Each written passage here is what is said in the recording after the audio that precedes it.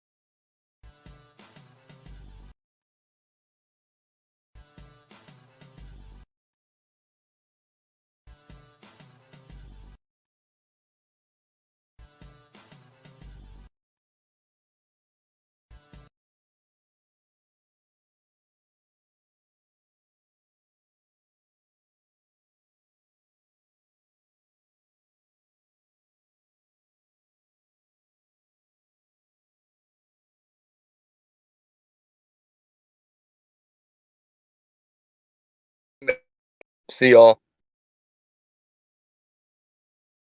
Yo, are you guys streaming?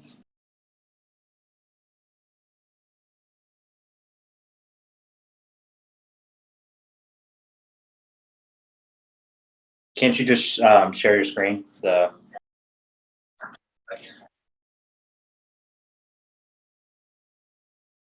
Why don't you share just the Twitch itself, like full screen the Twitch?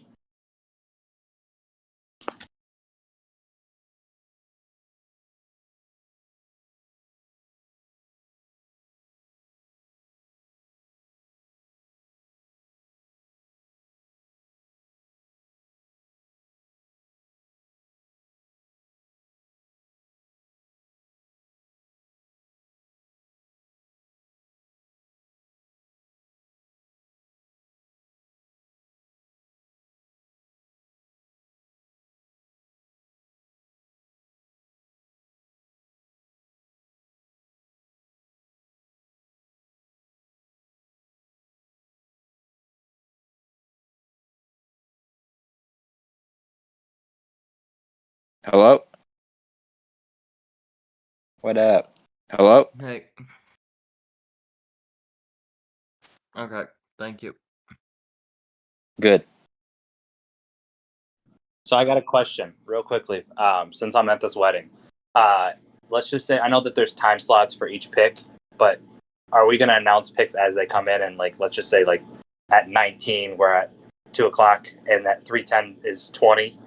Will I be able to answer within that time frame, or know in that time frame, or are we waiting?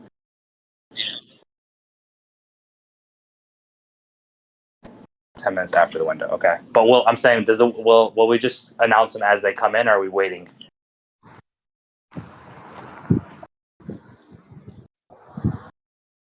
All right.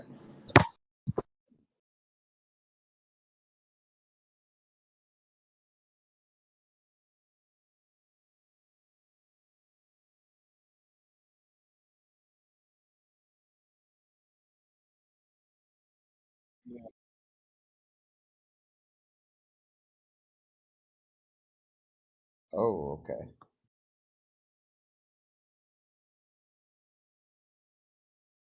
All right, will do.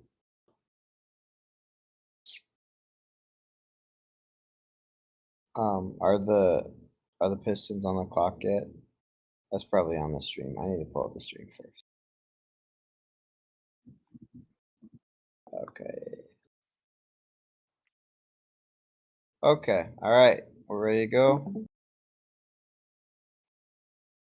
Hello and welcome to the 2021 Nothing But Net Draft. Today we are going to kick things off with the Detroit Pistons on the clock after winning the NBA Draft Lottery. NBN Draft Lottery. Again.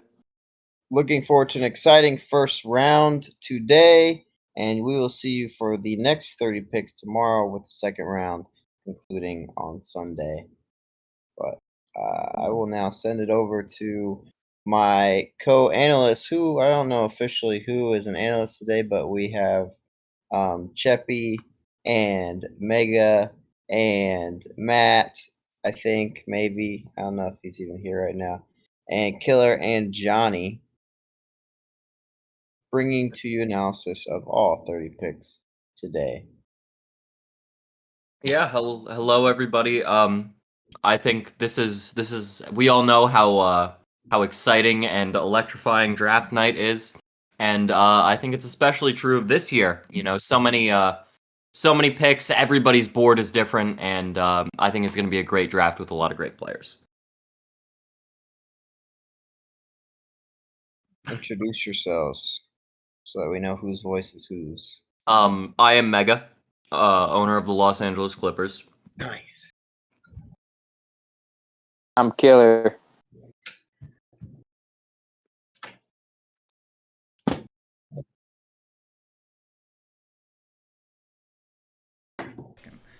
At this time, we have the number one pick inserted. It's been declared. So I'll let the commissioner take it away. Oh man, who's it gonna be?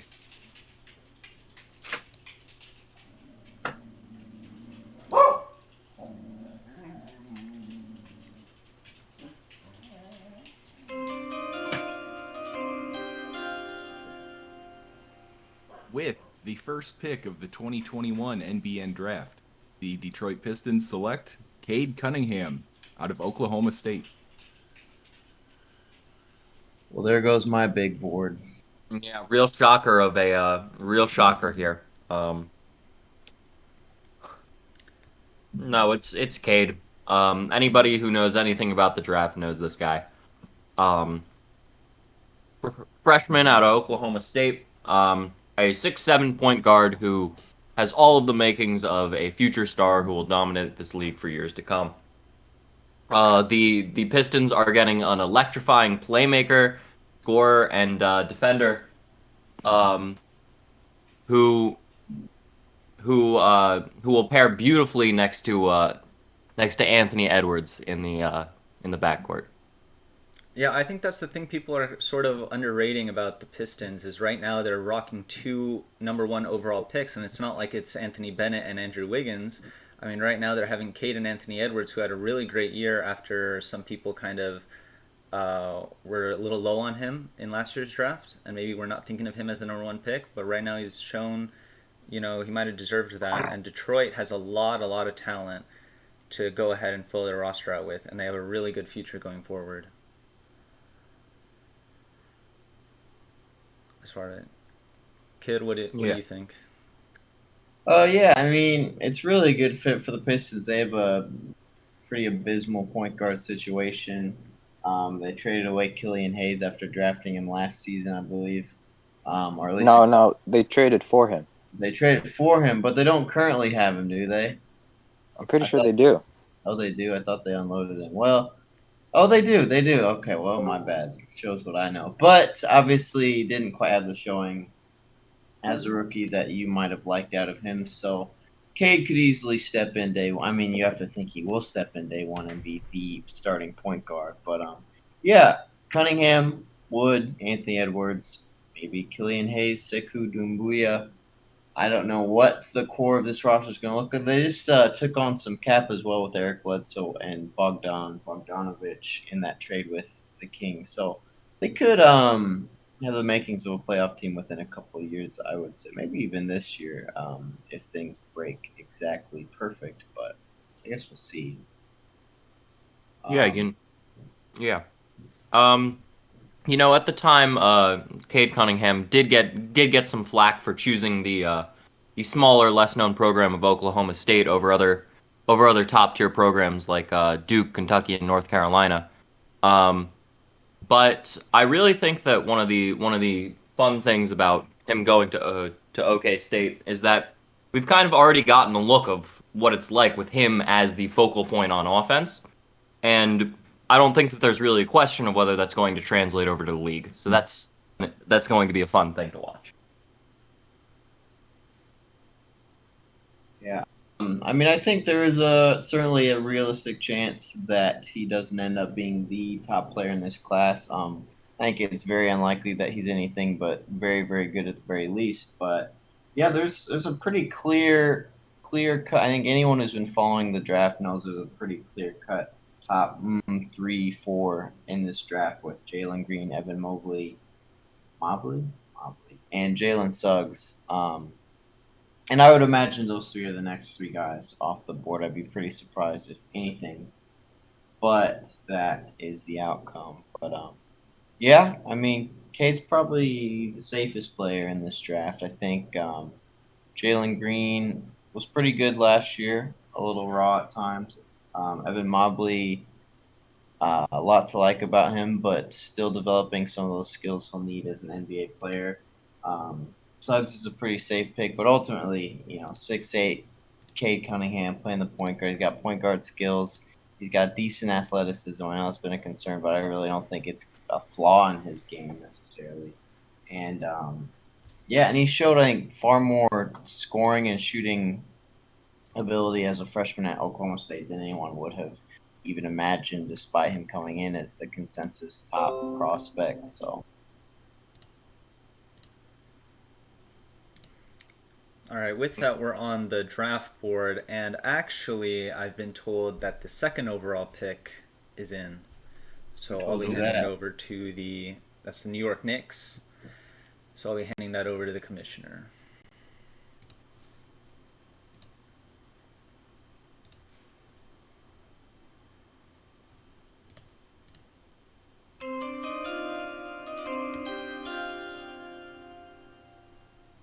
Second pick in the 2021 NBN Draft, the New York Knicks select Evan Mobley out of USC.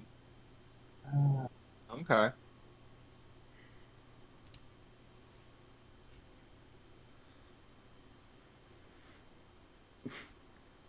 Yeah, okay.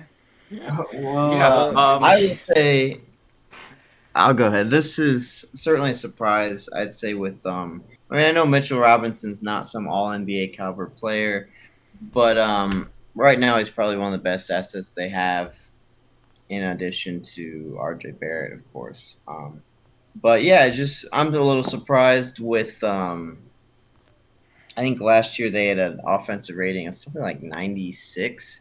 I don't know. It was a good, solid 4 or 5 points lower than the next lowest team as far as offensive rating. So this team's offense, like historically awful last year. So I'm surprised. Like Mobley, great prospect. He could easily be better than Jalen Green. He could easily be the number one prospect in this draft. He's got, Anthony Davis type upside on both ends of the floor.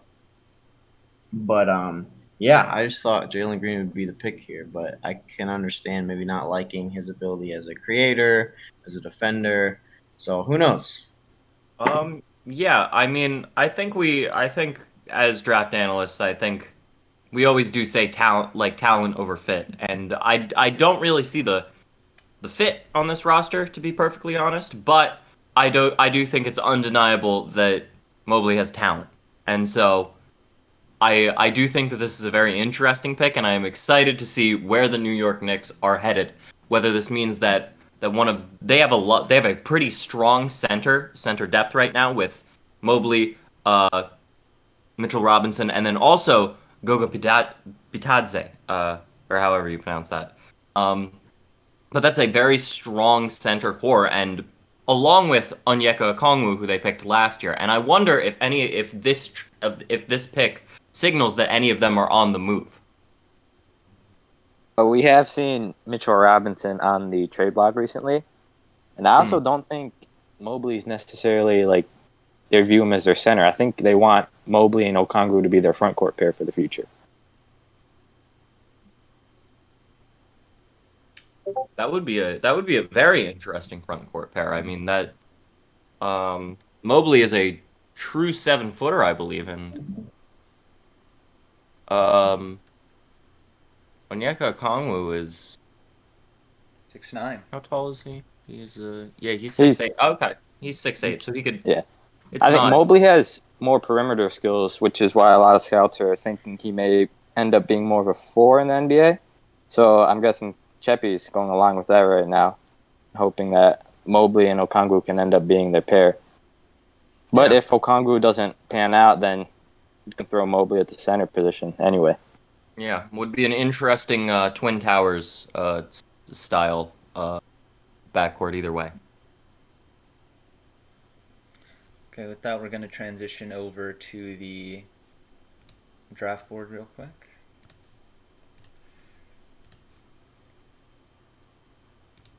I just want to leave it here for people to see. Number 1 pick, Cade Cunningham. Number 2 pick, Evan Mobley. And number 3 pick is the Suns, who moved up from the 8th spot in the lottery last month.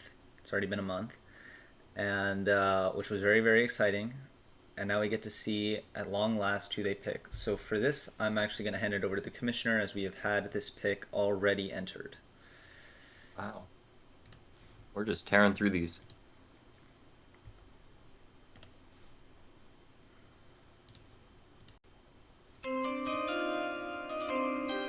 So who do you guys think the Suns are going to take here? Oh, picks in. Gotta be Jalen. With the third pick in the 2021 NBN Draft, the Phoenix Suns select Jalen Suggs out of Gonzaga. Oh, they did Mm. it. Yep, that's the pick. I think that there are a lot of people who might question Suggs over Green, but I do believe that with Devin Booker, the scoring that Green would provide would perhaps not be the skill. Obviously the Suns they moved up in the lottery. In an alternate universe they may be with a few extra pieces in an alternate universe they may have been contenders this year. I don't know, but there's a lot of questions around them, and I think that the defense and the distribution that Jalen Suggs provides will be very good next to an all-star scorer such as Devin Booker.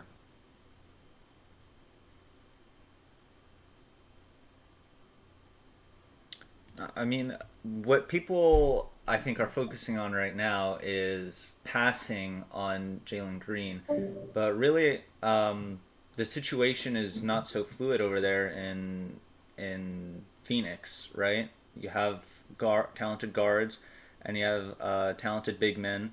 Aiton, Bridges, and Booker are the core, so you kind of have to draft around them, even though you have a high pick, and even though your team was not very good last season. You can't really just be replacing parts that you know are going to be part of the future core, especially when you know that these are playoff caliber assets. Yeah, and I feel like there is a sense that while Jalen Suggs is obviously a very electrifying prospect, Jalen Green is obviously a very electrifying prospect. He is very much seen as having a higher likelihood of busting than a player such as Jalen Suggs, and adding like a piece that you know is going to be a core distributor playmaker, while also being really solid on the defensive end, which isn't necessarily something that a ton of players on your roster besides Mikal Bridges really specialize in. I think it's a good pick. Yeah. Yeah, I mean, in the future, are we going to look at Phoenix and say they messed up hard? I don't know. Maybe not. Maybe. I don't know, and I think that there's a very real question of whether even if Jalen Green, who I presume will be very on the board in the next he'll be off the board within the next 3 picks at the latest. He's going next, bro. Bro, you don't know. Scotty Barnes has been No. climbing. Bro, Jalen Scotty Green's Barnes going has been 4. climbing, man. I don't know. Just want to say, I'm here for like 2 seconds. Just want to say, let's go! Support that. Okay. This I'll be Jalen back in Suggs a minute. truther. is the most Suns front office pick that Oh. could have Oh, transpired yeah. in the draft. Like the college guy. Silly. It's silly. Is it? Honestly. Well, I mean, if number 4 is locked in, then how about number 5? Number 5 is where it starts to get interesting, and I think that with the direction the Golden State Warriors have been headed in, I can see a lot of picks here. I can see everybody from Jonathan Kuminga, who is traditionally in a lot of mocks been drafted 5th. I could see Scotty Barnes, an excellent defender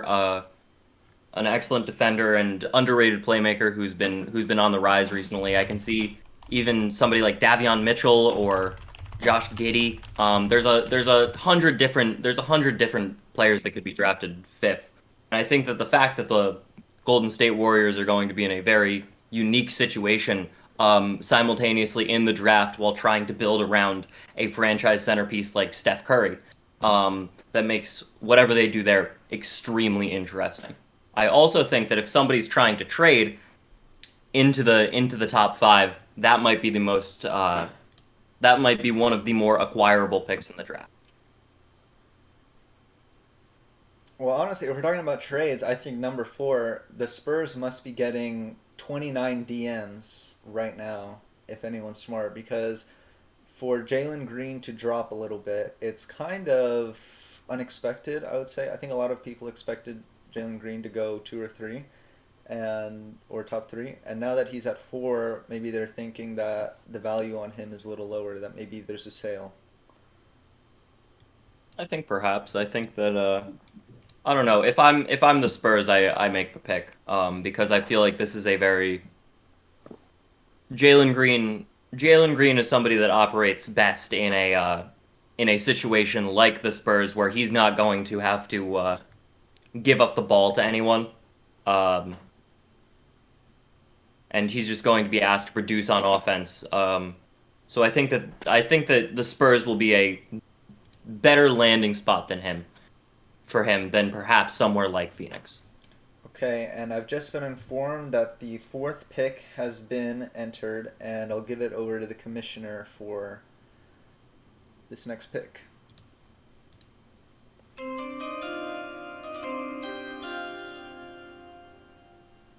With the 4th pick in the 2021 NBN Draft, the San Antonio Spurs select Jalen Green from the G League.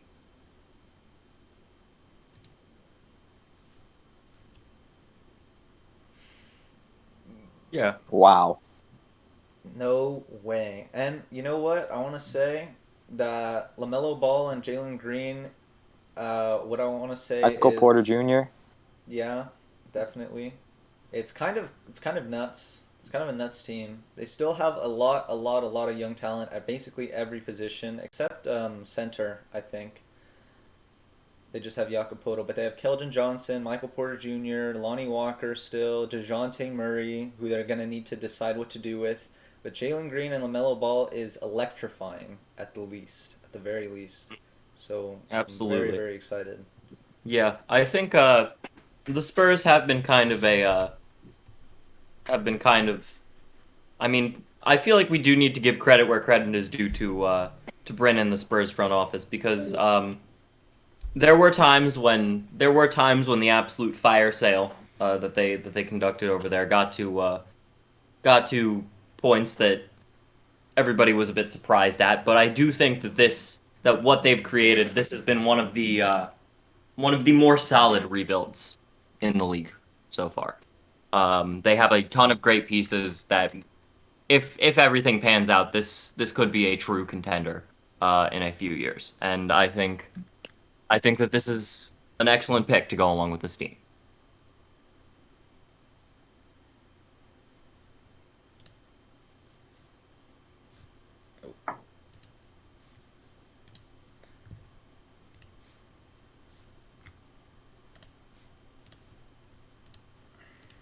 I thought I'll say while we have some time to burn, because I think the Warriors pick is going to be it's going to take a little longer than. What makes you the think other that? picks. I don't know. There's just a lot of things to decide. I don't want to make any implications about anything because Some last second scouting going on here. no, I'm just saying. Yeah. It's hard to evaluate. I mean, why do you think the number 5 pick got traded in the first place? It's a very difficult pick to make. I'm still wondering why the Warriors are even in this position. Well, can't comment. A steady hand brought them here. I mean, this is the first of 2 picks that the Warriors have in the first round. They have this and number 22, the 5th and the 22. So right now they're looking for someone high upside, I would assume, and then they're going to go a little safer with their later pick.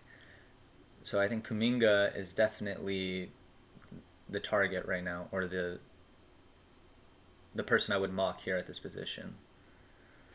Yeah, I think that that's definitely an option. I mean, however, I do think that the question in everyone's mind is Stephen Curry's pending free agency next year. The team just traded away two of his best friends and the people he won a championship with. And I do think that there is a real question of what will the Warriors front office do to keep him around? And I think that that's going to be a very interesting question to ask. And I do think that that is going to be one of the main storylines for for watching how the Warriors do. We did have an interesting question from an audience member who said, you know, if they're going to take someone with high upside or an immediate producer. And I think we've been talking about that a little bit. But do you think that with the move they made previously in trading Klay Thompson, a veteran of the franchise, part of the dynasty and all that, that there's a chance that they're going to stay consistent with that and sort of start a rebuild, or what? I don't think so. I think if they were to start a rebuild, Curry would be on his way out as well, because he's expiring. And they're not going to win this year. I mean, yeah, I find I They have mean, a conflicting message out there because they plan on keeping Curry, but they just traded away their second best player. yeah, as somebody who knows a little bit about trading away stars, I am very, very surprised with the fact, like, if you have Stephen Curry on your team, rebuilding doesn't necessarily seem like the move, but to each their own. Okay, and I've been informed that we have gotten the number 5 pick. I'm gonna hand it over to the commissioner.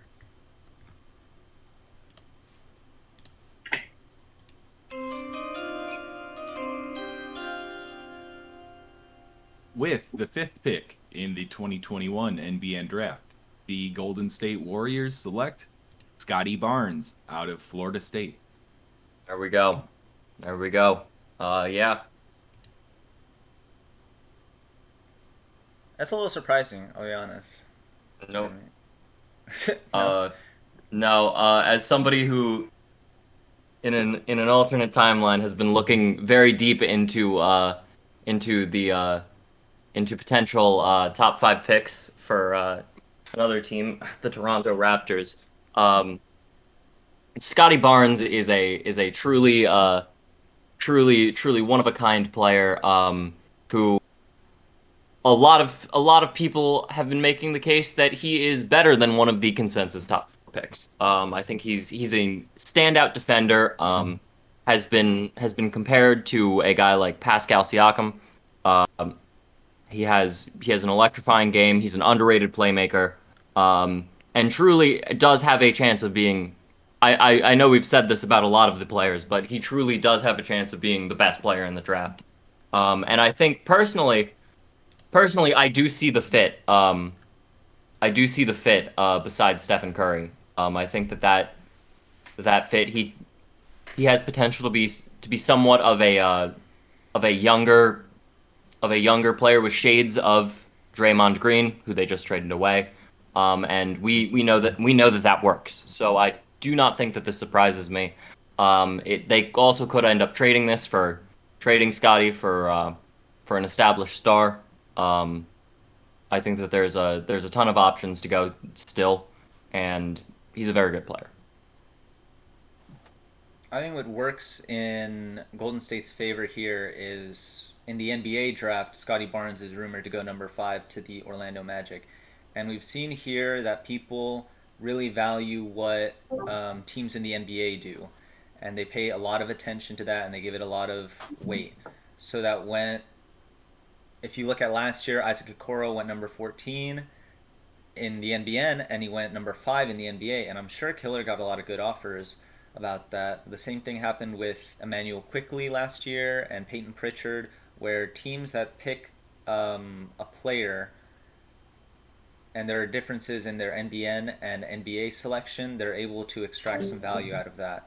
And the thing with Scotty Barnes is that you really only benefit, I think, by drafting him higher than 6 or 7 because he has such high likelihood to be selected at that range in the NBA.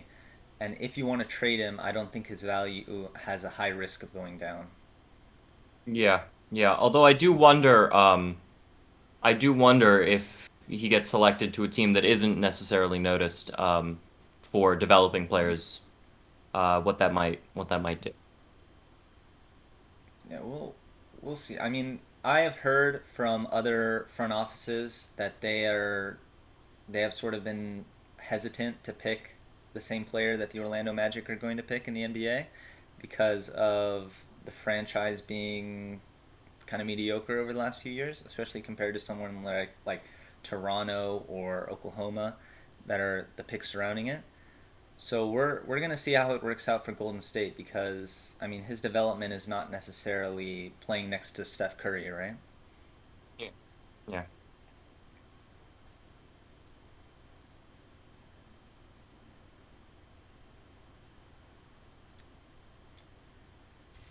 That will transition over to the draft board real quick. I think we're still waiting for the 6th overall pick, which is the Cleveland Cavaliers, and we have the Cavaliers owner in with us right now. Killer. Hello. Who are you gonna pick? I guess you'll find out, bro. Better question. Killer, you're obviously known for you're obviously known for doing some pretty wild draft day movements. Got anything in the tank for this year? All I say is that DMs are currently open. If y'all wanna drop in them. Okay. Does that mean you're waiting for people to send you draft trade offers? Maybe. Okay. Well, that's kind of okay. Anyways, well, when you look at let's look at Cleveland's lineup. They still got Darius Garland. They still have Colin Sexton. They haven't traded him because even though he's been a part of a lot of NBA trade rumors, Killer is a homer, so we won't trade him. They still have. You guys also won't send very good offers for Sexton. Just, Okay. yeah. Mega, did you offer for Colin Sexton? I did not. Did you, Cheppy?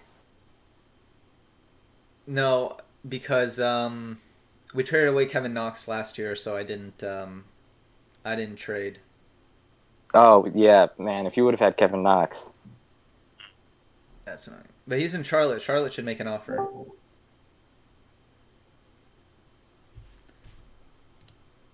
Are you guys talk on the stream real quick? Hello?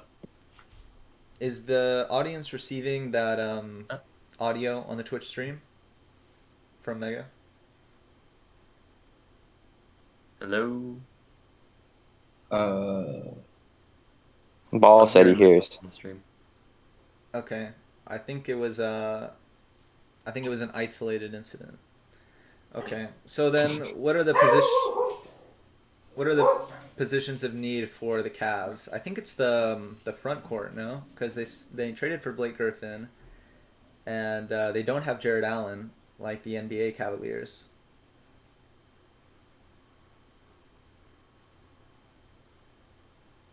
Killer, who's your small forward, power forward, center right now?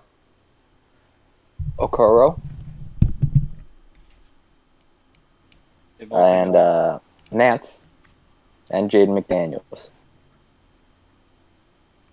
Don't forget the man himself, Isaiah Hartenstein. And Isaiah Oh, Hartenstein. Isaiah Hartenstein could actually be a starting center, no? Yes. He is he's on a current NBA team, isn't he? He was on the Cavaliers up until a few days ago when he declined his option.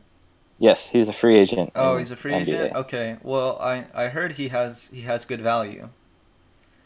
I mean, I didn't watch Yes. Cleveland last year. Is Hartenstein good? He I'd say he has potential. Yeah. Fouls out a lot though. Okay. He's fun. I've had my eye on him for a couple of years while he was in I believe it was Houston before they traded away everybody over 6'6". He has the potential to be good. Oh, he's not good yet then? Oh yeah, Killer, while we're talking in here, you are deciding on your pick, right? Oh man, I forgot to do that. Uh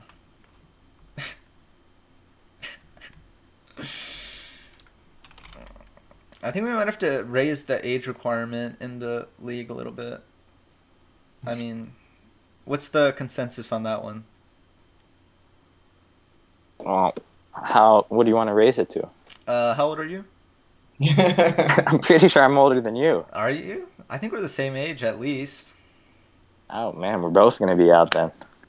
No, they'll make an exception for me. I'm too important.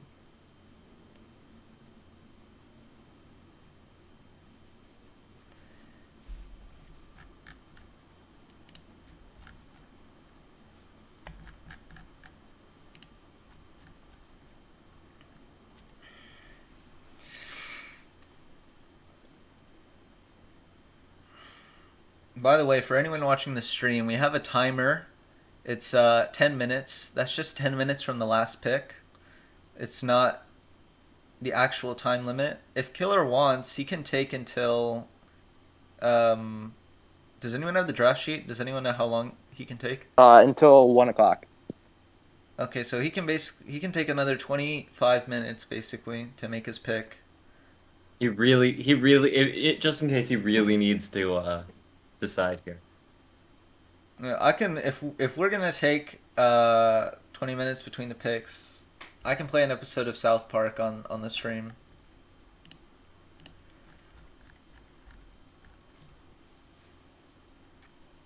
Or we can watch a movie. If you want, I can show Mobley highlights, and then you guys can see how good my team is going to be next year. Yeah. No. No? Okay, well. Let's look ahead then to pick number 7, which I think is going to be really interesting, Charlotte. Yeah. I mean, Charlotte is a... Sorry. Yeah. No. Go. Oh, well, I mean, Charlotte is a team that currently has 0 players ranked over an 80. They really need to fill holes at every single position. I mean, the only 2 people that really have solid potential of being... There's only around 2 or 3 guys that really have solid potential of staying in this staying on this team past next season, and those are PJ Washington, Devontae Graham, and I guess Theo Maledon. Didn't you just say 2 people? Yeah, it's somewhere around there. I mean, one of those 3 will bust out of the league by then. It's gonna be 2 of those 3, but yeah, they could really use every single position. So I think it's going to be a very interesting pick.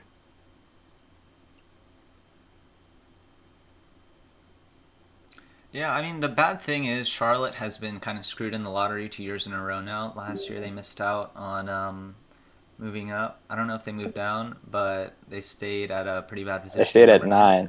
Yeah. Oh, well, the Spurs jumped everyone, so... Yeah, so they actually... Oh, they did drop them. Yeah, they dropped a spot.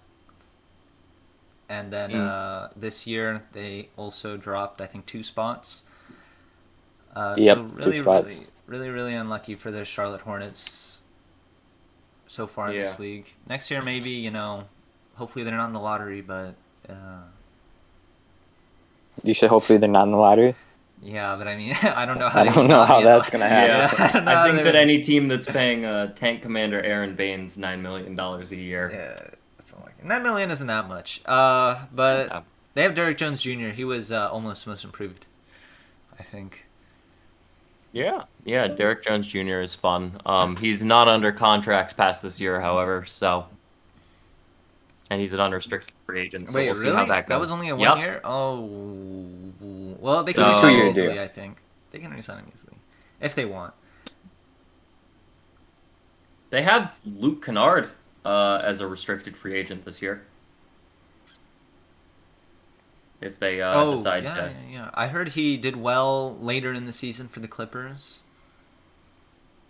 Yeah, he was decent, not at the money they were paying him, but... Well, that's... Their backcourt was a little loaded. They had a lot of guards. Patrick Beverley, Lou Will for half of the season, and then Reggie Jackson broke out in the playoffs, I think. So I think this year it depends on the situation with Reggie Jackson, where he goes in the NBA. And I think Luke Kennard is going to get a lot of minutes freed up for him. Yeah, and I definitely think that'll be good for him. He was one of the more exciting players when he was in Detroit, on those Detroit teams, and I was a bit sad when the Clippers chose to just not really utilize him, especially after spending you know, millions of dollars on keeping him. And that's Yeah, this is hard to talk about their roster. Their team sucks, bro. well, what the Hornets? Yes. Don't. Yeah, I don't- mean, what the hell? listen, you gotta love the Hornets. They they're great people. The front office, they're all great people. Oh yeah, they did. What are you supposed to say about them, bro? It's just that their best player currently shoots under 40% from the field. And it's like Who's their best 6 player? feet tall with Oh. dreads. Graham? Yeah. Yeah. Unlucky. It's okay. They have him on a really good contract though, so Oh yeah, great contract. Currently shot 37% from the field last year. unlucky. Well, I mean, Slight- at least he's a trucker. They need someone to put up shots. Yeah. No, you know what? He's a Slightly pretty down good from last year where he shot 38%. But how's the 3-point percentage? Surprising, actually exactly the same, 37%. Yeah, exactly. So maybe just needs to take more of those. Well, I think if you shoot the same amount from 2 that you do from 3, I think you should just stop shooting from 2. And I think Devontae Graham has a really good future. Wait, Really good future. yeah, he's got a really good future. He's 26, right? What are we looking at? Like, how good? Maybe like Are we like talking all star? let's talk about Mahmoud Abdul Rauf, right? Ooh, gotta love Mahmoud. And that guy was he an all-star? I don't think so, right? No, I think he got snubbed because of his political views. Yes. So, we might see I think the shooting players in the league are getting better and better at shooting every year. Just league-wide, the average is going up, I feel like, or the volume at least is going up, and with that, the ability is going up. And we're going to see a lot more players base their game solely around the three-point line, basically. It's going to be very, very perimeter-focused. And I think a player like Devontae Graham fits very well in that he's a guard who can sort of run the offense, not necessarily be like a transcendent playmaker, but run the offense as very competently, and then torch it from beyond the arc. And I think that's very, very, especially as a bench piece. But for the Hornets right now to have him as a starter, as a rebuilding team, I think it's fine. I do think it does concern me a bit that in real life that his a lot of people chalked up his poor shooting percentages last year to the fact that the Charlotte Hornets in the 2019 or the 2019-2020 season, he was really their only offensive option outside of like Terry Rozier and a few other people who weren't, he did not have. He was the focal point of essentially all of the offense, and I do find it a bit concerning that even with the addition of LaMelo Ball and Gordon Hayward, as well as the large step forward for Terry Rozier, that his shooting percentages did not go up. That is a little bit concerning to me.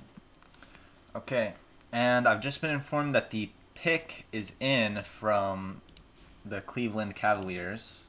Finally, Already jeez. announced. Shut up. Oh my god.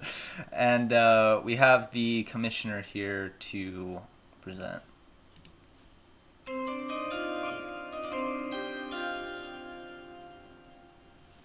With the 6th pick in the 2021 NBN Draft, the Cleveland Cavaliers select Jonathan Kuminga out of the G League. Okay. Pretty standard pick. Pretty expected. Yeah.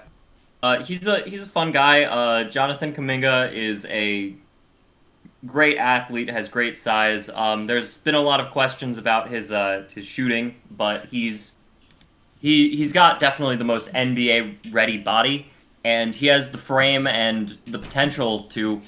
I feel like I'm starting to sound like a broken record, but he could potentially be the best player in this draft. With his athleticism, his size, his strength, and his motor control. This is a project player.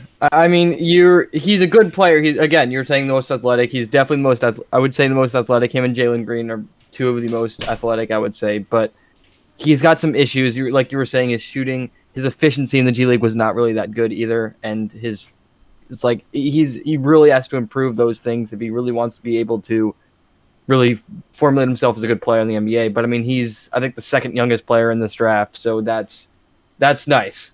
That's very nice. Yeah. I mean, does Jonathan Kuminga start for Cleveland next year? Because his position is small forward. No, I mean, can he play the 4? I mean, he's 6'8". He can play either 3 or 4. He can play the 4, I'd say. Yeah. Yeah. Yeah. Sorry, you go. No, you go. No, you go. I wasn't saying. Okay. Yeah, I mean, I think he's definitely got the an NBA ready frame, and I do think that he is definitely powerful enough to play the 4. I do wonder if I do wonder if he's going to be NBA ready skill wise day one. I do think that that's the question. Like I was saying, this is, in my opinion, this is a project pick. If you give him like a few years, he can step up and be a good player. I think it's a bit of a risk though, in the terms of, I don't really see a player like Kuminga coming up and stepping up into being a role player, being a player that can be like the third option of scoring. This is a type of player that's either going to be boom or bust, in my opinion, where he's either going to be like those number 1, number 2 scoring options, or he's going to just completely fall out and not really do well in figuring out a role for himself. Yeah. I've always likened it to in 5 years he'll either be Kawhi Leonard light or out of the league. Yeah, that's basically it. And I mean, I watched him. I didn't even watch him in the G League. I watched him when he was at the Patrick School, because I got to actually go to a game of his when he was at Patrick School, and he was dominant at the Patrick School, but I mean that's high school. He's able to dominate in a high school form, and he did play some good competition, sure, but I think basically making that game into the NBA is going to be a hard aspect for him. Well, I think the Jonathan Kuminga case is going to be something we're going to look back on as how much we can really count on performance in the G League compared to like performance in the NCAA. Like how much harder is it? Is Jonathan Kuminga a really raw 18-year-old? Is his struggles an example of that he couldn't make it in the pros, or that the G League is really at that level where, only really good talents can have good seasons like that? And then I think Jalen Green's example is going to be it's going to be a really good data point for that as well. So I think it's going to be really exciting. And because we haven't seen this really. We really haven't seen this before, where we're seeing players go from the G League to the NBA. And so we're seeing these big name prospects go from that and take that leap. It's usually just the college route. Like you're seeing Cade Cunningham going number 1, stuff like that. And I think in a way we will really see. We'll see if it's a good aspect where the competition is insane in the G League, or is it kind of the same and it's just easier. Not easier, I mean a little bit harder. We'll see. And I think it's a really interesting aspect. I think you're seeing the reason why Jalen Green was number 4, sorry. When higher than Jonathan Kuminga, was the fact of the matter was that he was way better in the G League. Going into this draft, I think Kuminga was going into before G League season, Kuminga was, I think, a higher rated prospect than Jalen Green, but Jalen Green was the better player, and I think that's really what it means. I guess I don't know. I don't know. Can I interject here? Yes. I mean, for me, I think I see Kuminga as someone who you can play on both sides of the court. Like with Jalen Green, guy can get a bucket, undeniable.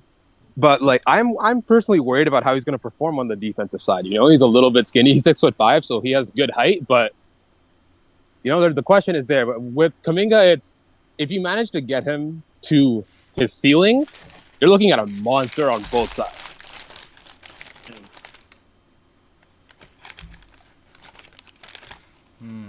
Well, Yeah, yeah, of course. definitely. And that I think is part of it with the difference between G League and college is that you are seeing the defenses and the offensive schemes that you're going to see in the NBA, not necessarily like UVA pack line or something like that, right? The game is a lot more similar to what you're going to see in the pros because this is like the lower professional league instead of you're playing with people the same age. You know, I mean, Jonathan Kuminga and Jalen Green are playing with Jarrett Jack and Bobby Brown. I mean, it's a way different experience than we are used to seeing. And Jonathan Kuminga struggled with it, and now Jalen Green did not really. In some aspects, he did. In some aspects, no. So we're gonna see, you know, how much of that is really attributable to the environment that they played in, and how much, you know, what the difference really would have been if they would have gone to college instead. Because I mean, how would you see Jonathan Kuminga playing in college?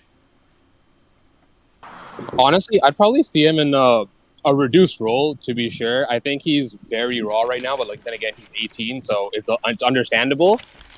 I definitely would have seen him like probably like an energy guy off the bench. But I mean, like the intangibles there are crazy. Like he has wingspan, athleticism, 6'8", but I think he can slide into the power forward spot pretty easily. You know, he's got good instincts. I think there's a lot of stuff that could.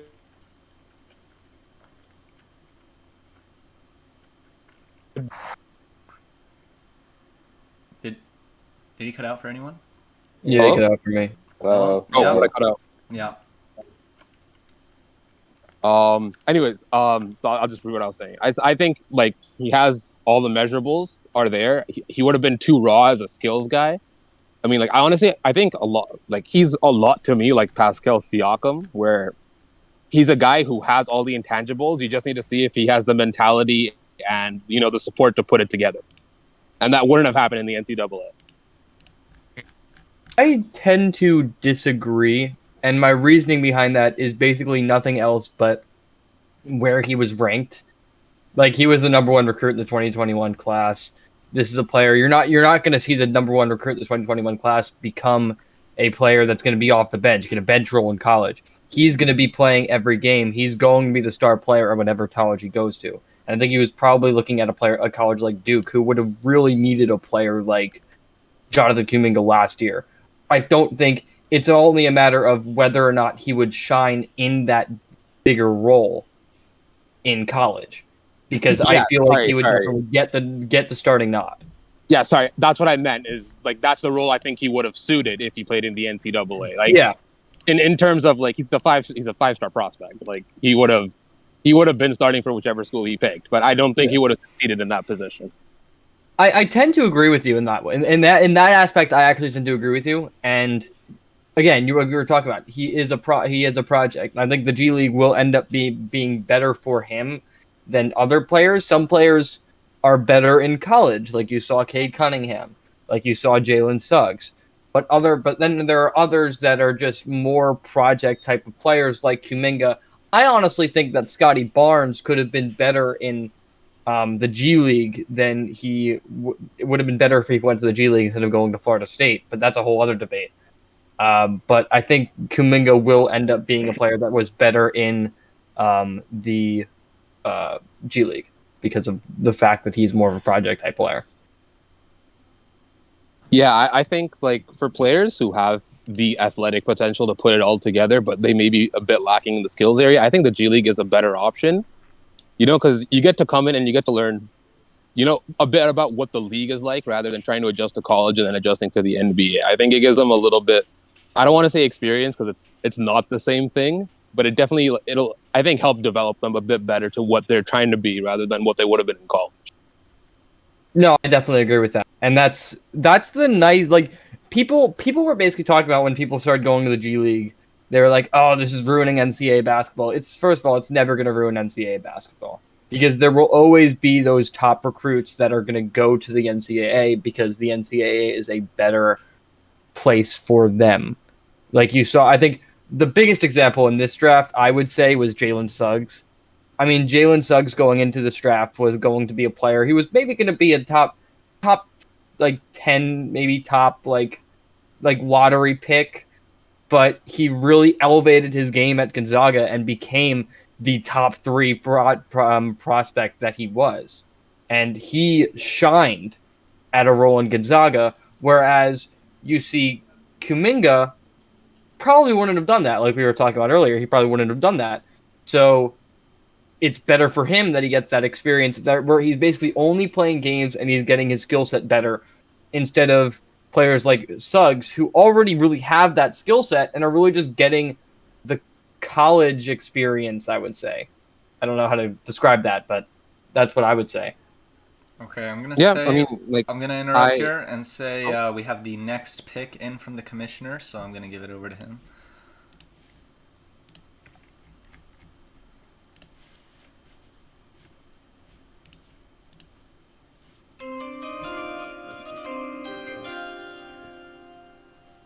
With the 7th pick in the 2021 NBN Draft, the Charlotte Hornets select Alperen Şengün out of Turkey. That didn't Yeah. take long. This is I'm not where surprised at all. this is where I thought it was heading. Alperen Şengün is he was the star of the Turkish Basketball League, a 6'10" center with some absolutely incredible scoring numbers for a professional league. A real strong post down low. There's some questions about his defense, but in terms of picking a star, which Charlotte desperately needs, he's probably got the best chance of the people left.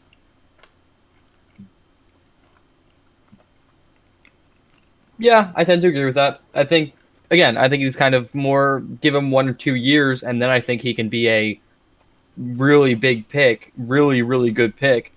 I don't really know much about him because I don't really watch much EuroLeague basketball.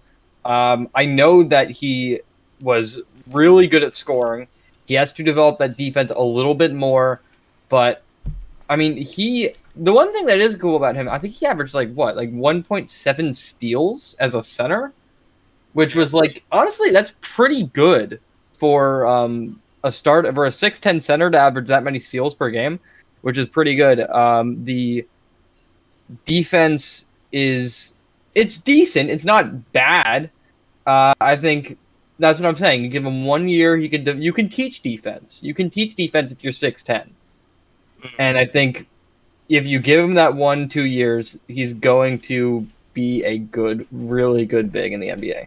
Yeah, looking at his stats right now in the Turkish Super League, which he played for and won MVP in last season, he was the leader in points, scoring almost 20 a game.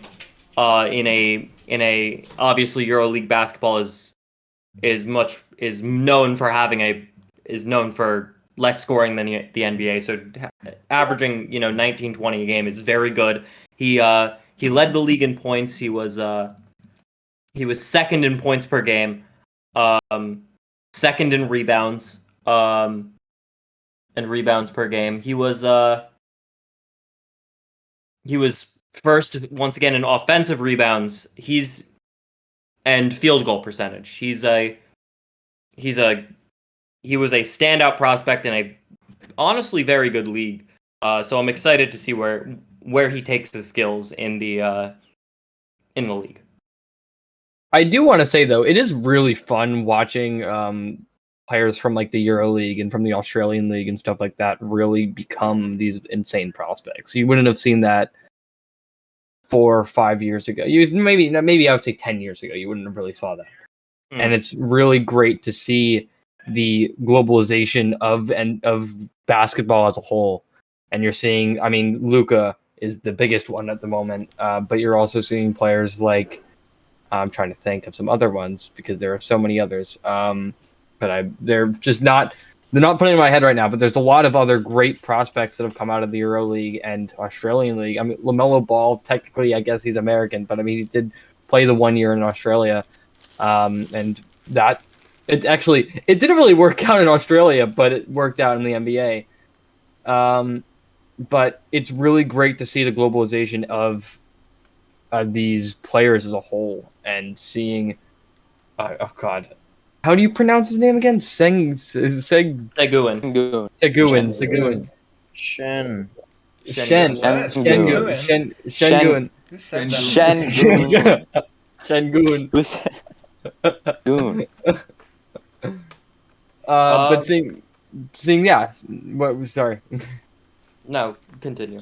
I was just saying the globalization is great for the game. I would say. Yeah. I also think that people have been taking notice of, I do think that Giannis has, of course, contributed to that, and I think that we've started to see players be selected from having great stats in lower league EuroLeague competitions, such as like the Greece Poku. second league, Alexei Pokusevsky. Giannis wasn't even playing in the top league in Greece when he was selected, and so I think that seeing Shengun, but seeing him dominate at a higher level than them is very promising. Yeah. It is.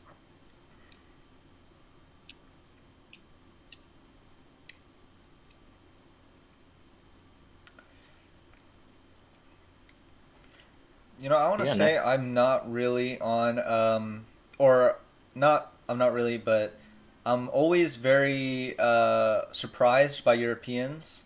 You know, sometimes you think they're good and they end up being bad, and sometimes you think, oh, they're a little too raw, there's no way. And then, you know, you get some Porzingis rookie seasons. I won't talk about the rest of his career, but, you know, the first 2 years were pretty good. And it's always like... it's hard to predict. I think it's way harder to predict European prospects than it is for American, especially like college prospects, because you have so much more experience and it's so much more familiar than the style of play in Europe. And really, I won't make assumptions, but I mean, how much do you guys watch European basketball? I watch maybe 2 games a year. I would say, to be honest, like.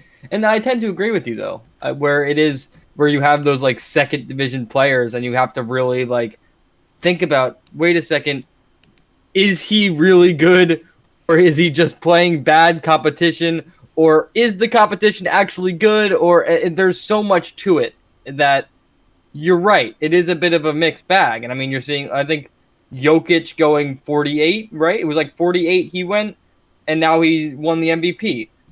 He won the MVP. I mean, you're seeing that. It's a very mixed bag. It's very unpredictable. Okay, and I've been informed that the 8th pick has been entered, so we will hand that over to the commissioner. It's gonna be Moody. I honestly am not so sure. I don't know which direction. Who do you I think? want to go with? I'm honestly anyone at this point. Anyone? With the 8th pick in the 2021 NBN Draft, the Memphis Grizzlies select Moses Moody out of Arkansas. Okay. See, Killer, why do you even have to say that? I want to guess the picks before, bro. Who do you think Philly's taking next? If they don't take Book Knight, they're fools. Book Knight's interesting. He is. Like, there are guys with similar upside to him left in this draft, but I don't think any of them have the same kind of floor that he does. Like, I think he's pretty sick because he's a good defender, and has potential to be a really good offensive player. I mean, his shooting numbers weren't great, but he was like the guy at UConn, like getting double teamed all the time. Like he wasn't getting double teamed all the time. I was watching a lot of Big East basketball. He wasn't really the guy that was getting double teamed. Then there is the aspect that he was injured for a lot of that season, and they kind of like shut him down in points. And I think we'll see how that impacts his game and see if he is actually injury prone, or were UConn just playing it really, really safe? Which I don't know. But we'll talk about Book Knight when Book Knight gets selected. Right now, we should talk about Moses Moody, who is just drafted. Yeah. And I like Moody. I think he's a good prospect. 6'6" for a shooting guard is pretty nice because you can play multiple roles now with that 6'6" and that 7-foot wingspan. He is a good rebounder for a shooting guard. He has to develop his passing a lot more if he wants a spot in the league, in my opinion. But I think again, I honestly see him as a project. Again, I see a lot of these players as projects in this draft, but I see him as a project, and I think he can do pretty well if he develops right. Yeah, definitely. I think we've seen kind of the archetype of the 3-and-D wing explode in the past few years. I mean, we've seen how important players like Jay Crowder are, and I do think that he has a fairly solid potential of filling a position that is very highly valued in this league. If he manages to improve on his skills and really, he could be a guy that really is sort of that connective tissue for a team that brings them from from one or two pieces away to there. Yeah, I tend to agree. He was good at Arkansas, and Arkansas had a very fun season. If anybody watched Arkansas play in the NCAA this year, they were actually a fun team to watch. But I don't know. I think in my opinion, this draft is very top heavy. And then there are some good players like all the way at the back that I think will actually do pretty well in the NBA. But I think at this kind of aspect of the draft, there are like 20 players that could theoretically go in any of these spots, and nobody would really get particularly mad. And I think a lot of these prospects are kind of not going to say the same, but they're similar in that aspect, I would say. Do you think about the Grizzlies adding Moody to Morant and Jaren Jackson Jr. here? It is interesting. I do like that. I think that is a good addition in that aspect. Again, I think the thing he has to develop the most is his passing. He only averaged like 1 assist per game at Arkansas. And if he wants a spot in the NBA, he really has to develop that passing if he wants to be the 2 guard on that team. Mm.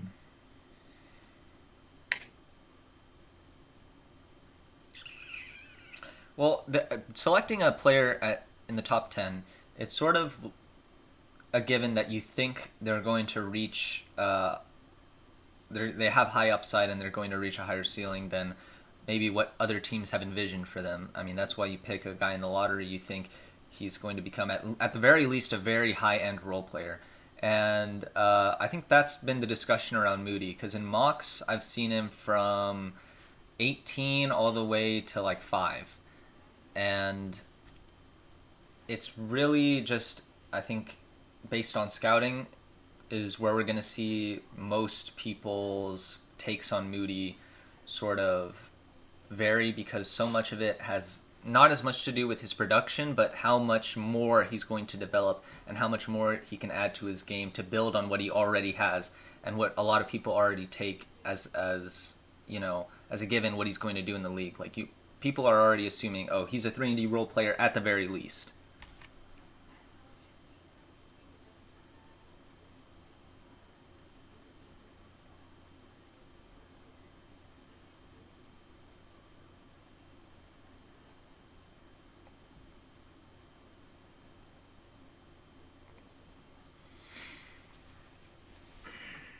I don't know. I'm going to interject again since there's a bunch of silence. He reminds me a bit of Cam Johnson, to be honest.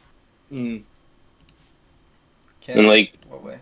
you were talking about, like the draft spread. You look at Cam Johnson in real life, I guess, is a better example. But people were very surprised when Phoenix took him. Like fairly early, but I think that he fit what they needed really well. And in this draft, once again, it was mentioned this draft is kind of top heavy. So like for certain teams, if they're looking for someone to fill a specific role rather than just best player, I think it's fine if you want to reach a little.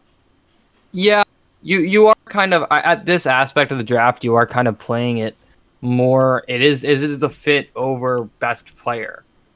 And I think when it has like the top 5 picks, and usually in a draft, it usually makes more sense to pick the best player available instead of picking the best fit. In some cases, I mean, you saw that last year in real life with James Wiseman going to Golden State. That didn't really work out as well as it should have. Where you had LaMelo who was available, and if they drafted LaMelo, maybe that's an entirely different story with Golden State last year. But when you get to this like eight through the rest of the lottery kind of draft, you can play what fits more instead of playing best player available.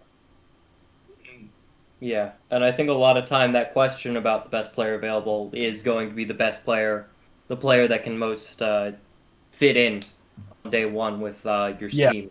Yeah, definitely.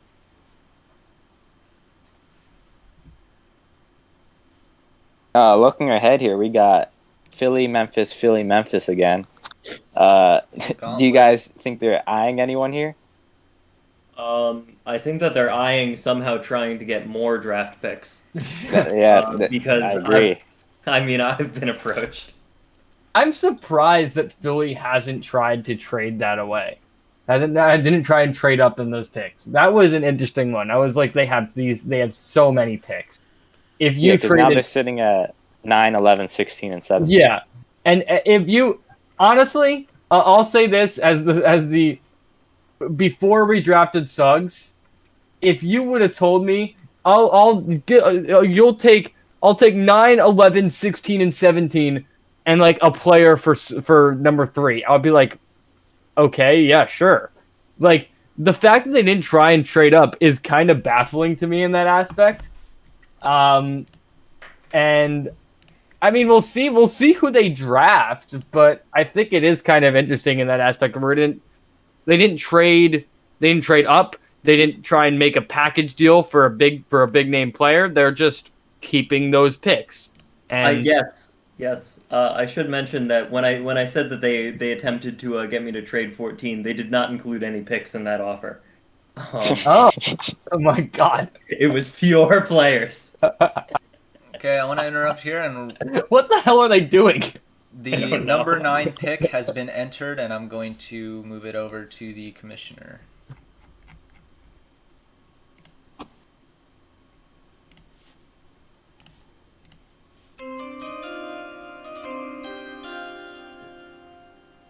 With the 9th pick in the 2021 NBN Draft, the Philadelphia 76ers select James Bouknight out of UConn.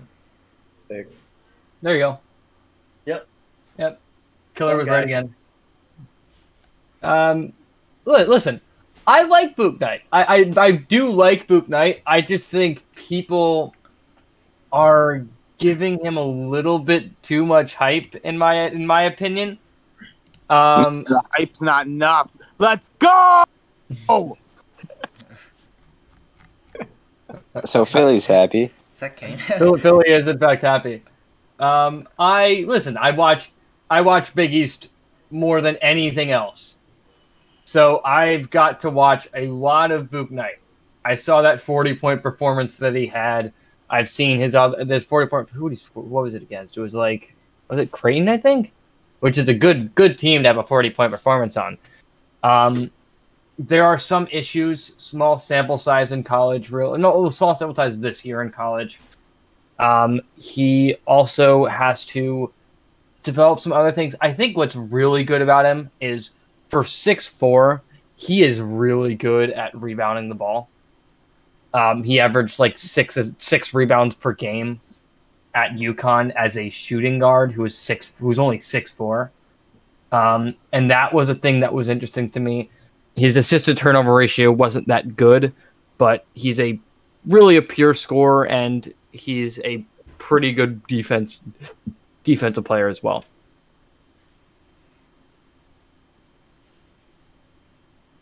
And I think for the Sixers, they have a lot of young talent on their roster. Probably one of the most loaded teams in terms of young players in the league.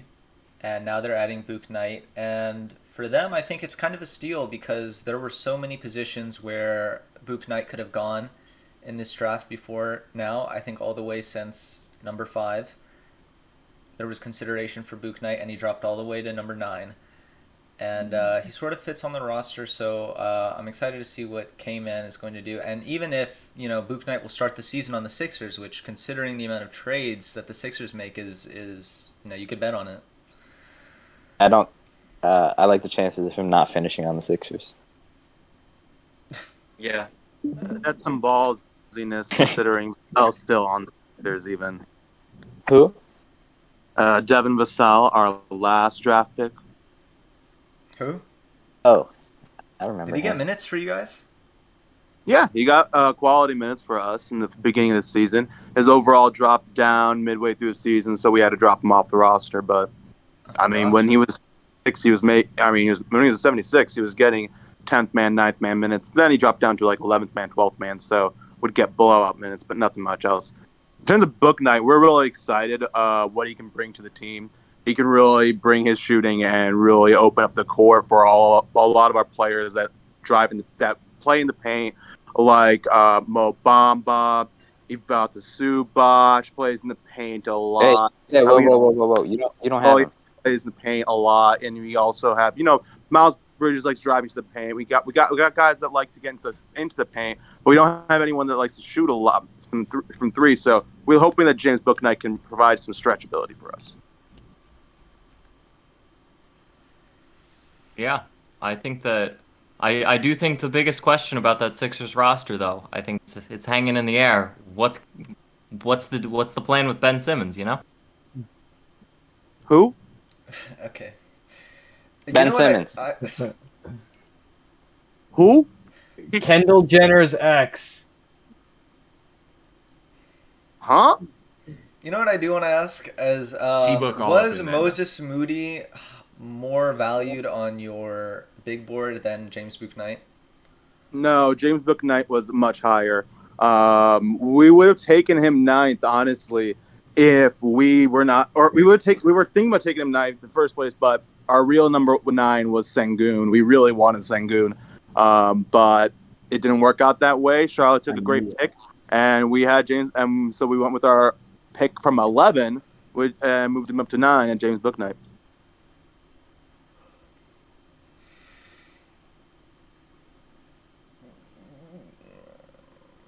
Completely forgot how many. Jeez, I'm just looking at how many picks the Sixers have. It's insane, dude. Wow. Howdy. Well, if check your DMs, K-Man. This won't be the last. I'll be on here.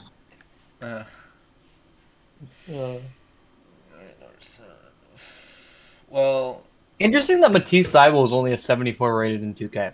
Mm. That's what I'm looking at right now. That's the thing that's making me very I feel like you should be way higher in my opinion.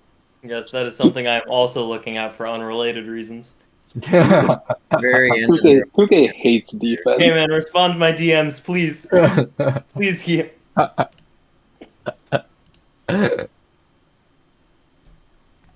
But yeah, I don't mind the I think the Book Knight pick's good. Book Knight is interesting in the aspect that he really shot up the draft boards this year. People especially the UConn fans going into the season were talking about, oh, he's gonna be so good, and he was good. He was very good. But first of all, he was not the best player in the Big East, not even close. He was 19. who was it? Wait, who was it? There were 3 players better than him. Miles Powell. Miles Powell didn't play this year. But yes, Miles Powell is better. It was, I would say, Gillespie was better. James Earl, Earl, fucking, God, I forgot his name. Jeremiah. Jeremiah Robinson Earl. He was better. And Sanjay Mamukelashvili was better. All of them are better than him this year in the Big East. Huh? I don't know what to tell you. I don't know what to tell you, dude. He was the 4th best player in the Big East Freddie this year. Gillespie. As a 19. No, not Freddie Gillespie. Not Freddie Gillespie. Not Freddie Gillespie. I only know that one. Who's the other Gillespie? Colin. God, yeah, Colin Gillespie. Okay, I've never heard The that point name guard, before. Point guard for Villanova. I've never heard that He's name very before. good. He's returning. He's returning to Villanova next year. He's might be a All-American next year. I would say he could be first team All-American in my opinion. Didn't he have a major injury?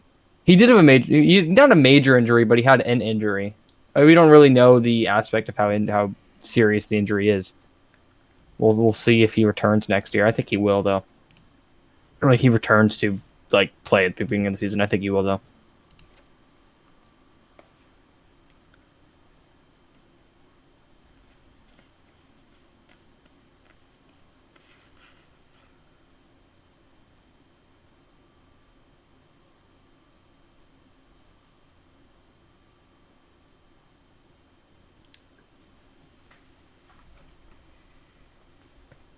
I'm waiting for one player to get drafted specifically, and that's Josh Giddey. I'm waiting for Josh Giddey to get drafted.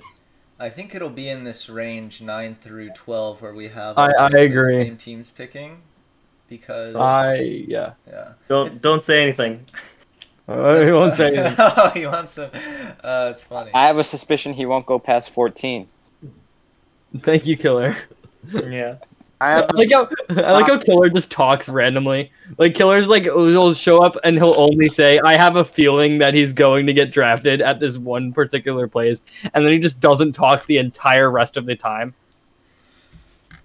What do you think's going on here with 10, Matt? Wait, it's Grizzlies are up. Grizzlies are up. Let's see. Wait, I gotta go on my draft board again. Let's see my draft board. I think Wagner. I would say Wagner's a good one. I would say as well. I could see. This is a weird one, but Kai Jones. They kind of need a big man in a way. I mean, they're not really a big man, but I don't know. I could see Kai Jones getting drafted for some reason.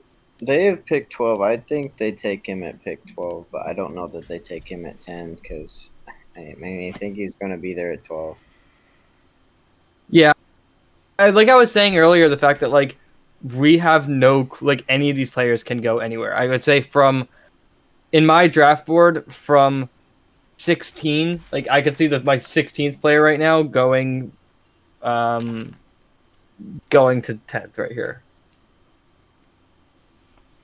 I'm just start throwing out some names. How about Keon Johnson? That's what I thought. Keon Johnson, they just drafted a shooting guard. They don't need Keon Johnson. It's not like Whoa. Meme said Moody's going to be their small forward, though. It doesn't matter. I don't see them. Maybe they'll go Keon Johnson, but I don't see them going Keon Johnson. I do. I could see them going. Maybe I could see them going Jalen Johnson, potentially. Jalen Johnson, okay. Jalen Johnson, or one of my favorite prospects, Corey Kispert. I don't think they'll go Corey Kispert, but they might. I'm waiting for somebody to draft Kispert. Well, it's to be just honest. you have to draft the guy that you think there's a risk that Philadelphia might pick at 11, and I think right now Jalen Johnson and maybe Keon Johnson, but Jalen Johnson and Corey Kispert, I don't think it's a huge risk that Philadelphia takes them. Yeah, 11. that is true. That is true. We'll see. To be honest, we will see. Do you think Davion Mitchell will be going in the lottery? I hope so. Although I'm not sure.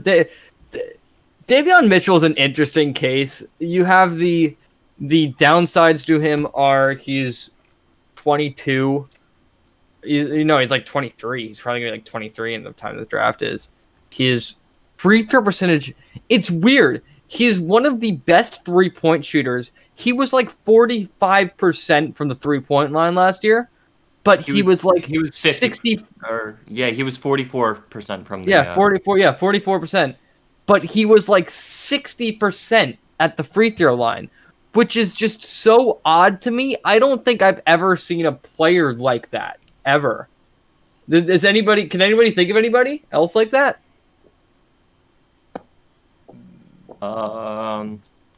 Let me look up some stats here. Like I can't think of a player that was, but I mean you can teach. In my opinion, you can teach free throw shooting. The person I was thinking, Markel Fultz.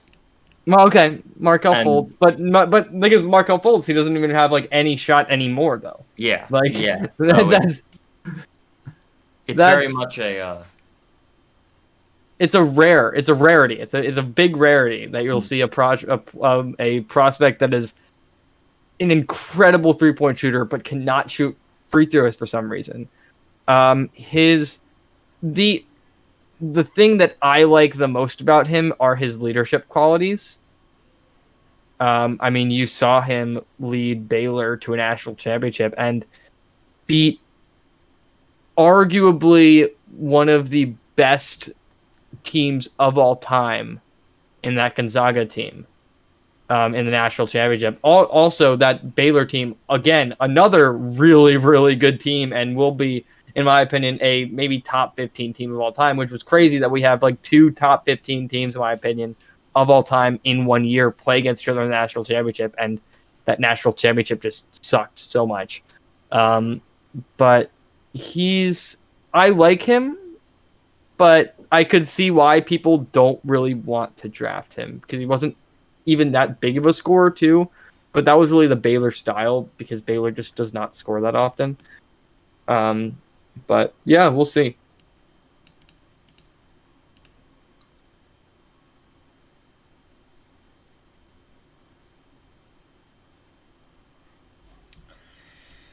So what do y'all think of our pick, Jalen Suggs? What do y'all think of Jalen Suggs? Nice. Love that man. Love that man. Really? How much did you need to convince Chuck, or was he already on board? He was already on board. It did not take me much. I was fully prepared if we didn't get a top 10, if we got like the 9th pick. I was fully prepared to try and trade up to get Jalen Suggs. He's one of my favorite prospects in a while. I love Jalen Suggs so much, and I'm so glad that I didn't have to trade and we just got the 3rd pick because he is so good. He's the most balanced player in this draft, in my opinion.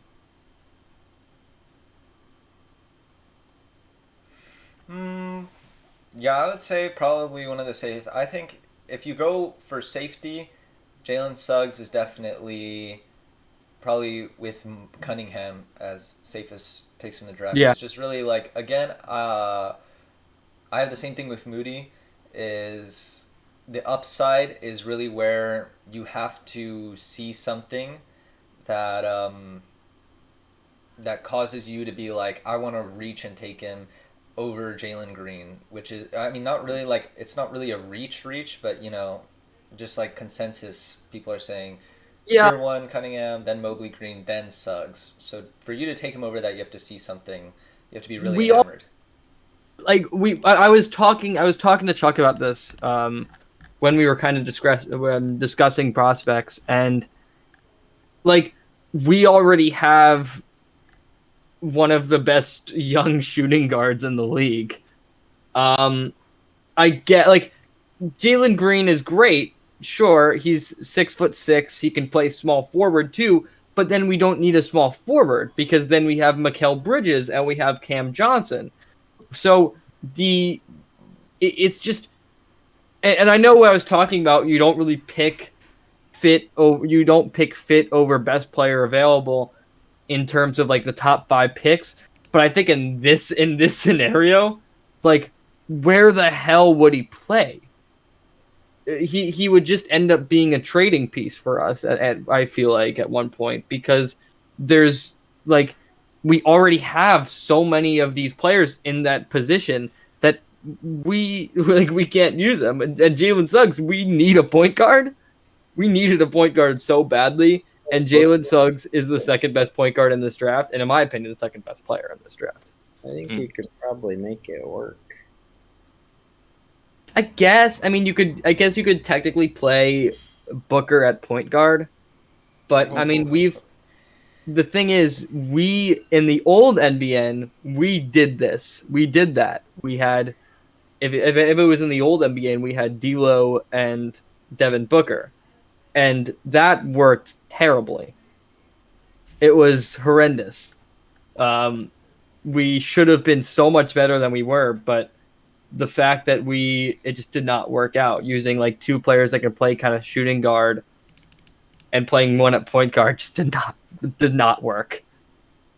And we kind of had PTSD from that. Yeah, but like, I mean, I would just play them both as the wings and then put a point guard out there, call it a day. I know they're like 6'5" at the tallest, but I don't know. But then we have Mikal Bridges, and Mikal Bridges next year is going to have a breakout year. He could play power forward. As a secondary, anyways. I guess. No. I don't think so. I gotta fill in here. Hi, Chuck. Hey, so just now that we've made the pick and everything, and pieces are staying where they are, I would have much preferred to get. It was great to move up in the lottery, but I would have preferred to land at number 4 or number 1. And then the thought of possibly making a trade with the Spurs, if we were to go to the Spurs and say, hey, we want to move back to 4, that'd mean only one thing, that we don't want to take Jalen Green. And I assume that Bryn and his guys would have picked up on that instantly, so it wasn't even really a thought. Yeah. But we like how Suggs, the defense is one of the biggest things. I think his athleticism and his defensive instincts make him he's going to be a problem for opposing point guards for a long time. And then if you want to kick in the NBN factor to this, yeah, we take Green. I don't want to play him at the 3. That means that Booker has to play the 1 or Green has to play the 1. Booker's playing the 1. Every point guard in the league is going to blow by him if 2K is anything like last year. So getting a guy out there in Suggs is nice. Plus, with his size, he'll be able to play backup shooting guard too, another spot where we're kind of lacking. So he'll have a spot at either the 1 or the 2, which is a little easier than putting in Green at either the 1 or the 3. I don't like the idea of doing that either. And also those passes, like we were Chuck and I were talking yesterday, because if anybody knows Jalen Green, not Jalen Green, Jalen Suggs, he was a great quarterback prospect out of high school as well. He has those he has that like quarterback arm where he could just throw those like cross court passes. His passes are just so they're so great. He also he has that like Mamba mentality, I like to say. Yeah. Where he is, I mean, he also trained with Kobe before Kobe died. But you saw that shot against UCLA. This is a freshman playing on a team of one of the best college teams of all time, with some other great prospects. Like I was talking about Corey Kispert.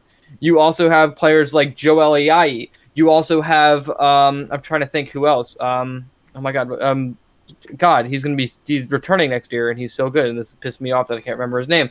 But they got some really that's one of the best teams of all time. And this is a freshman. A freshman is going to step up and take that shot in the Final Four. Just shows how clutch that how. Wait, talk about a half-court shot. Yeah. I mean, it's a complete fluke. Whoa! You don't think you can make that shot in the NBA on a regular basis? No. The expectation of making that is so low that there's not even much pressure involved in it. I don't know. If you're gonna take a guy over, I don't know, made a half-court shot, then by all means. Well, I mean, that's just an example of it. I mean, he has a clutchness of him. Like he is a clutch player. He was incredible in the NCAA tournament, again playing at some incredible competition. He was the best player on that Gonzaga team the second best player on that Gonzaga team in the NCAA tournament. Not Tilly. Killian Tilly was the year before. Drew Timme. That's who I was thinking of. He was the best, and he's going to return next year. But Drew Timme just doesn't really. His game doesn't go to the NBA level. but he was able to step up and be that leading scorer for some games in the NCAA tournament and for that entire year at Gonzaga. And they played some good competition that year.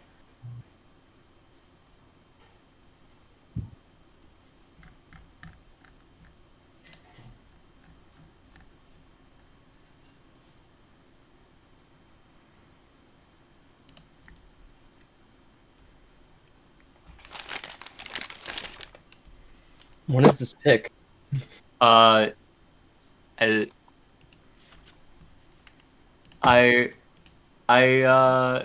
who knows what's going on with this pick? Memphis. Come on, Memphis. Let's go. Make a pick.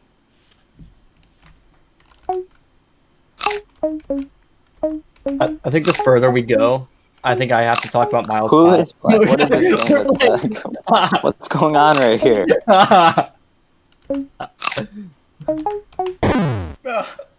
Ooh. Oh, you ass, bro. Bro, what? How do you mess that up? You guys are putting too much pressure on You're me. terrible. You guys are putting too much pressure. Hold on, can we forfeit a pick just for that? Yeah. Hey, I think I might have to start talking about Miles Powell again. If y'all, Man, he's in the league now. He's in the league. If Memphis takes too much time, I'm gonna have to start talking about Miles Powell. Powell on an You guys talk NBN about roster. far too much in the 2020 draft. He's actually eligible. Oh, thank you. Well, I mean, if Memphis has gotta step up and make that pick, or else I'm gonna start talking about Miles Powell. It's gonna start happening. Dude, we gotta talk about the lawsuit. I can kick. It's not gonna. The lawsuit is not going to go anywhere. It's actually kind of a shame because now he's probably not going to get his jersey retired. Yeah. Because that lawsuit is kind of a stupid aspect by him because there's like no way it goes anywhere. But I love Miles. I love Miles so much. Next year he's gonna get a spot in the NBA. Let's Next year.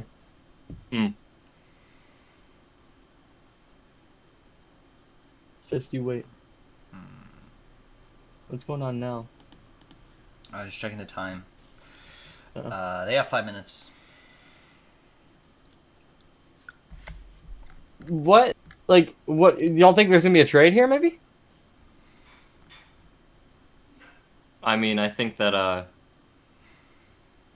there would. I don't see any reason why they'd take so long if there wasn't. That's what I'm thinking. What do you think? Like, let's make some trade. Let's make some stupid trade rumors. Let's think of one stupid one. Klay Thompson. Klay Thompson. No, the Ben Simmons trade. Philadelphia gets the 10th pick. Philadelphia gets another pick. Yeah. They get Ben Simmons. 2K Ben Simmons on the Grizzlies? Jeez, that's actually kind of nasty. That's what I'm saying, though. And Jaren Jackson to space the floor, you can just play Ben Simmons at small forward and let him just run. Yeah. I mean, I'm not gonna say I called it, but just wait for this trade to go. It's not gonna come in, but it would be kind of funny if they trade. It would be. They got some cap space too. They could sign a center and then make a run for it. Yeah, honestly. That would be very, very funny if Philadelphia picks up another. Imagine if Philadelphia picks up the 10th pick and the 12th pick, so they have 9, 10, 11, and 12. And then they also have 16 and 17. They're just gathering assets for Cade Cunningham. Honestly, though, if you were Detroit and Philadelphia pulled up with like 10 first-round picks and just went, "Hey, Cade Cunningham, what do you say?" You say yeah. You say yes. If you don't say yes, you are stupid. Like, just number 9, number 10, number 11, number 12, 16, and 17. Boom. Let's get Cunningham. I mean, that sounds a lot like the Jokic trade from last time. forgot the Jokic trade. Totally forgot about it. But yeah. That's like 7 first-round draft picks. Yeah.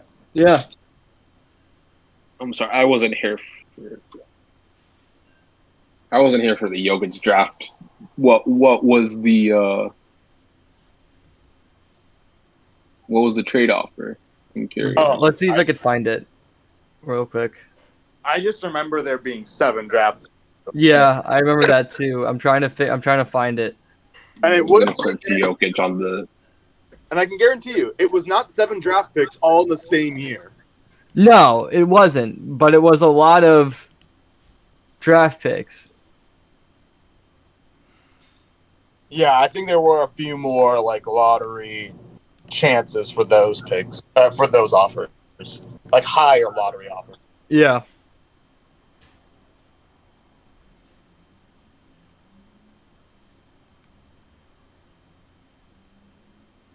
But just while this is some dead air, someone said before they were surprised that Philadelphia was not looking to move up. We kicked it around. We just like this draft. We did kick around. We did ask some people, but you'd be surprised how unwilling people are to trade down from the top 7. You also didn't really your trades were not that good either. Not gonna lie.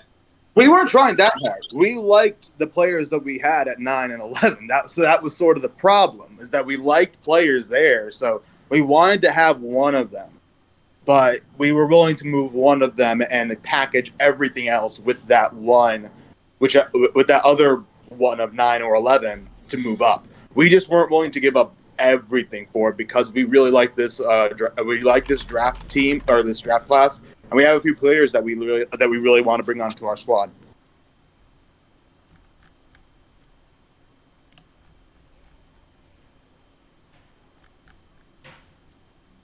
This draft is interesting for people because people either think it's a good draft, it's a great draft, or it's a just like kind of a top heavy draft. I argue that the 2020 draft is actually a better draft, in my opinion. Okay, guys, we have the pick. That's a hot take, I guess, but I believe that to be true. The pick's in? Yes, the pick is Okay, well. I'm going to hand it over to the commissioner. Yeah, guess what's wrong? Yeah, I guess.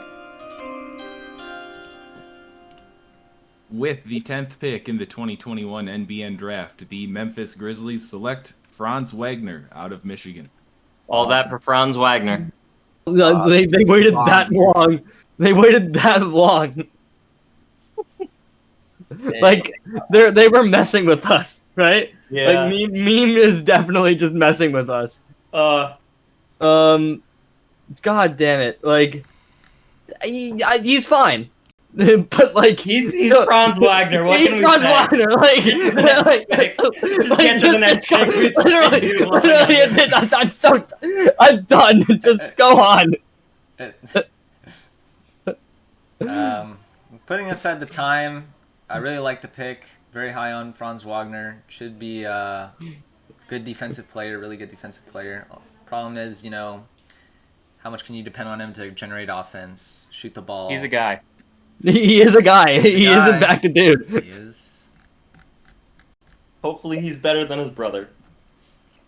His brother was good in college, but just couldn't develop his game into what it is. Yeah. Again, he's another project, I would say. He has some good qualities of him. His free throw percentage for a small forward, a 6'8" small forward who can also play power forward, is good. I mean, he was like an 83% free throw shooter, which is you do like to see that. His assist numbers were pretty good as well. Sorry. He is going to improve. I think his rebounding a little bit more, but he's decent. He's a dude. He's a guy.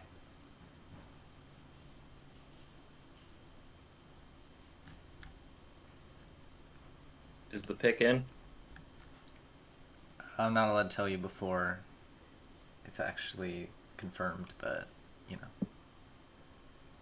All right, so guys, the pick is in. Who do y'all think it's gonna be? That was another Sixers pick. I think they go Davion Mitchell here. They could go Davion Mitchell. I'm They need gonna just I'm gonna say say Josh. Josh Giddey.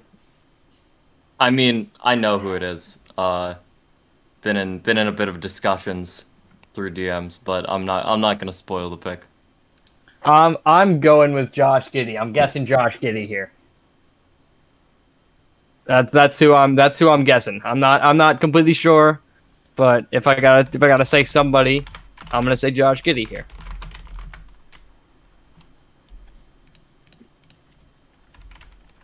Yeah, K-Man is actually collecting all of the Australian non-shooting tall boys like they're Infinity Stones. What stone is this? Which stone is this? Who knows? It's the time stone. Yeah, Pick this is is in the time from the stone. Sixers, so I'll hand it over to the commissioner.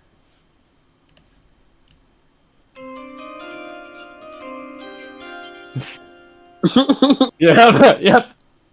With the 11th pick of the 2021 NBN Draft, the Philadelphia 76ers select Josh Giddey out of Australia. Hey. I love this pick. I love this pick. Was really hoping he'd fall to us. Love Josh Giddey.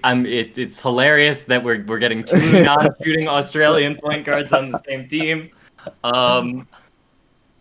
I did a video about him. Well, the video about 3 prospects. But I'm sorry. You just see the words 6'8" next to point guard, and that's it. Like, I get intrigued. You're very intrigued by just the word like 6'8" next to point guard. His assist numbers were great. He averaged like 8.3 assists in the NBL, which is a good league. Good league. He averaged 8.3 rebounds as a point guard. Yeah. He has to develop his offensive game a little bit more in terms of shooting. He has to develop that shooting game, but I feel like he's a little bit the lazy comparison is Ben Simmons. That is the lazy comparison that keeps on being put out with Josh Giddey, where it's like, oh, he's Ben Simmons, he can't really shoot that well. No, he can shoot way better than Ben Simmons ever could. He has to develop his 3-point game, sure, but he is a way better shooter than Ben Simmons ever is. He has to develop his defense a little bit more if he wants a good spot in the NBA. He is, and I keep on saying project player because I feel like this draft is just filled with project players, but he is a project player. He is going to be a good player in about 2 to 3 years, but I'm so intrigued by him, and he's one of my favorite prospects in this entire draft. Yeah.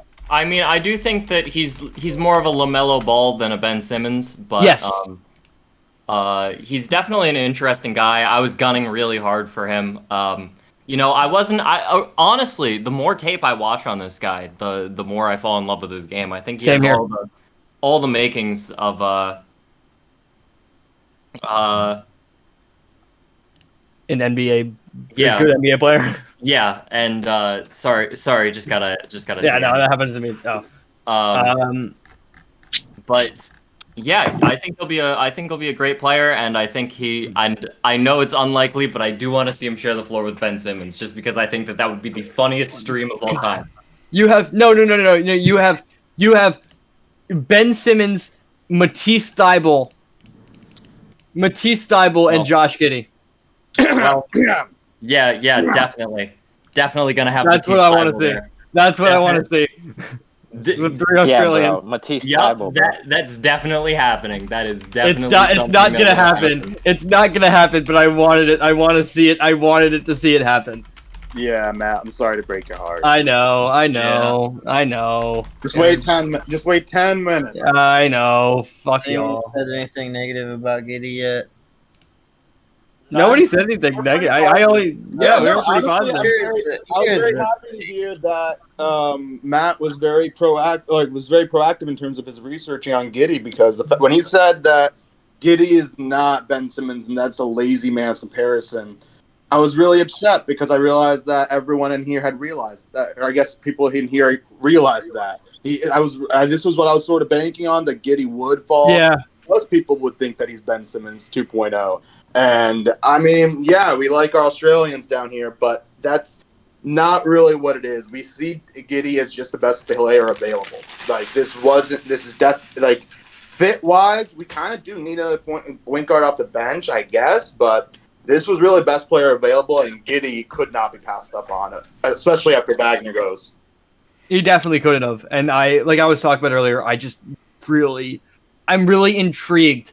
That I wouldn't say I love Josh Giddey because, again, he does have some worries that really have to be fixed if he wants a good spot in the NBA or the NBN in this case. Yeah, But, and especially in our case, he really does need to learn how to shoot if he wants. Yes. Yeah, he definitely does. I'm not going to sugarcoat it. But, we're not in a position. Like, there's very few teams in a position that can draft for fit versus talent, and we're definitely. Yeah. So, we got to do this. Like, we got to look for the best talent, and we want that, and that's Joshua Giddey. So, yeah.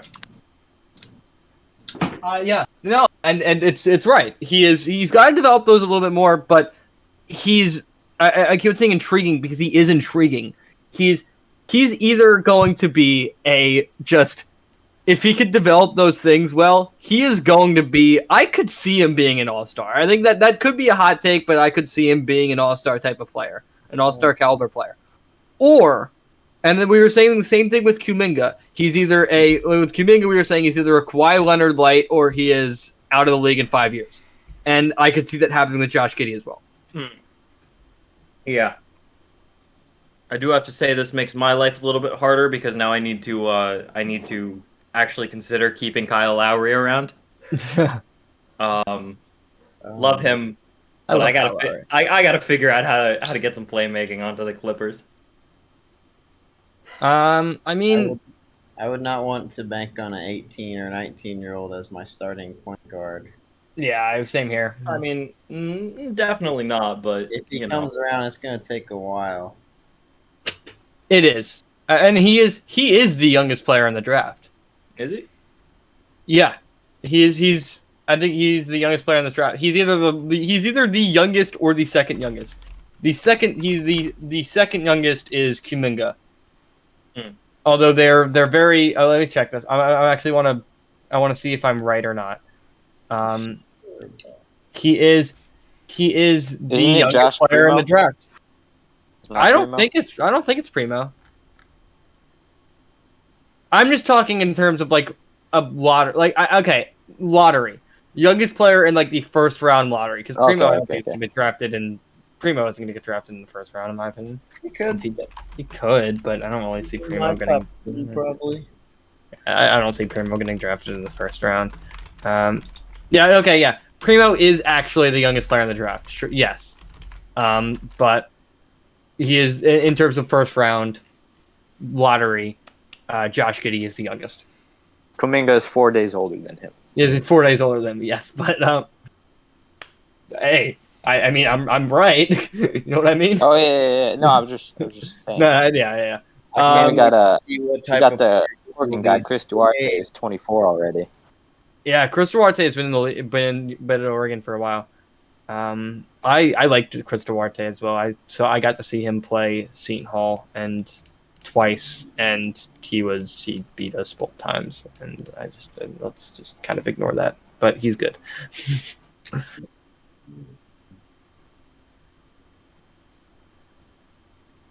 I'm really intrigued though by Kai Jones. This is an interesting one. And the fact that he's a freak in terms of athleticism and just like height. But I don't know how his game is going to impact the NBA or the NBN. We'll see though. Kai Jones, do you think he goes in the lottery here?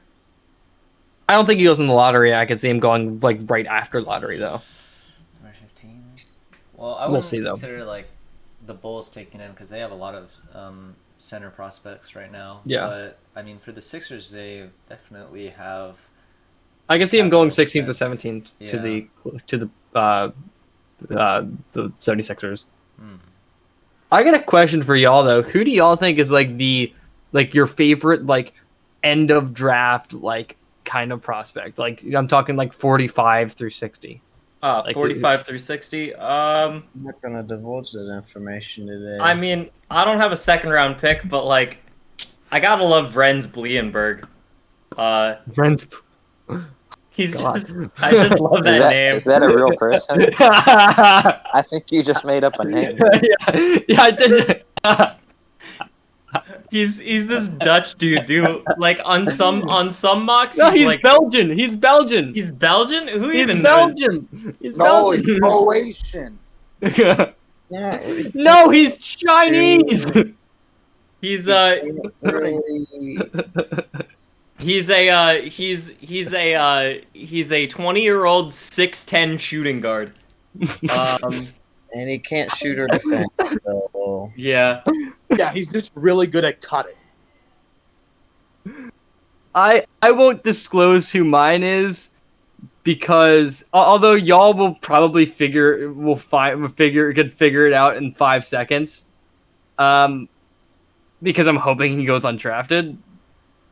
Yes, I think you'll be able to sign Syndrome. We scribbles Billy. You think he'll go undrafted?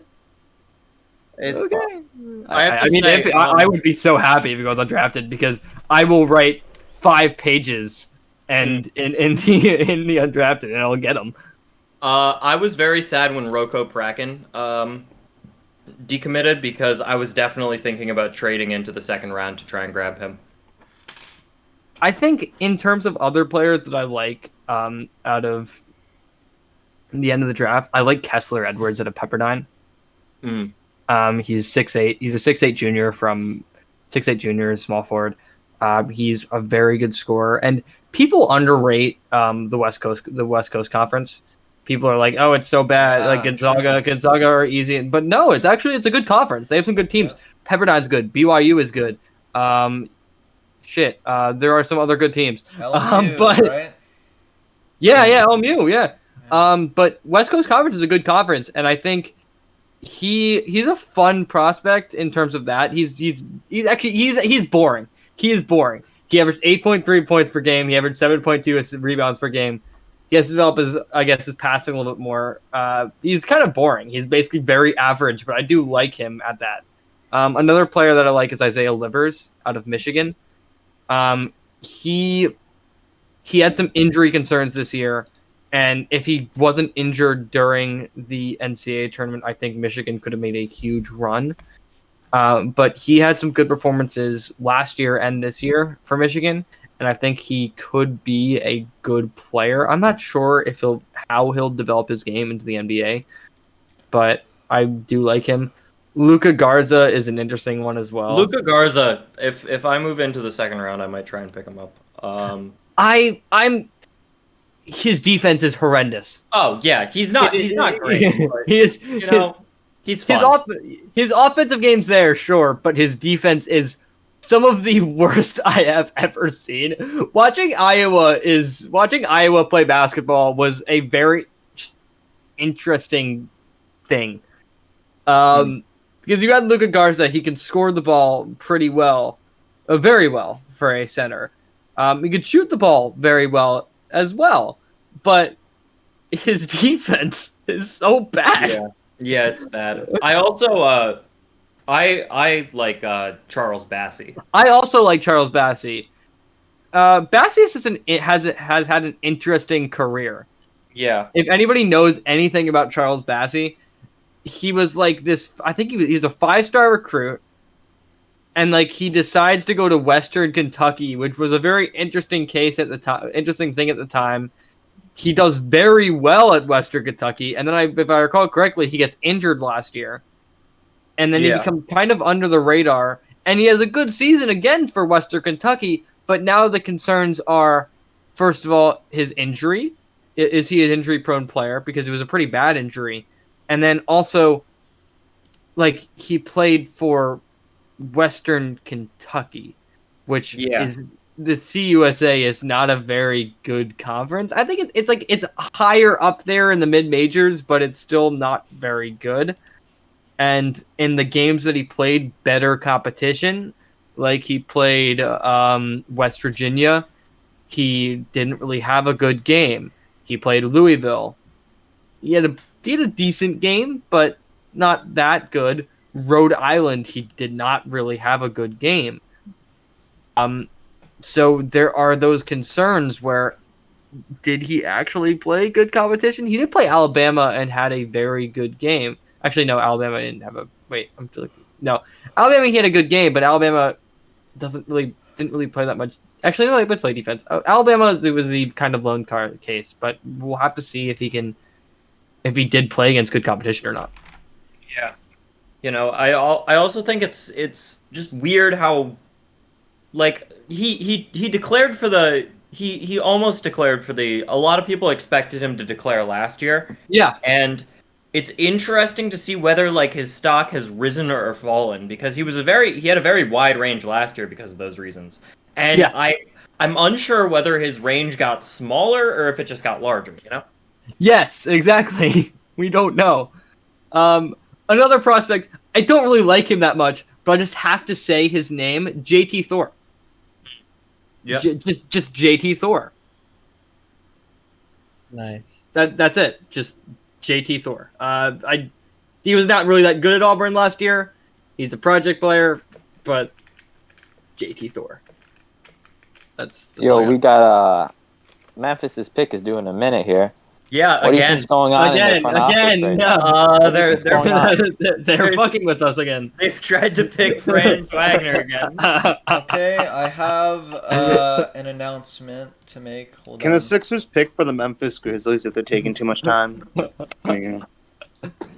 They keep drafting our players.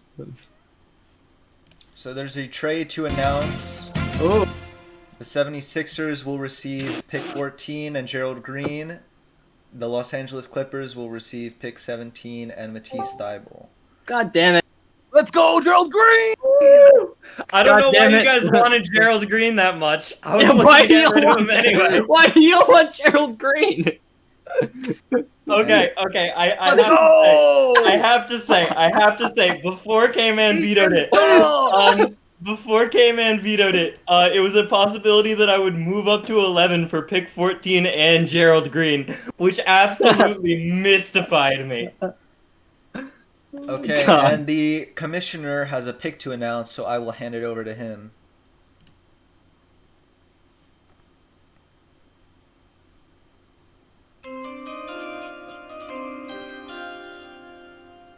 With the 12th pick of the 2021 NBN Draft, the Memphis Grizzlies select Usman Garuba out of Spain. Oh God! Oh no! Why? That's an L for me. That's an L for me as well. Really? Okay. I don't like Usman Garuba at all. Okay. That was who I was going to try and pick.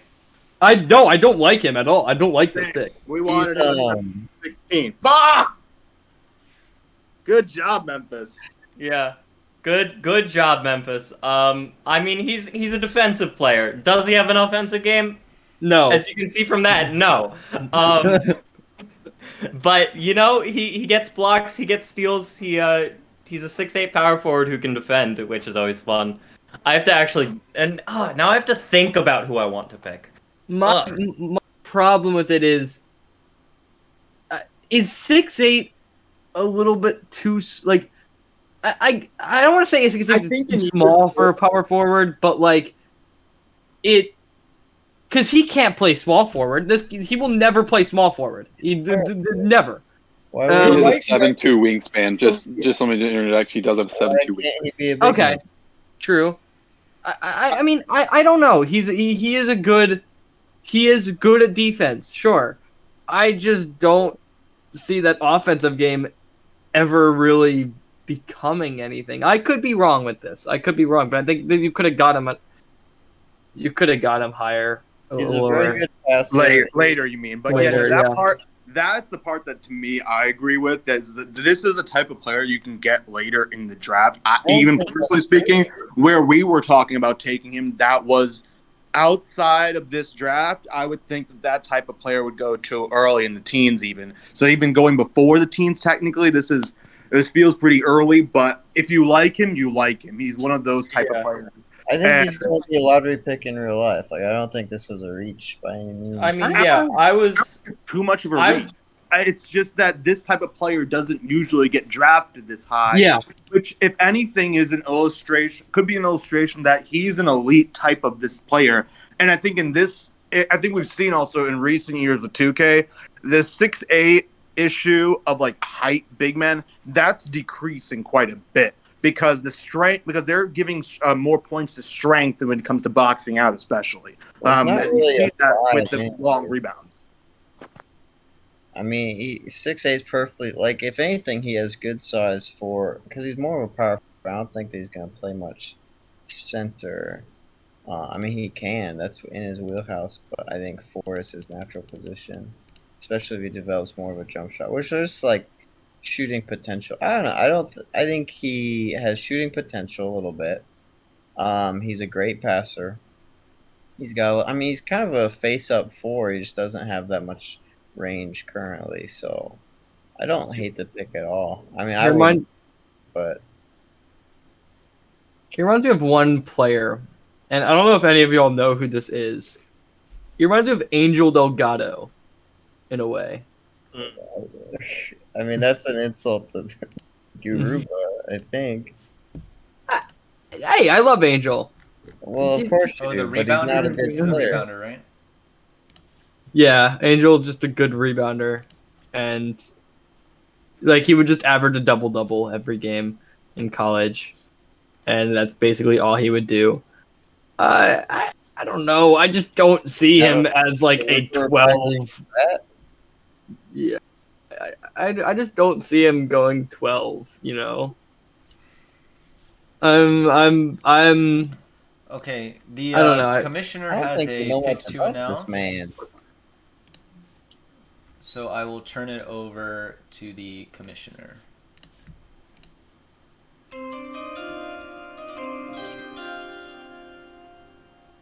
With the 13th pick in the 2021 NBN Draft, the Los Angeles Lakers select Corey Kispert out of Gonzaga. There you go.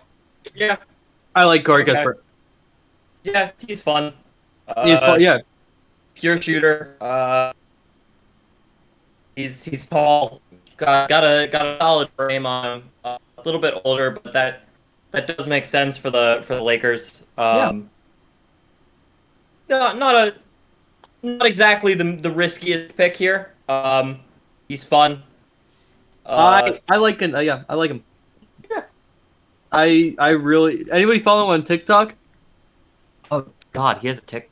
He has a TikTok. Yeah, he has a TikTok. It's a very weird. It's very weird, but yes, he has a TikTok. I really liked watching him at Gonzaga. This is a player I was able to actually watch him live when I was in the Bahamas. He's fun to watch, and he's a good 3-and-D player.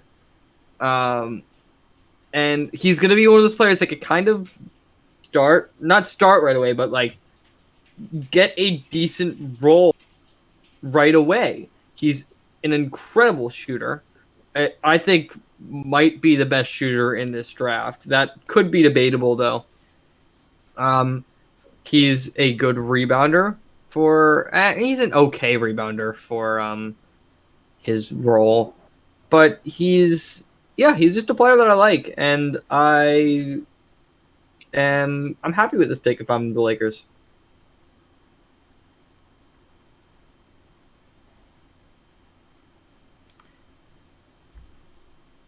I mean, the main knock on Kispert, he's pretty slow laterally, just doesn't project as a particularly good defender. I mean, he has good size. He's stout. I think his wingspan's decent for a shooting guard, maybe small forward. And especially we saw in the Baylor game itself, like that. I think that game did far more to hurt his prospects than anybody else's on Gonzaga or otherwise. It definitely did. He just got exposed by, these I mean, granted, he probably won't be having a guard like a 6'3" combo guard very often in the NBA, but still, it's like it showed, a guard with any kind of quickness, he's going to have trouble staying in front of.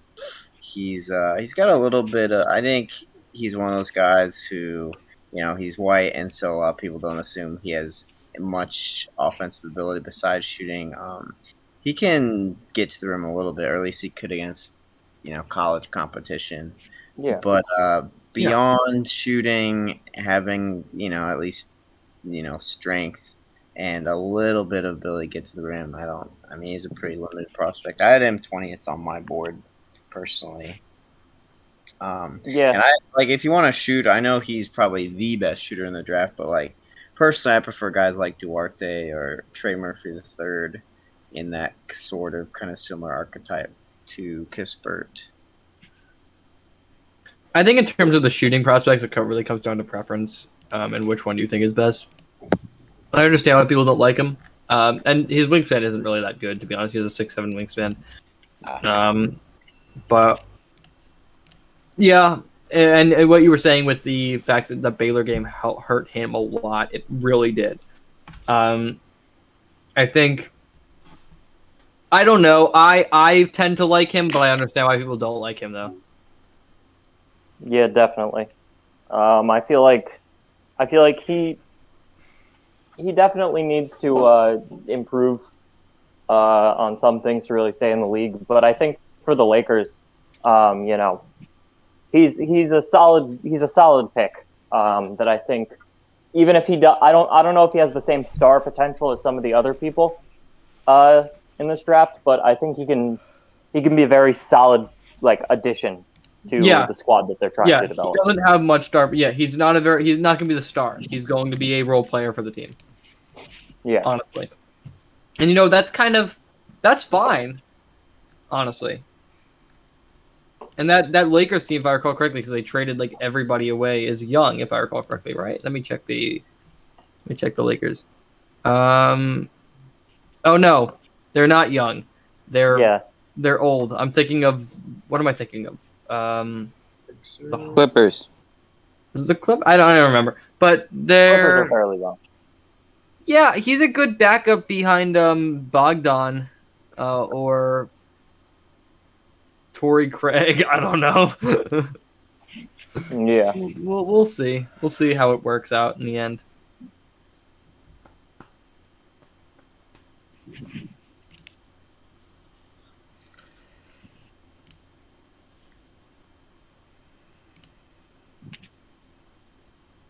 So Philly have another pick. Who do y'all think this is going to be?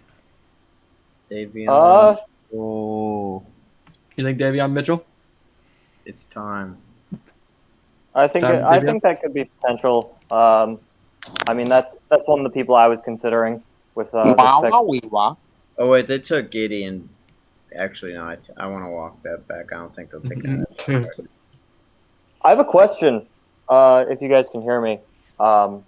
Sorry, my internet crashed, and so now I'm on my phone. But where do you think Jalen Johnson is going to fall? I was just about to say, I think... I was going to say Jalen Johnson here. This is either him or Zaire Williams. Yeah. Or, actually, I don't know. One of those... I'm going to say Jalen Johnson, in my opinion. I would say Zaire. Zaire is an interesting one. Upside here. Duarte fits in this range, but I don't think he's the kind of player they're looking for. No. So... Yeah, I'm gonna go with Jalen Johnson. If I'm gonna say a prospect, I'm gonna go with Joe Johnson. I'm waiting for Keon Johnson to get drafted too, though. Keon Johnson hasn't get drafted yet, and he's good. I'm very surprised that he hasn't, and I could see Keon Johnson. One of the Johnsons getting drafted here, in my opinion. Commissioner has a trade to announce. Oh. I'm going to hand it over to him. I do? Or a pick. Cheppy, you're tripping. A pick. Yeah. Whoops.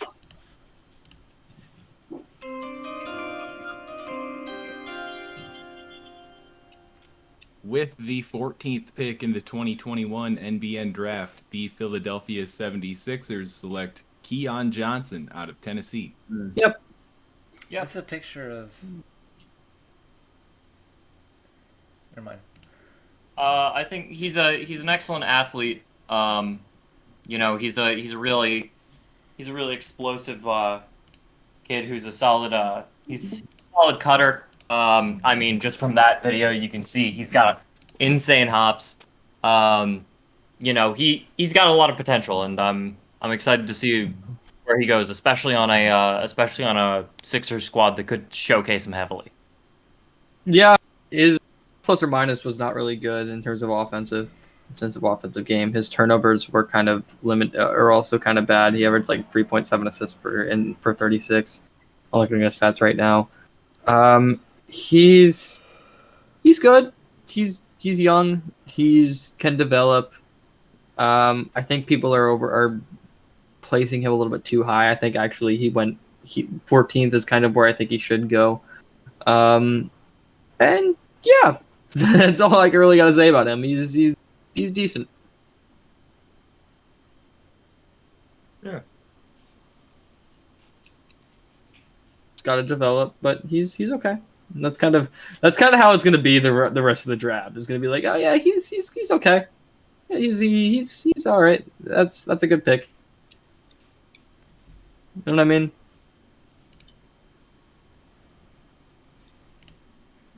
Maybe you guys have already discussed it, but how far are we thinking Mitchell's going to fall here? I mean, I could see him going here. Like, honestly, any of these picks, I could see him going. In my opinion, we'll see though. And what do you guys think the reason for the falling is with him? I mean, we were talking about him a little bit earlier with Jay. We were talking about David Mitchell a little bit earlier, and we were talking about there's the fact that his free throw percentage is so low is like so weird. He's older. He's 22. He's gonna be 23 by the time the draft. By the time he goes into the NBA or the NBN. His points is like scoring wasn't really that good at Baylor. Like he only averaged 15 points per game, which is a kind of an issue. Although the other thought that would be that Baylor was not a team that really scores much, and they were a very balanced team in terms of their scoring. But I think what's drawing people away from him is that free throw, that draft age, and the fact that he just didn't score that much in college.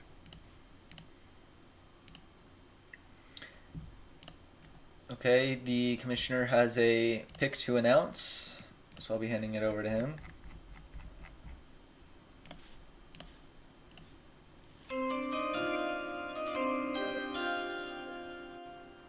With the 15th pick of the 2021 NBN Draft, the Chicago Bulls select Davion Mitchell out of Baylor. Yeah. Okay. Yeah. We were just talking about him.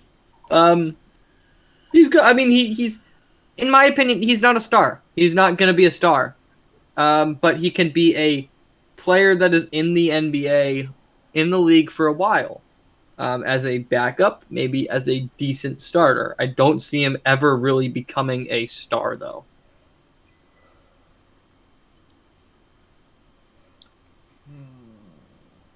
Well, here you have Chicago's situation where they don't really have a point. They just traded Kobe White, so they don't really have a point guard. I think they have Chris Dunn and not much else, Peyton Pritchard.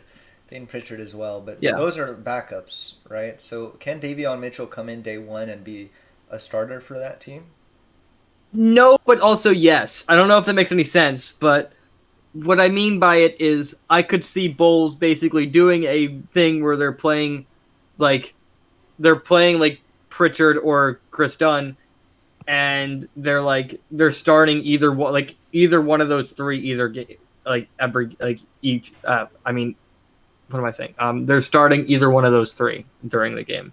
I could see before the game because they start one, but they play them all basically the same. Same amount, right? Yeah. Exactly. That's what I'm couldn't speak for a second, but yeah, that's what I'm trying to say. In terms of 2K, he won't be playing for the beginning of the year, and he probably won't be playing towards end of the year just because of how 2K works with rookies. Because there'll be like a 73, 72. He'll get drafted early in the NBA draft, won't he? Like top 10? No, I could see him. No, I don't think so. Really? Wow. Depends if the Warriors trade their pick or not. It does. We'll see though, and then that does hold a lot of meaning in terms of like where do they actually go? Like another reason why I drafted Suggs was because he's going to the Raptors. Hopefully. Hopefully. I'm going to be at the draft in person, and let's just say that if they don't select Suggs, are you a Raptors fan, Mega? Yeah, massive Raptors fan. Nice. If they don't select Suggs, I have a high seat, and well, I'm hoping. I think they're gonna draft Suggs. They're gonna be stupid if they don't, because I really like Suggs, and I think he'll land there. Absolutely. And I think he'll be. But then the kind of aspect goes with the Raptors in the NBA is what the hell are they gonna do in this offseason?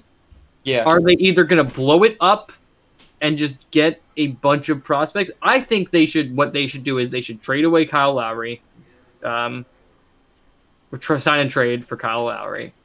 Then they should put Suggs as their starting point guard, and that's all. Honestly, all I think they should do. They have a nice young core, and I think maybe get who's their center right now? Who's the Raptors center right now? I'm trying to think. None. Yeah. Is Boucher a free agent? No, but Boucher doesn't really. He's more of a power forward. Yeah. Okay. But I'm saying though they get maybe in that sign trade they get a decent center. It depends where he goes. I mean, you're seeing he maybe want to go to the Clippers. He maybe wants to go to the Lakers. So you can see that happening. Maybe Philadelphia. You'll see. Maybe then you get a good, decent center in free agency. Yeah. But I think this Raptors team is going to be back next year if they play their cards right. They're either going to be back or they're going to blow it up and just maybe suck for a few years, or they're going to have some good prospects. We'll see what happens. They could trade for Wiseman. They could trade Pascal for Wiseman. No. You don't think? No. I don't want that to happen, but that's something that that I've been seeing rumors about. I mean, like people have been doing. I mean, Pascal Siakam has had a pretty down season, but I feel like people have a very short memory. Yeah, they don't. He was all NBA second team last year. And I agree. He did have a bad season, but I still believe in him.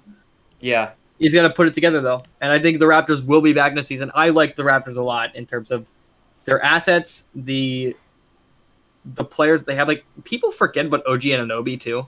Oh yeah, I mean, he's good. Next season, I think, will be his breakout season. Yeah, I mean, he's been like an all defense snub for the past 2 years. Yeah. I'm talking about just breakout to the rest of the NBA. That will be his next season. He will turn into that, not all-star, but maybe an all-star snub. We'll see what happens though. But I think he'll be a very good player next season. I want to remind you guys here we have the next pick coming in from the commissioner. Ooh. Other Johnson. With the 16th pick in the 2021 NBN Draft, the Philadelphia 76ers select Jalen Johnson. God, I'm on the clock. I'm on the clock now. I've completely ran out of Send me trades. Everybody send me trades because I'm out of prospects to pick. Yeah, Jalen Johnson. He's good. This is a weird player that then you have the concerns over him as a person with Jalen Johnson. Because he famously quit halfway through the Duke season. He famously, I'm pretty sure he also, not famously, but I'm pretty sure he also basically quit high school basically to just go prepare for the draft, to just prepare for college. Am I wrong about that? I forgot. Yeah, essentially. Yeah. I'm willing to give him somewhat of a pass on the college thing because Duke was not playing well, and COVID. I don't think any of us know what kind of effects COVID had on athletes. True. So, like, I'm Very willing true. to give him a little bit of a pass on that. But but he has that concern about him as just him in general. He has to improve his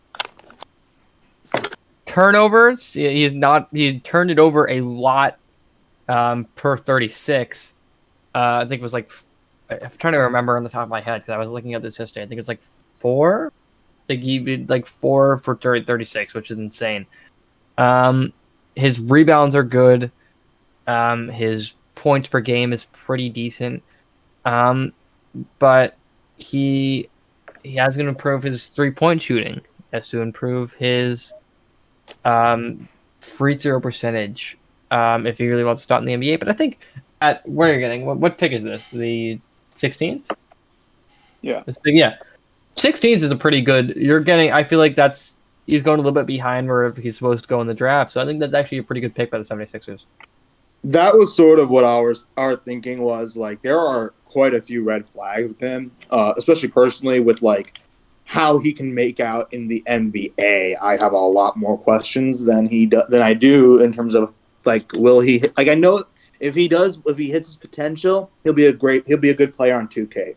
If he has issues translating mentally in the NBA, it's going to become a problem, and he's not going to be able to make it, and he's going to be out of the league in 3-4 years. So there are red flags, and that is why he was further down our board than a player that was drafted earlier in Garuba. Like, technically, it's not that we saw him as a higher ceiling, that we saw Garuba as a higher ceiling, no, or that even as I said before, that we picked for talent first right now. I don't think Garuba was more talented, but on the board, just because of the amount of red flags Jalen Johnson had personally wise, that was alarming and moved him down the board. But at 16, with what the players that were taken before, this seemed to be the best option and best player available, despite the red flags. I completely agree with you. You're taking that risk. But I think this is the time in the draft where you start taking those risks. You start taking those kinds of players. I mean, Giannis was taking 16 or 14, right? Or 15. 15. Okay, well, right around. Yeah. That's obviously not what I'm saying, but this is literally the time. Like, Kawhi was taken here. Paul George was taken in these numbers. Devin Booker. You think about this 13 to 20 range, a lot of players you take here can go either way. Yeah.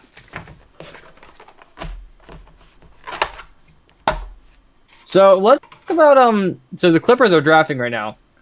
And We're trying to. They're trying to. They're trying to figure out who they're gonna draft. But they made a trade. They traded the 14th pick and Gerald Green for 17 Matisse Thybulle. I personally think the Clippers won that trade by a lot. Like I know now that like Mega's like, who the hell am I gonna draft? But they got Matisse Thybulle, and Matisse Thybulle, and I value Matisse Thybulle very highly. I don't know why he's a 74 rated. Does anybody know why? Like, can anybody? He has like really, really, really awful scoring numbers, and I also agree that he shouldn't be a 74. I should think he should be higher, but his scoring numbers really took a fall this year in 2K. So yeah. I guess I just think that defense is really valuable. I think he can still develop. He's still young. He can still develop that shooting. I just value him I value him a lot higher than like 74 rated. I would say at least 78 for me. I don't know if I rate him as like that high. I want to rate him that high. You get what I'm saying? Like, yeah. Same here. Yeah. Defensively, he was I want like a fringe rotation player for a good chunk of the year. So I mean, the encore production is not really indicating. Yeah, and the worry as well for me was that like last year we had Chris on our front office and he was a 76ers fan and he saw very early on in the season dude wasn't getting play for Doc Rivers. He wasn't getting minutes, and even though they all said he was their best defender, and they always praised him for practice. So I had a lot of questions as to whether or not he would be able to pan out, and I just thought that hey. It's not really about Jalen Green. We wanted to move up in the we did want to move up a little bit, and we did want to get that pick that we wanted, the players that we wanted. But I want to have more faith in Matisse Thybulle, but from our information, for what we looked like, I don't trust it happening anytime soon. Fair enough. Yeah, I think that's completely fair. I don't know. I like Matisse Thybulle a lot. But why Gerald Green? Yeah, why were you so hyped about Gerald Green? Because he's going to teach Miles Bridges how to dunk, like how to get those crazy dunks, how to get that extra 5 inches on his vertical. Duh. Oh, damn, you're right. So true. Yeah, his jumping is about to go to 99 now. He's about to dunk on all the players. Nah, but they're just gonna dunk. They're never gonna shoot the ball. They are just going to dunk. No, but honestly, I just wanted Gerald Green to have another team on his roster sheet. How many teams is it now? Well, he must have at least 10. At least 10 rosters. Oh God. That's all it is. But I really do think that, when it comes to the draft, if you want your guys, you have to be willing to lose a trade. You really do. We were willing to move up last year 3 draft picks to get Devin Vassell. On the paper, did it look like a loss? Yes, it did. That looks bad to do so. 3 draft picks to move up for 9 spots really was what we moved up for around. But if you want the player and if you really believe in him, you're gonna have to lose a trade to get him. So, and I mean, we lost a trade last year too. Yeah, and one could argue Philadelphia, or how is Phoenix doing with those picks?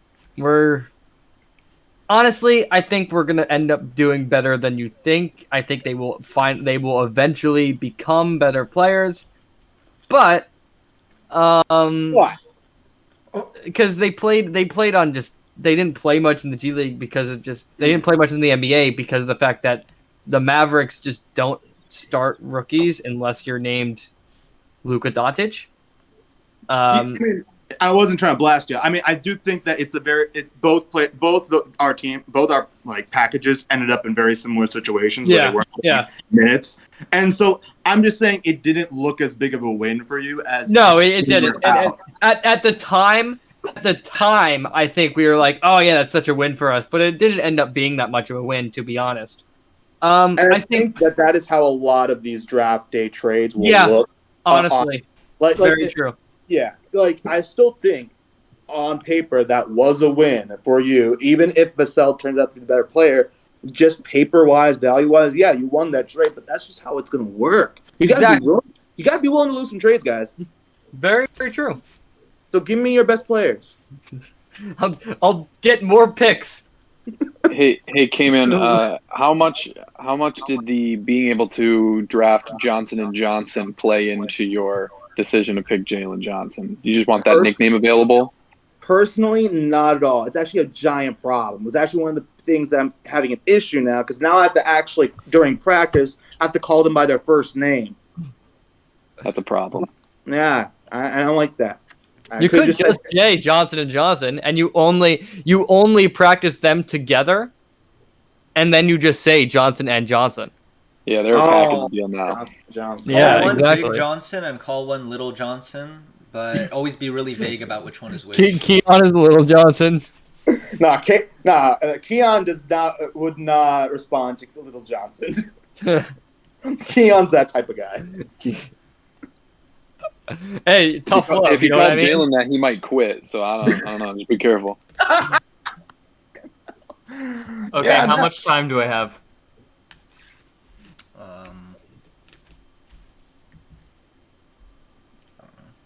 3:45. Okay. Wait, no, that can't be right. What is the timer? No. 3:30. The timer is not applicable. You have to check the draft sheet. Oh, you have 18 minutes. 2:50. Yeah.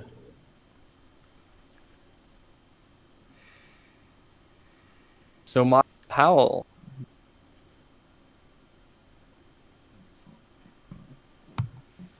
He did well in the G League last year. But nobody's talking about it. Because none of y'all want Miles Powell to succeed. I want Miles Powell to succeed. Thank you, Mega. I want you to succeed. Thank you. I'm trying my best to succeed right now. If I'm Clippers, if I gotta choose one player to draft, I would go with Chris Duarte. I guess. I mean, yeah. Come on, keep throwing out ideas. Keep throwing out ideas. Okay. Chris Duarte is pretty decent. Let me look at your roster real quick. Let me choose this pick for you. Are we all Can All right, all right. You guys are the front office. All right, We're all right. crowdsourcing the pick. Yeah, I would probably go Chris Duarte if I had to choose one. You kind of need a shooting guard, I would say, Yeah. because Eric Gordon's getting old. Yeah. Cam Reddish can play small forward though too. So I would say, you know what? If I'm gonna go with somebody, I would go with Chris Duarte. Yeah. Maybe Jalen Springer as well, maybe. Yeah. A name that might be a bit too early is McBride. Yeah. If you need a point guard, I Little probably bit go early. Sharif. Sharif sucks. Wait. Yeah, if I- Sharif does suck. Not What gonna lie. about Decided to Jared select Butler? Renz Blienberg. Brens? Yeah, go with the 17th pick in the NBN draft. You The really Los think it's Angeles gonna be Clippers good? go have to select Renz. Is that the Croatian guy? Yeah. Yeah. Really good cutter. He always has a knife on him. If you want, you know what? Maybe this is a bit of a stretch, but if you want offense, you can go with Cam Thomas. Yeah. You want He's a offense and no defense? Go with Cam Thomas, not Cam Johnson. Okay. Cam Thomas is a bucket. He is a bucket. He was a bucket at LSU last year. He was very nice. He was very fun to watch. LSU was fun to watch. Their offense wasn't that really, their defense was really that good, but their offense was really fun to watch. Okay, I've selected a pick. Okay, You I'm have? just gonna- All right. I'm just gonna close my eyes. Just close your eyes and dig. I'm just gonna close my eyes. I don't know if I made the right decision. We'll see. I was kind of betting on Davion we falling. will judge you. Don't worry, we'll let you know. Oh, Now that I'm done drafting, I will most certainly let you know. hold on, wait. Oh no, now I'm second guessing. Oh no. Oh no. Sorry, you can't go back. Wait. No. You can't go back. No. How bad do we think Jared Butler's injury is? Not bad at all. I like Jared Butler. I like him too, I but like I Jared also Butler. don't know. I don't think it's that bad. I like Jared Butler. I still have time to delete my pick. Do you? I don't know. Nobody's said anything. Jared Butler's good. I would say either Jared Butler, Cam Thomas, or Chris Duarte. That's what I would say. Those are the three I'm debating between. Ayo Dosunmu as well. I love Ayo Dosunmu, but that's a. Oh, I like Ayo Dosunmu too, but I feel like it's too high to take him. It is a little bit too high to take him. I know. And why didn't you seek our input before you traded away your superstars last year? Well, you know what? I mean, I'm Yeah. not complaining. Whatever. I'm pitching Kawhi. I'm getting him back. I feel I'm like getting we're him all back. pitching Kawhi. The commissioner has a pick to announce. Yep. Okay. Hi, Chuck. Hello.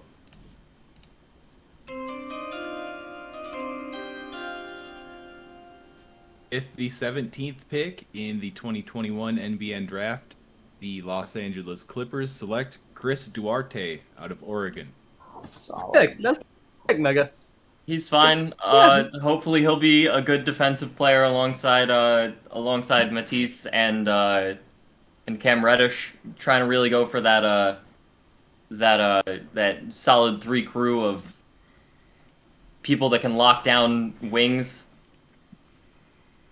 If Chris Duarte ends up winning Rookie of the Year, can I win GM of the Year for the Clippers? Yes. Yes, I will give you the award.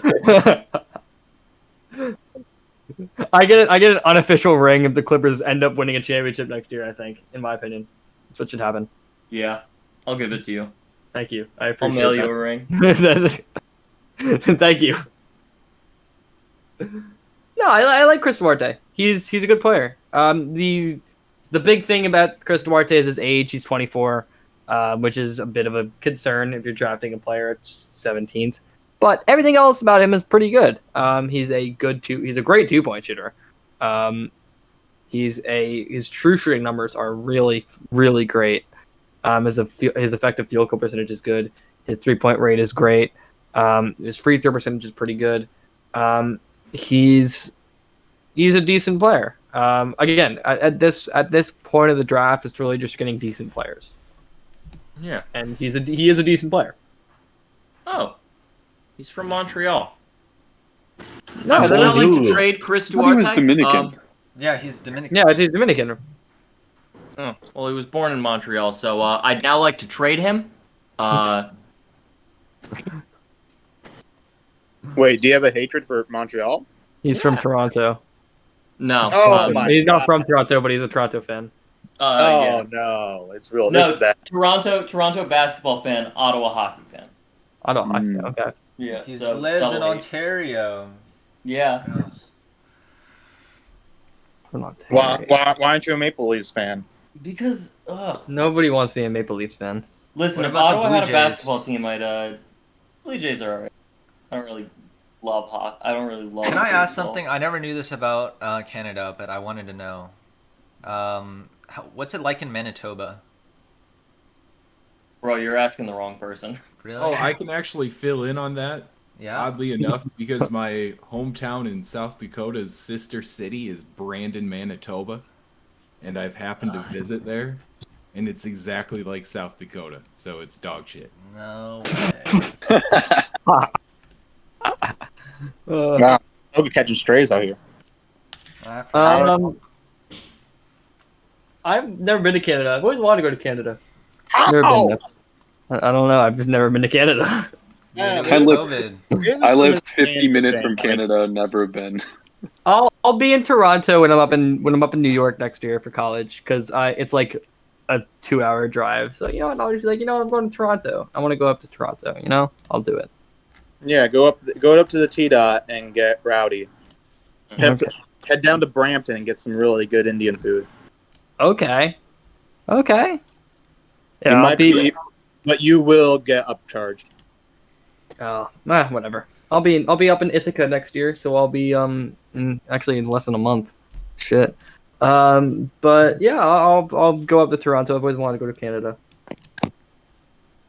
What's the alcohol? How old do you have to be to buy alcohol again? 19 in Ontario, 18 in Quebec. Okay, I'll go up to Quebec then.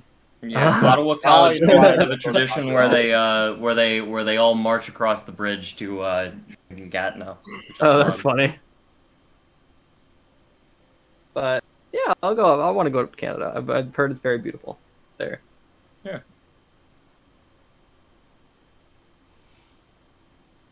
What pick are we on?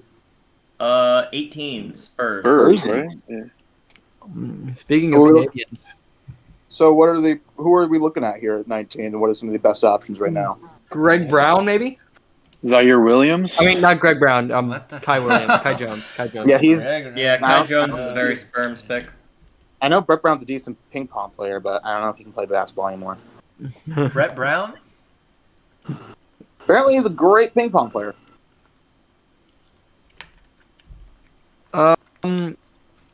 Trey Murphy, maybe? I don't really like Trey Murphy, but he's supposed to go high up. I don't know. Who's your favorite prospect out of here now? Because I really like Joel Ayayi. I know he's gonna be drafted a little bit later, but I really like Joel Ayayi.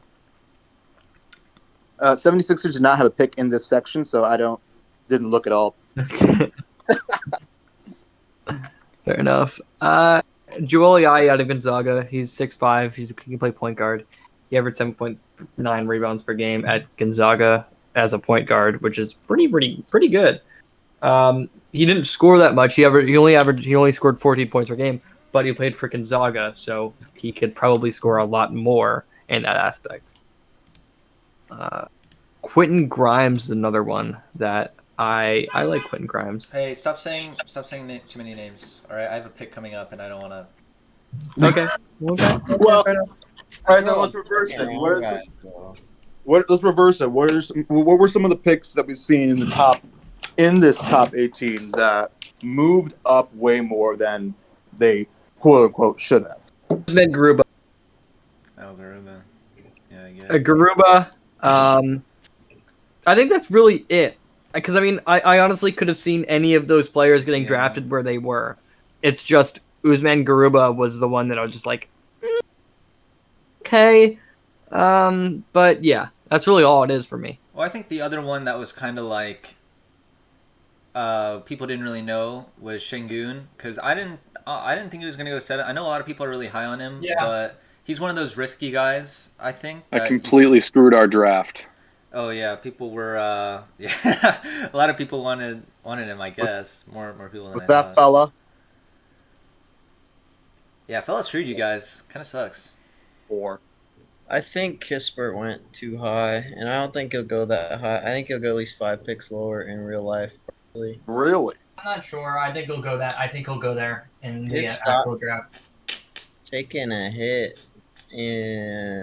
Honestly, since the tournament, I don't think he will go in the lottery. Yeah, Kispert's definitely mobile, but I mean, Where do you guys think? Okay, throw out the race card. Why What the isn't hell? he gonna be? Why does he have a higher ceiling than what's it called, McDermott? Because to me, as throwing out the race card, it looks exactly the same. Kispert? Well, And McDermott? Well, McDermott was an absolute bucket from all Oh over. my god, McDermott! People forget about how good McDermott was in college. He Like, could score anywhere. he could. He was one of the most. I fucking loved watching McDermott play. He's played one season in the Big East when Crane came to the Big East. Played one season. I think he won the Naismith, if I'm not mistaken. He won the Naismith twice, if I recall correctly. He was a walking bucket, and he was so fun to watch in the NBA. I could see the McDermott and Corey Kispert comparisons, and you know what? I honestly kind of believe them. What I was saying is he's not going to be a star. He's going to be a player that fits a role, and that's kind of what Corey Kispert is, in my opinion. Well, I think the idea for He's people a like better- Kispert is he could be like a Joe Harris type, like Yeah, really high Yeah, value. that's what I see with him. Yeah. And I think if he becomes like Joe Harris level, then he is someone worth taking in the lottery. But I think he's going to be a better Joe Harris, in my opinion. If I have to say anybody, Better Joe Harris. why I think he's a better Joe A Harris. top 5 shooter in the NBA. He's better than that. No, like a better, like all around, though. like that's what I'm saying. Like he's gonna be better all around than Joe Harris. Joe Harris, he's not gonna Well, yeah, because like Joe Joe Harris Harris. is How many a better people want to say that? defender. Oh, sorry. Continue. I was just gonna say I think Joe Harris is like a far more competent defender than Kispert currently is. be. I think currently, I'm saying with development, he I don't can know. be a better. And how old is Kispert? Isn't he on the older 22. side? 22 is not that bad. It's not that bad, but that's the same knock that Davion Mitchell was getting. David Mitchell's 23. Why is he? He will be 23 when the season starts.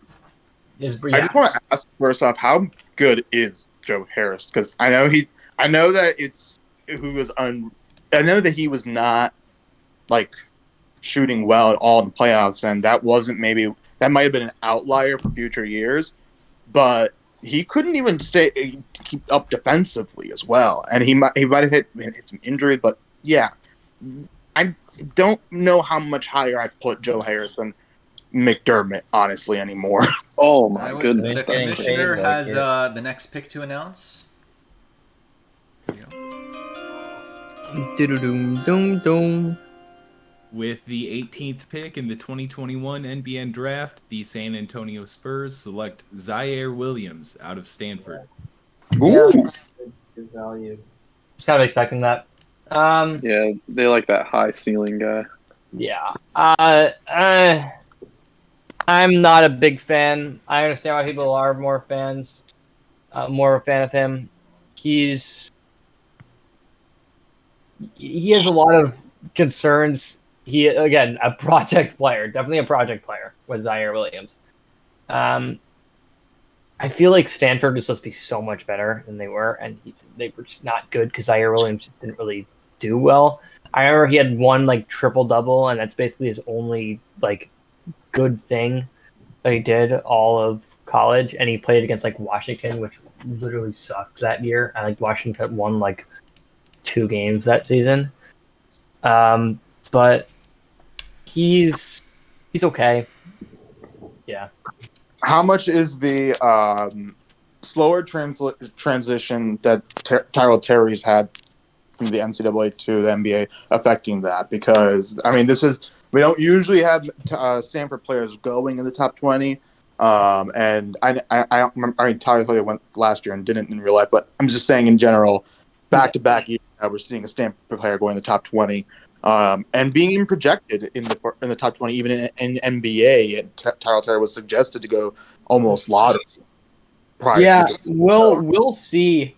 We will really see. And I mean, again, Tyrell Terry is another one of those players where we drafted Tyrell Terry. The Suns drafted Tyrell Terry, and I'm not mad about it because he has to develop a little bit more. Yeah. I mean, I'm just saying, in terms of this pick, in terms of like transfer. We'll see. I think that's all I can say. We will see. Like, I don't know if it makes any sense, but like, I don't know. I don't know. I mean, personally, to me, I just see I'm seeing a theme here with the back-to-back now from when I was reading about about Zaire Williams, that this is another high project player, as you said, and it worries me that back-to-back year a Stanford player has been drafted in this area and been talked about in the same way. Yeah, that is very true, and that kind of just goes on the point that Stanford in and of itself are not that good of a basketball school anymore. Yeah. They've fallen off completely, and I think last year they were way better, and they had some good performances. No. Was it this year? I don't know. No, last year, because Butler was good. Yeah, the last year, not this year. The year before, they were good. They had some issues with consistency, but they were a lot better when they had Tyrell Terry composed to Zaire Williams. But it's just interesting. There is a bit of a theme, and just I don't. Again, this point of the draft, it's just like whatever. Like, he's okay, and he's fine. He's a project, whatever. You know what I mean? Yeah, we're seeing like 2 different types of guys here in this range. You either get a Duarte who is probably doesn't have a very high ceiling, but's going to walk in ready to contribute, or somebody who you're not looking to contribute now, or maybe even not next season, but if he can put it together, you're just based off that chance. And we're getting some extremes of that at this range. Yeah, that's the thing. That's where both of these Stanford players are slotting into, and I think we knew that at the beginning. But I think with Tyrell Terry, we thought there was maybe a little bit more of a pop initially, like having a performance like Peyton Pritchard had in real life for Boston. Get hot a little bit initially, cools down, and then over the course of his career, he gets better and develops. Is what you expect. The thing with Pritchard though is he was a senior. He came in a little more polished. Whereas Terry Payne wasn't Terry like the youngest guy in the draft last year. He was, and Payne Pritchard was also a player that if I recall correctly, he was a second team or first team All-American. He was a player that everybody knew about coming into college. People were just worried about if he was able to get that college game into the NBA. He was great in college. I fucking hated him because he played against I fucking hated him. Like, as terms about like he was very hateable. Like, he had a very hateable He's a very punchable paint pitcher. Oh yeah, no, he Let me say works that. perfectly for Boston. That's why He it's works perfect. Yeah, it was a perfect pick.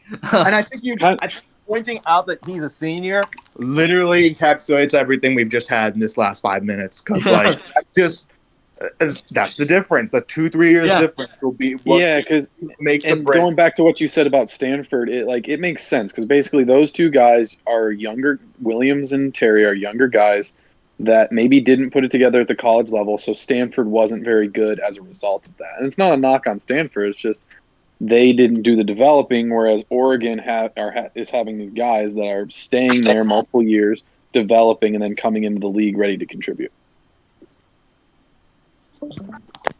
And that's kind of it's the Oregon way.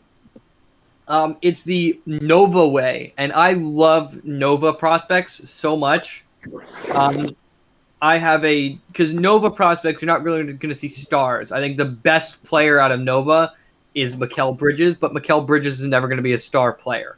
He's going to be one of the best 3-and-D players in the league, sure, and he is proving that right now. But he's never really going to be a star player. Nova players are very safe picks, in my opinion. Nova players are players that are going to be very decent role players, very good role players, I would say. I mean, you're seeing Jalen Brunson, Mikal Bridges, not Archdiacono, the other one. DiVincenzo. I think you could have argued even Ryan Archdiacono. You could, yeah. Just because he survived when he really had no reason. Like, apart from, the only thing he had reason was he was a more handsome version than Kirk Heinrich. Like, really. That was the best thing. I mean, you're right.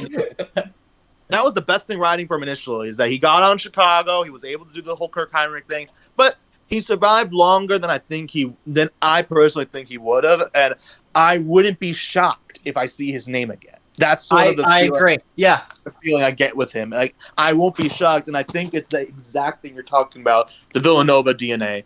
We're hearing this a lot with other teams now.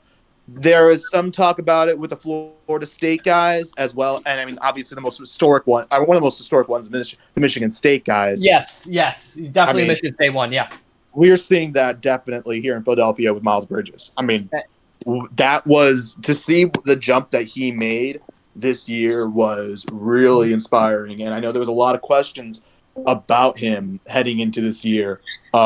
And I know that I remember when we made the trade for him, San Antonio was was very happy to get rid of him at the time.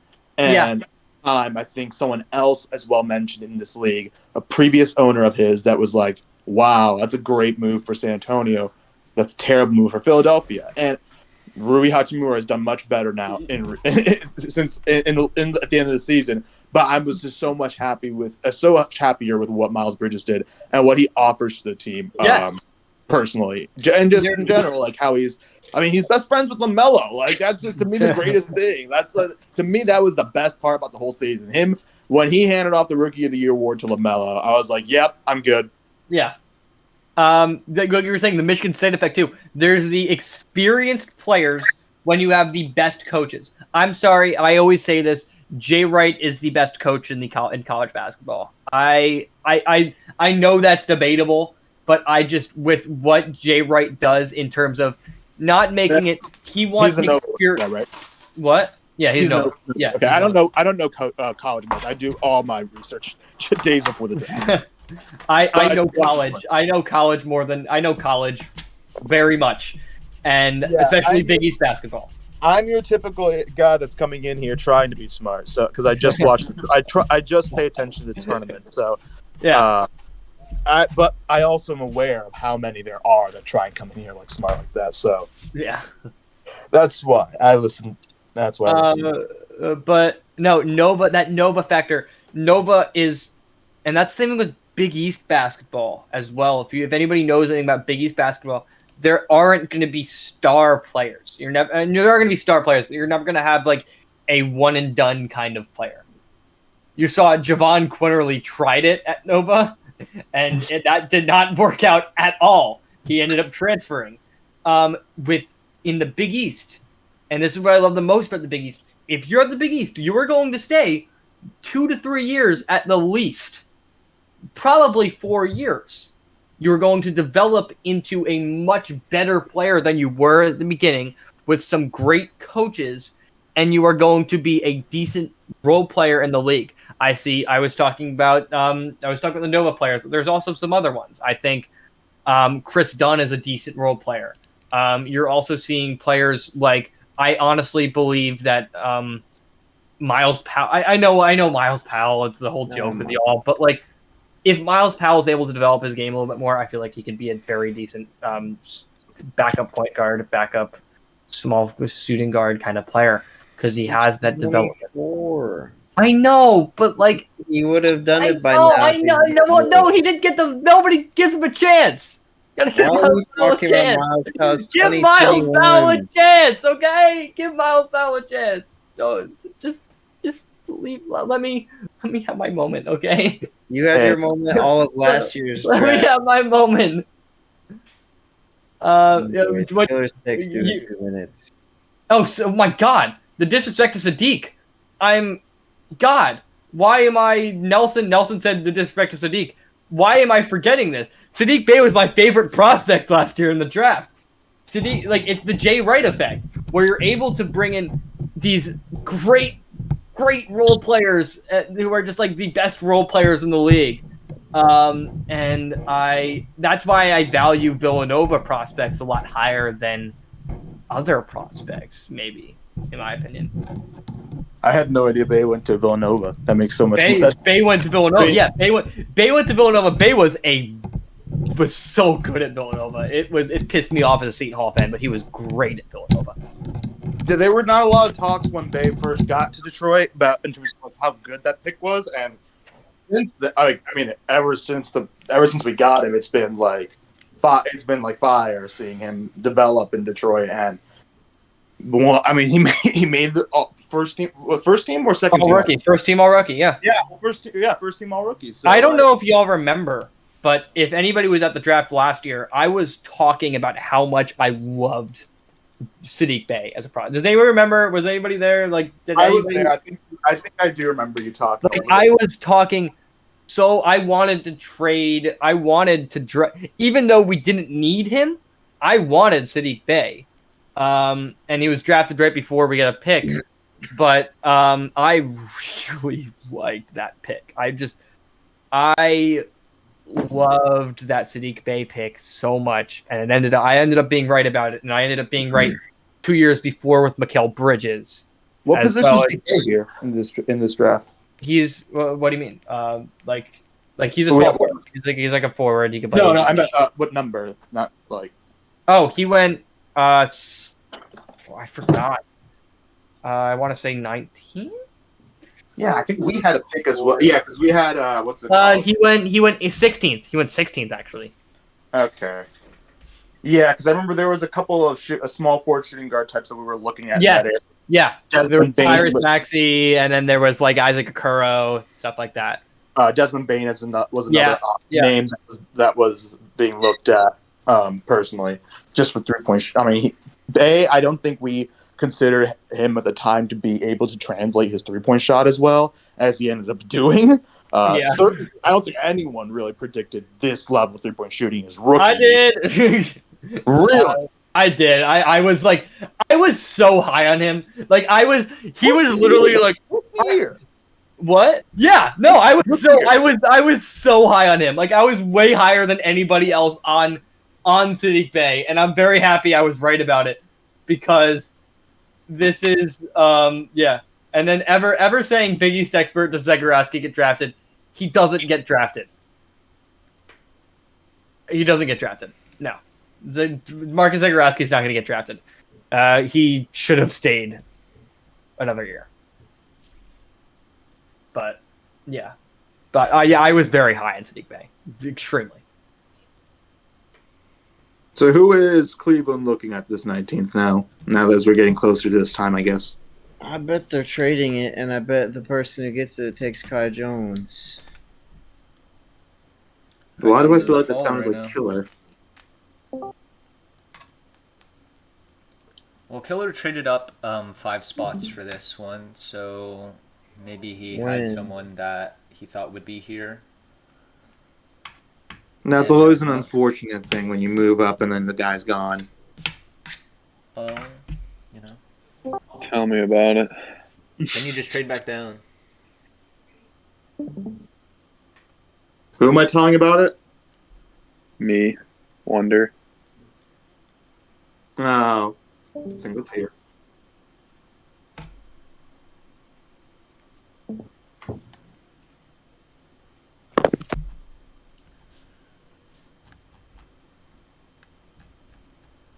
It was funny. I think we both knew that we wanted each other's guys. Yeah. We opened the DM and we're trying to dance around it. That was good. I also didn't want to just straight up tell you. It was a good dance. No, I had. Yes, that was a good dance. I really wanted Sengun, and I was so upset that fella took him. And then that guy was talking to me. And he was like, "Yeah, even Memphis was going to take him." And I'm like, "Really? Fuck." Yeah, we were going to take him at 8.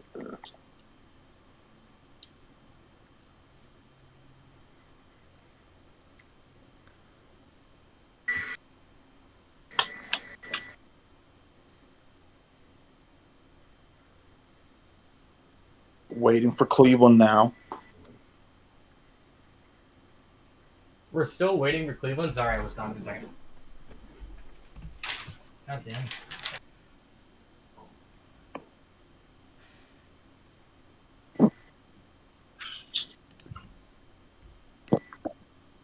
Do we want to get to the biggest winners or losers, or do you want to save that for maybe post-draft analysis?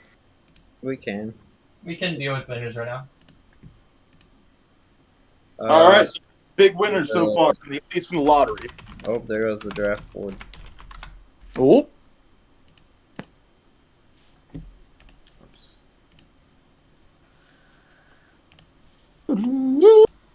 Oh. Leaked. I leaked the number 1 pick. Oh no. Leaks. I think the Spurs are the obvious. Actually, I forgot they had the Zaire pick too. Yeah, I like both their picks. I think Jalen Green is a steal of the draft at 4.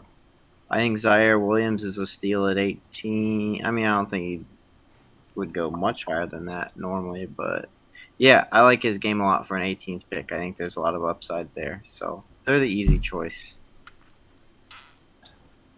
For me, I mean, I think the easy choice is Philadelphia because of just how many picks they had. I think it's pretty easy in that aspect. They got their guy, but they did also trade Matisse Thybulle for Gerald Green. They did, but they got James Bouknight, they got Giddey, and they got they got Johnson and Johnson.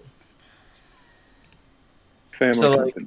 Yeah, I think it's pretty.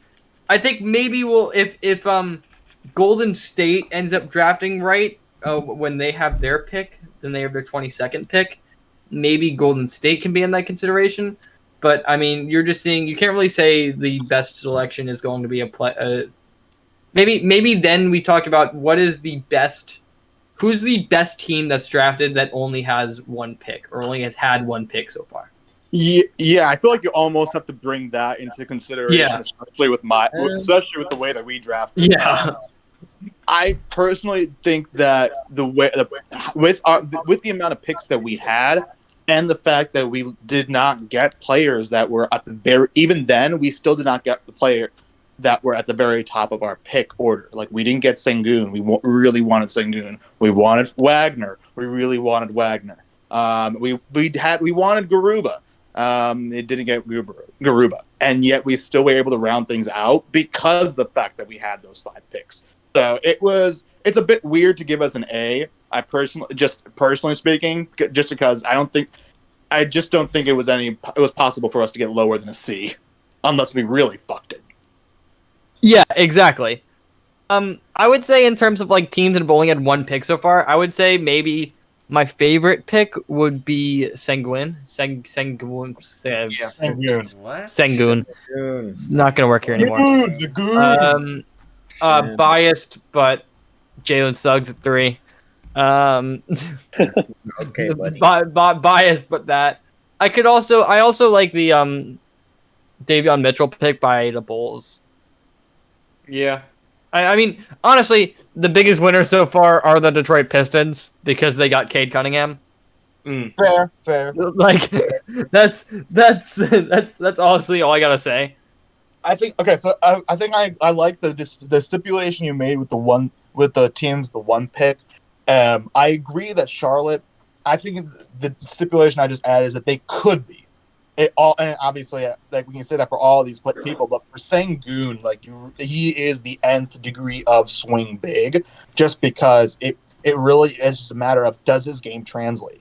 No, and that's just something that we don't know. Exactly. And all of like long-term history illustrates that the way that he plays should not translate. Yeah. But very, very, very recent history in the last 5 years suggests that he could be different, and he could change the game, and he could change the history of the game, the future. Just because there's not been a player like him before that succeed in the skill set that he has doesn't mean it can't happen. He just has to be the one of a kind type of guy, and that's a very big ask.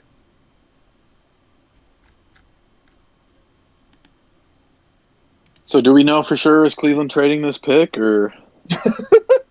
Nah, we're just sitting here with our dicks in our hands. Hey, you are. Yeah. I got book night.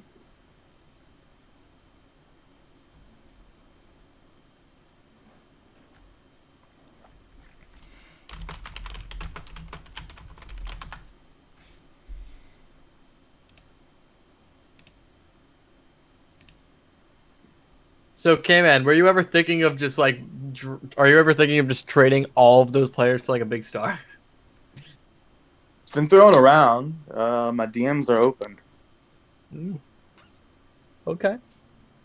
You heard it here first, folks. Sixers do not like any of their players.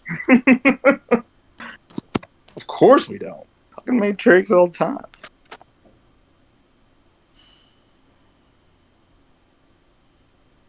And so we talked about the biggest winners. Do we see any of the biggest losers?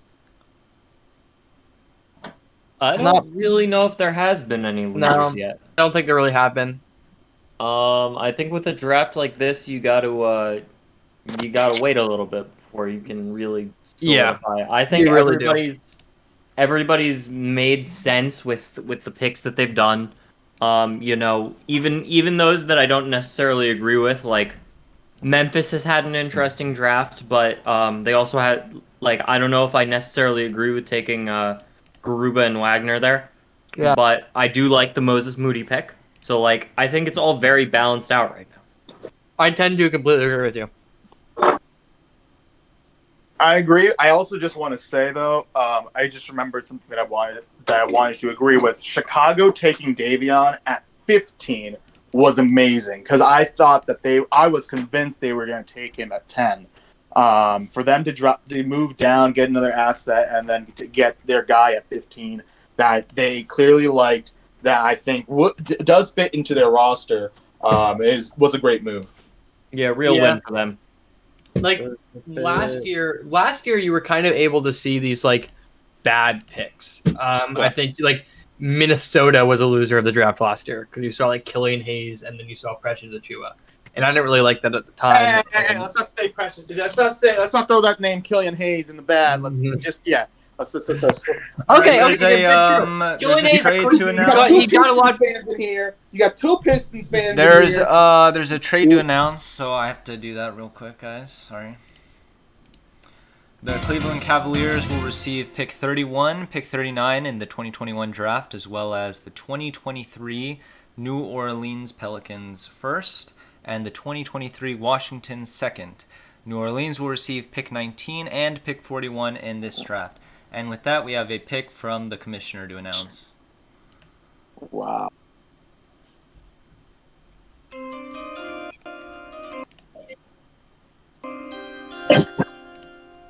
With the 19th pick in the 2021 NBN Draft, the New Orleans Pelicans select Cameron Thomas out of LSU. What? Great offensive game. Terrible defensive game. Avatar is such an LSU slappy, man.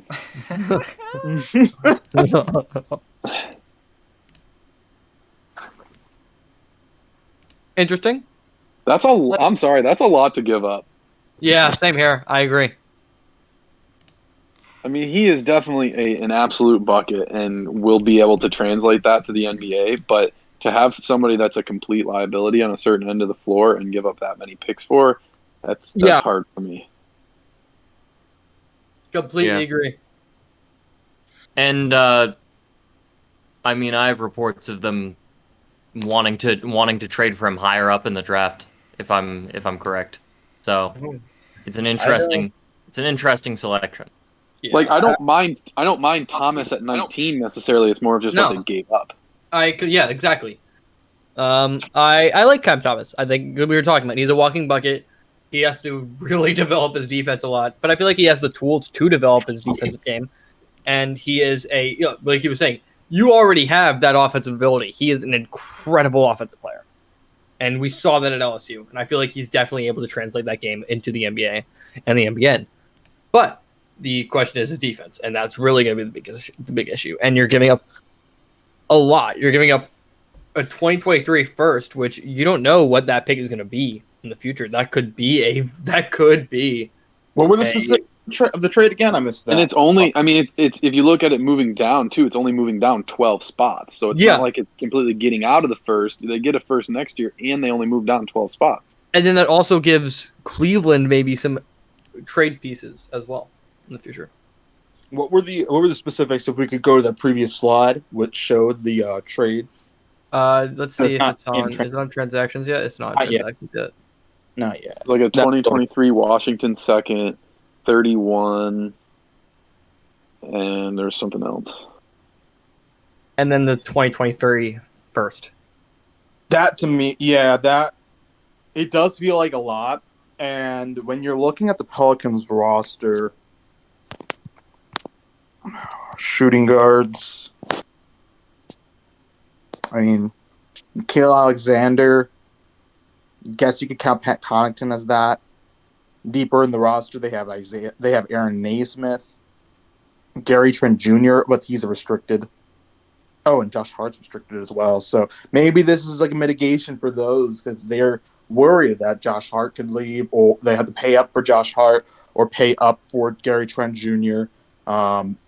You're not as convinced that Aaron Naismith is going to pop off next year, although there were some bubblings in real life at the very end of the season in Boston, from what I heard.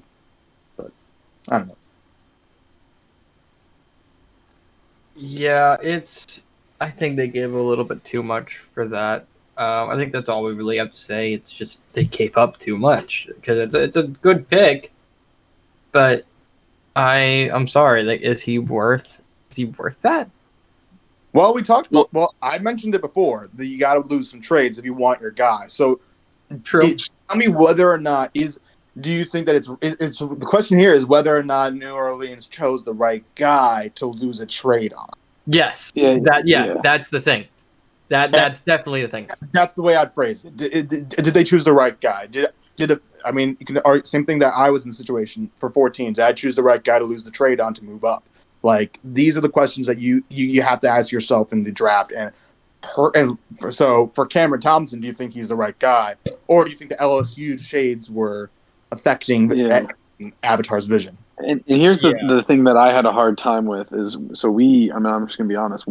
I put pick number 10 on the trade block, and it was obvious that nobody was passionate about a single player as to overpay. Like K-Man is saying, you're willing to lose a trade for a player.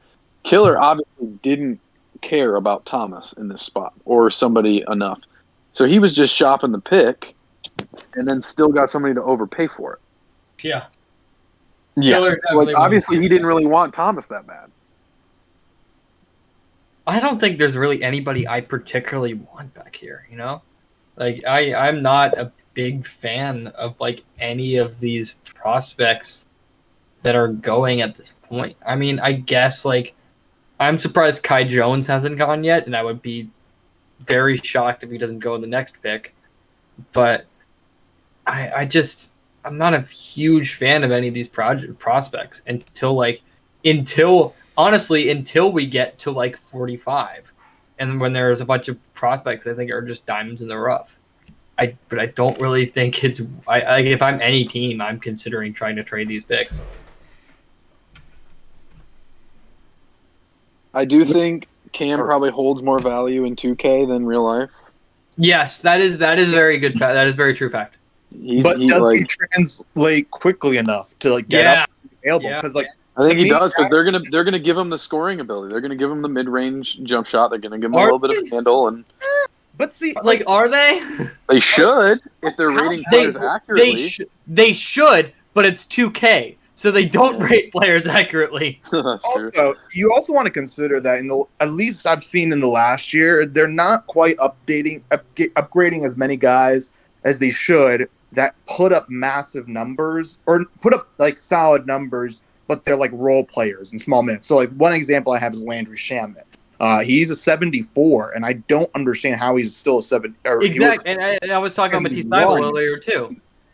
And I think Thybulle is in the same sense, but in the opposite way.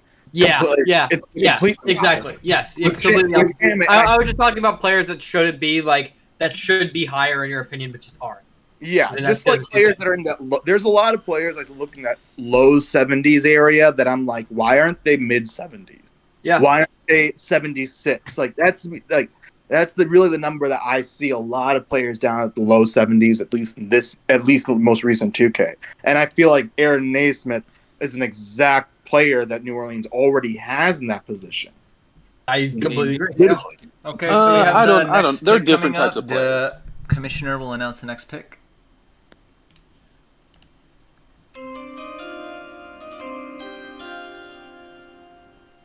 With the 20th pick of the 2021 NBN Draft, the Detroit Pistons select Trey Murphy out of Virginia. I like it. I'm sorry, Kai Jones is still available.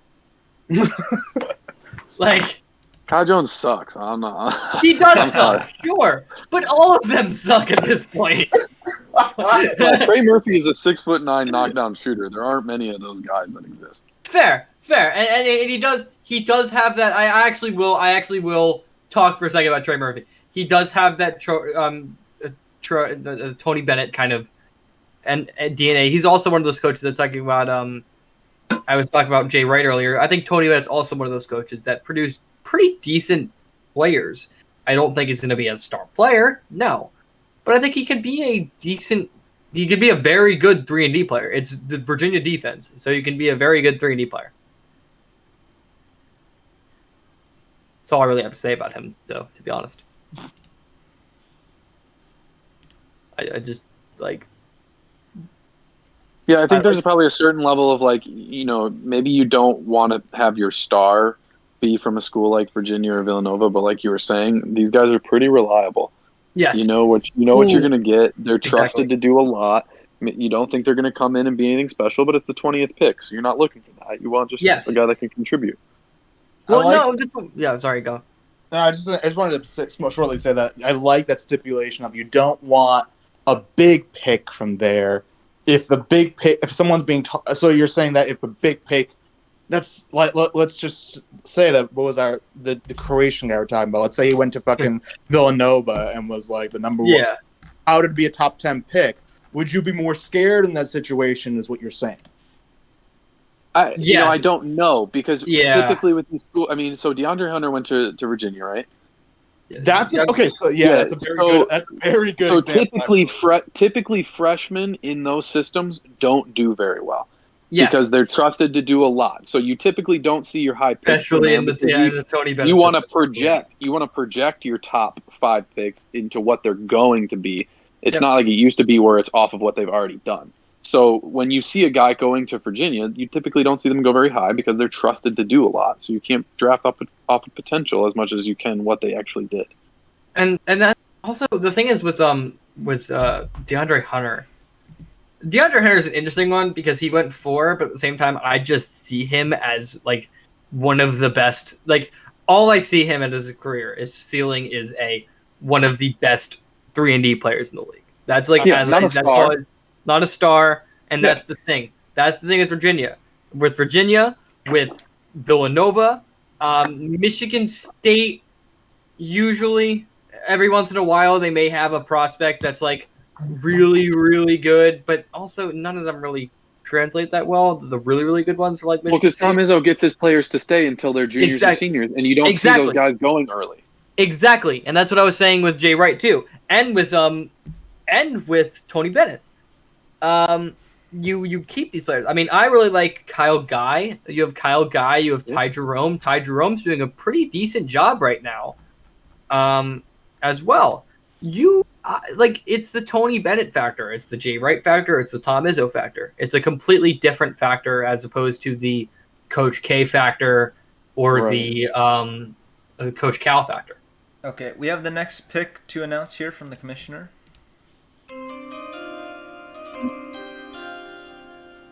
With the 21st pick in the 2021 NBN Draft, the Charlotte Hornets select Jaden Springer out of Tennessee.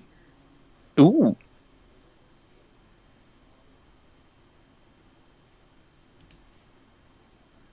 That's a pick. He's a guy. Another Tennessee player. Yeah. The thing that kind of worries me is that Tennessee this year had so much talent, and they did not do very well this year, to be honest. And they couldn't really translate that into actual good performances. They did at the beginning of the year, and they also kind of played some pretty bad competition. I just think that I think he's good. Again, he was a freshman. He's young. He's going to be a project player. And yeah, again, we were talking about the fact that there are either two types of players at this point of the draft.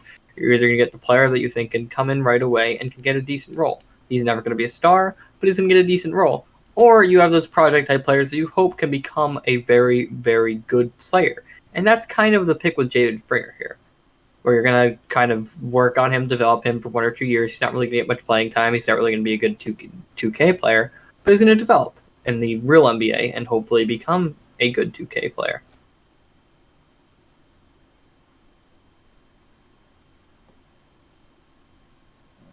Yeah, kind of talking about our whole coaching thing. You got the coaches like, Virginia, Villanova that take guys, and as they implement them into their system, they develop into something. And then you got kind of your LSU, Tennessee, where you take these athletes and they kind of just let them. They just roll the ball onto the floor and they say, "Okay, do whatever you want. We're not going to run an offense. We're just going to be more talented than people." And that's why they don't succeed, because you need to have a level of coaching in order to succeed. And I would say, just kind of a homer thing, John Beilein, when he was at Michigan, was kind of like an in-between. He definitely trusted his players to do a lot, but he developed them. But some of them developed kind of too fast, like Nick Stauskas, Trey Burke, even like Mitch McGarry to a certain extent. They left, but they weren't ready. And they were picked too high for what they were. I would say Franz Wagner as well. Is another one of those players that left a little bit too early. You think he left too early, really? Okay. I think he left too early. I think he should have stayed another year. But I wish he did. What is your that would have been great. I hate Michigan as a Seton Hall fan, but I have a lot of respect for Michigan at the same time. I do really like what's going on right now at Michigan. Watching, oh my God, what's his name? Who's your coach again? I'm completely Juwan Howard. Yeah, Juwan Howard. Watching Juwan Howard's style of play right now is really great. I really like what Michigan's doing right now, and it seems like they're back to a point that they haven't been in for a while. Yeah, so that's just like you talked about Tennessee. Yeah, not really doing much. Yeah. And I just think it's, you get guys that are talented. I think I like Jaden Springer as a prospect in this range, but it might take him a while to learn what real basketball is. Yeah, it might. And we will see if he can develop that game. What are some other prospects right now that you don't think? I'm surprised that Jared Butler hasn't been taken yet. I really like Jared Butler, to be honest. I think he has that injury concern, sure, but I think he was actually a very good point guard at Baylor, and I think he can really develop that game a little bit more. And maybe just maybe Golden State is like, you know what, let's try it, let's give it a shot. because they already have their point guard for about 4 more years.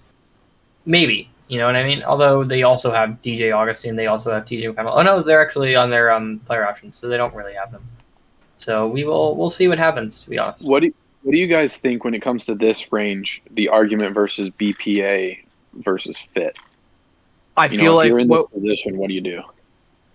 I would just go best player available, although I think best player available and fit at this point are kind of the same thing. In this specific pick with the Warriors, Butler and needing a I would say Butler would probably be the best pick here. Although I could see them going with the player like Greg Brown maybe as the backup. Although I don't really see them needing that. I would say they should probably go with Jared Butler or Sharif Cooper. Because you can't really look at their first pick in terms of like, okay, was this a high upside or a contribute now? Because I think Scotty Barnes was kind of a nice combination of both. Yes, yeah. With that upside, but also he's going to be a good defender and a good passer right away. But here it's like maybe they do want to contribute now, so they're looking for somebody more around. You're talking about Villanova earlier. Is it too early for what's his name, Robinson Earl? It is too early for Robinson Earl. Although I do like Robinson Earl a lot, and I think whoever drafts Robinson Earl will actually get a great player out of Robinson Earl. We're gonna see though.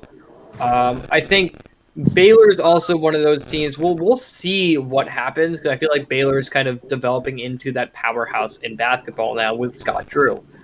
And now it's a matter of, are they going to become that kind of Villanova style where they're like kind of developing these players to stay for like 3 to 4 years and then do pretty well in the NBA as role players? And I think we'll see that with Jared Butler. We'll see that with Davion Mitchell this year. And I think then we can kind of make an assumption on whether or not Baylor comes into those terms as well.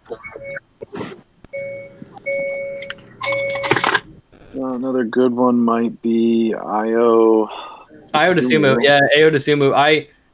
I want them to draft Ayo Dosunmu. He's an interesting prospect because he's just like very I don't know. He's a great scorer. Incredible scorer. He did a great job at Illinois last year and was really fun to watch. You know what? I say fuck it. I actually really like Ayo Dosunmu, and I think Warriors should draft him. Although we'll see what happens. He's fun. He's a very fun player. Kind of reminds me of like. Oh, sorry. I don't want to cut you off, but like, have we spoken all about that trade that happened with the Warriors and what they're looking to do for the next season with this, like how these players will fit into their roster? Let me just add some information to that. We have the next pick ready to announce. Ooh, you go. That was pretty. So I'll hand it over to Chuck.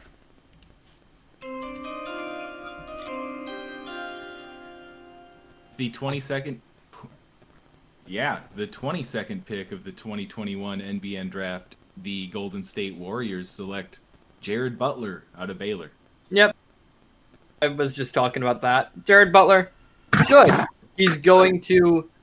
the injury concerns are there, sure, but if he is healthy into next season, he's going to be one of those players that can step up right away as a backup point guard, as a third option, third point guard. I don't know, but like I like Jared Butler a lot.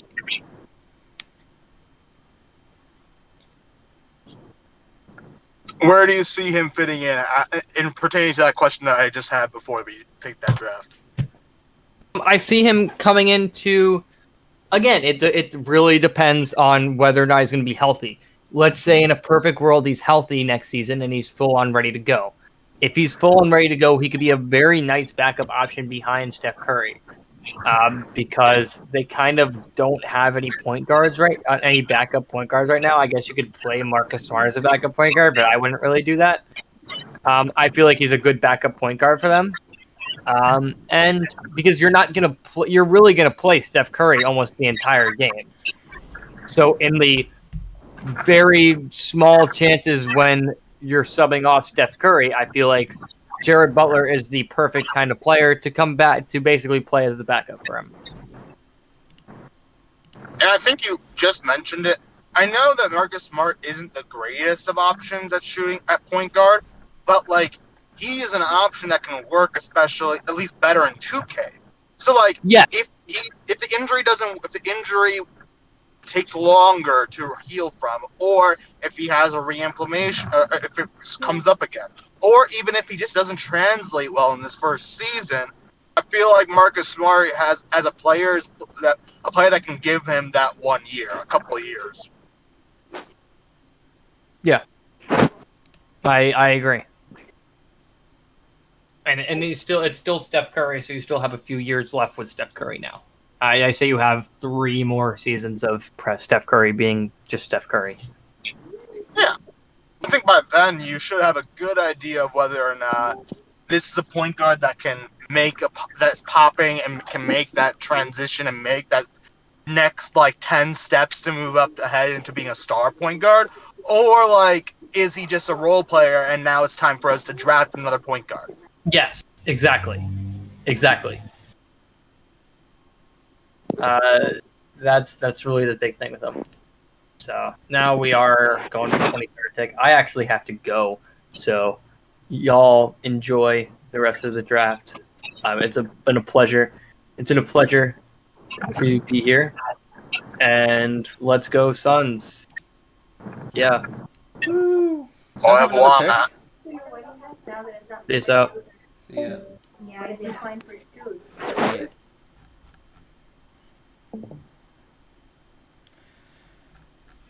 Okay, who's next? The Boston Celtics. I'm driving, actually. Let's go. All right, I'm not. We got gonna the lie. Celtics next. Yeah, Matt was kind of very knowledgeable about college basketball. So, K-Man, honestly, I know you only watched in March or something, but you kind of need to be the resident expert here. All right. Hey now. Hold on a second. Oh wait. Driving. Kate, you got to the something dispensary. Uh-oh. Which one? Don't token drive. Sunday goods. Sunday Goods? They got good stuff. And cheap prices, mainly. Yeah, that's about right.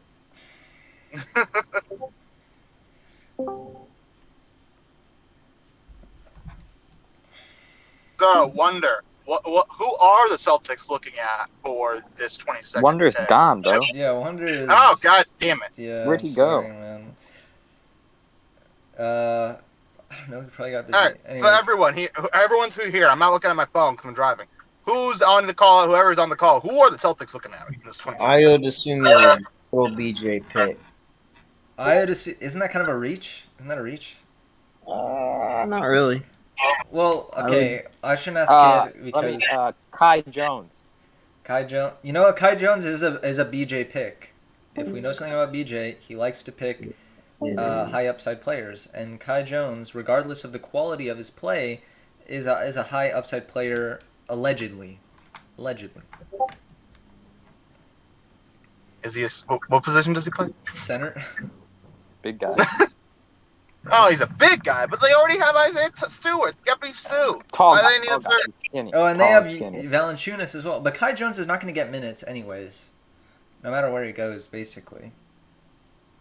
So maybe that's the reason why. See if he's another project player. Yeah, you see, honestly, Boston has space on their roster for a project. I mean, Miles Powell is leaving probably this year, so... You think so? I mean, he is an RFA, but... yeah, I would say it's likely.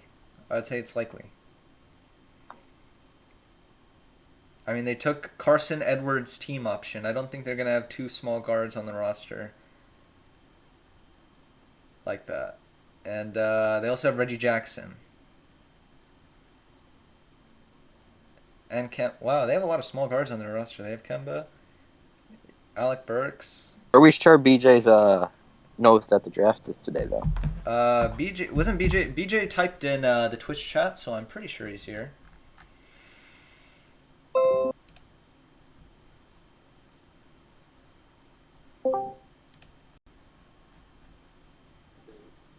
So we'll see. And he has a GM, although he didn't say anything about not being here, so he should be here. And if not, then we'll have to skip the pick. But I can confirm he's here. All right, that's great. That's great.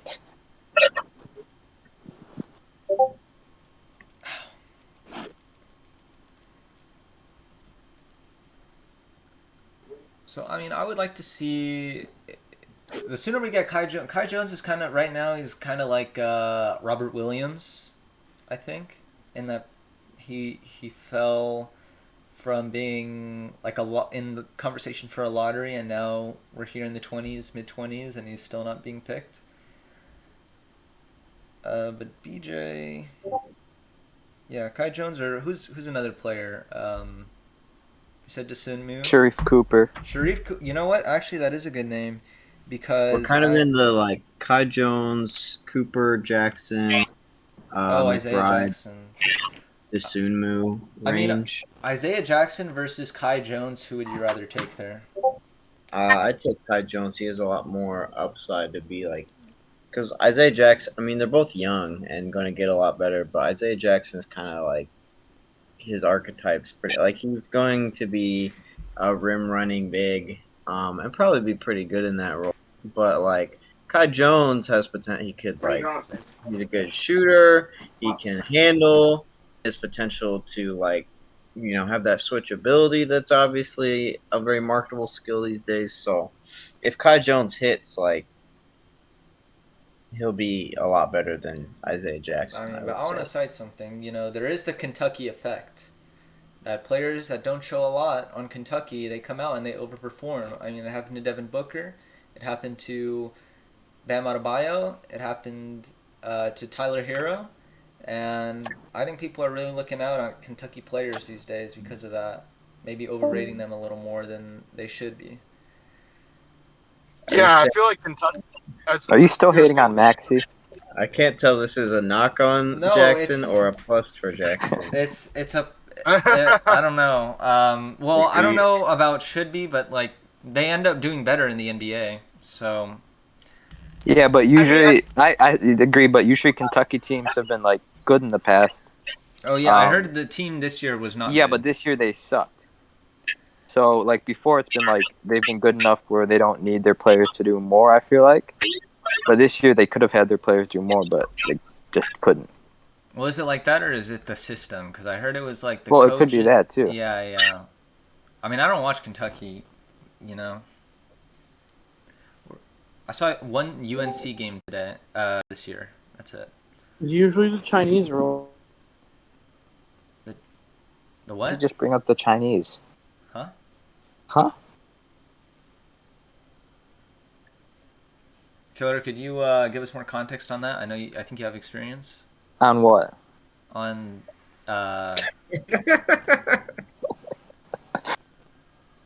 Asia. Yeah. Well, we playing the race card today? I don't know what's going on, man. Race card. It's just... I didn't say anything. Anyways. Listen, picks coming soon. It'll be fine. It's 3:50 for this pick, right? Yeah, we're on the clock officially. What do you guys think about lowering the draft time intervals next year? It's a conversation I like to have every year. I mean, For it. I'm for it in theory. I just don't know if in practice it would be better. I feel like they're already pretty good. I think we're at a good situation right now.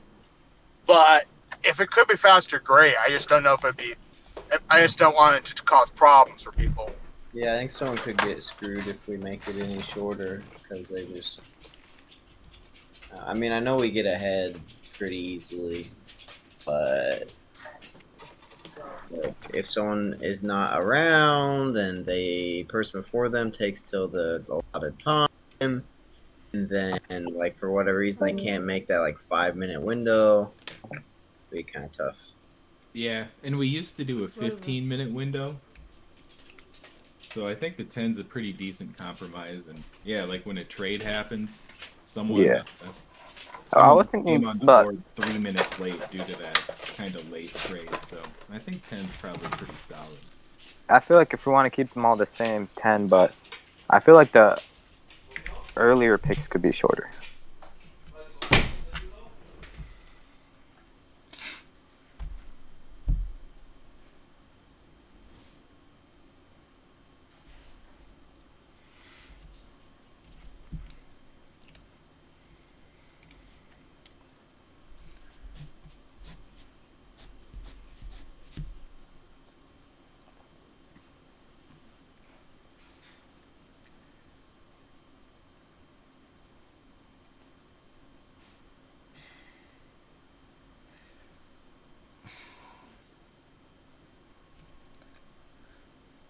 How are you guys thinking people value these picks right now? Like, if you wanted to trade for them, Well, more than 4 seconds.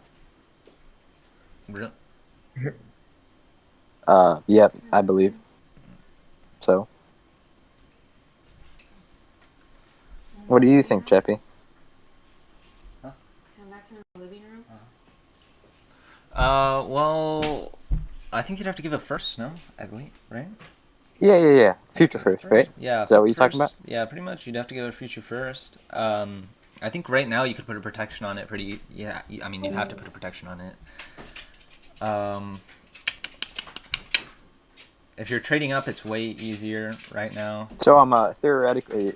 So are we thinking like the 2020 Milwaukee first and like 32 and 41?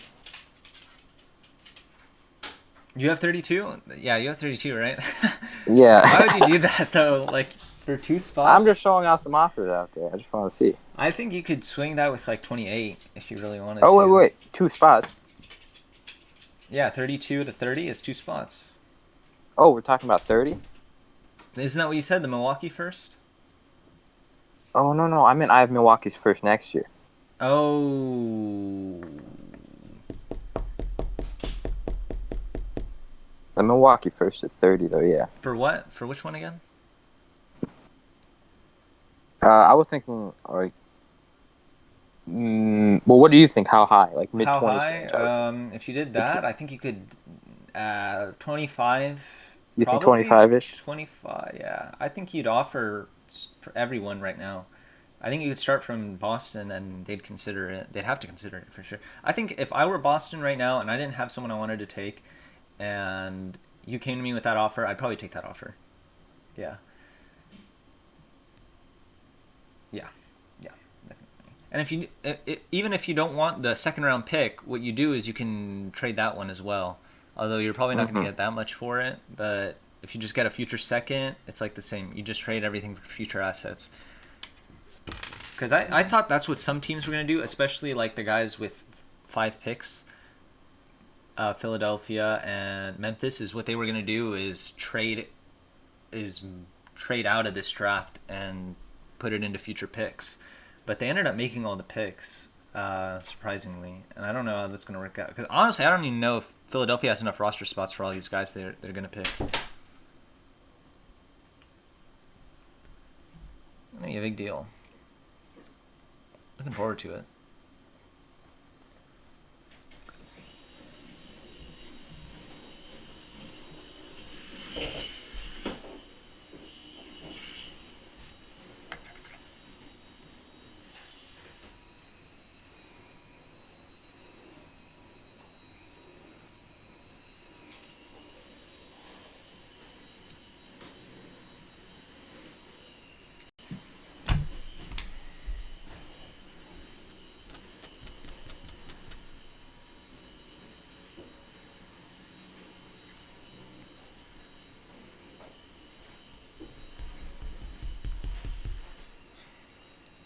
We're about to reach hour 4 here. Honestly, I didn't know if you were going to take the full 5 hours on the draft or not.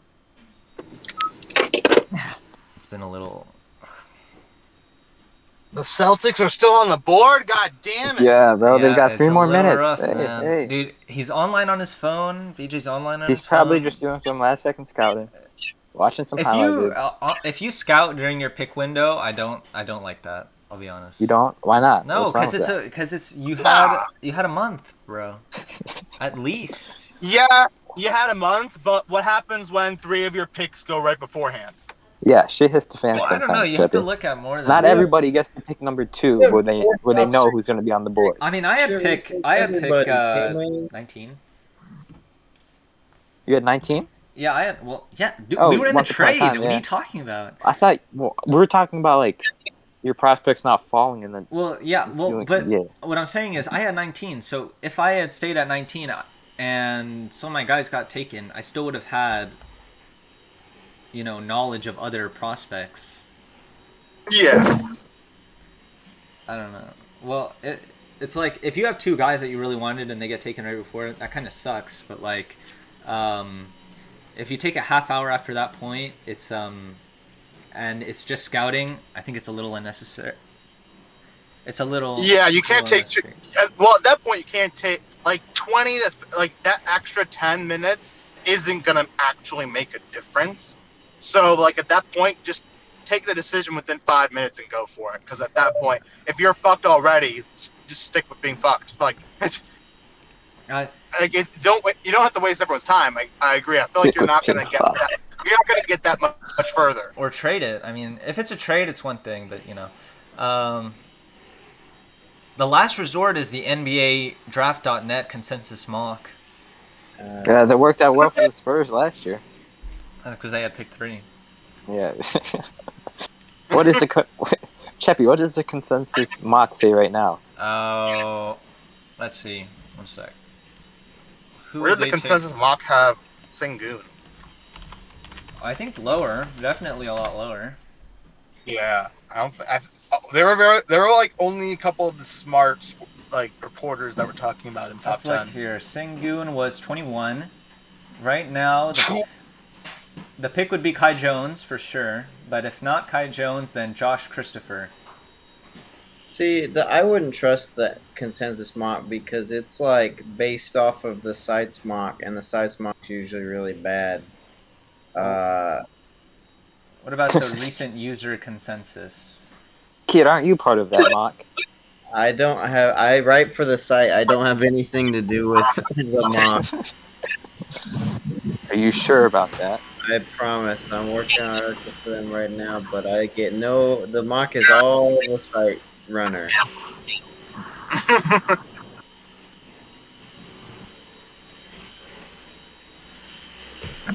So do you agree with Sengun being 21 then? Definitely not. Well, I bet he at least has them a little higher than that. Okay, we have the pick. Hold on. Shoot, he has him 20th right now. That's awful. Okay, here's Chuck.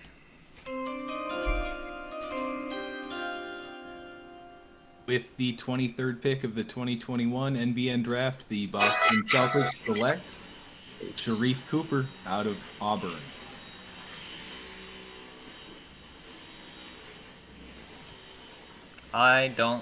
I'll say this for Boston. I didn't think they were going to take another point guard. They definitely have a lot of these kinds of players.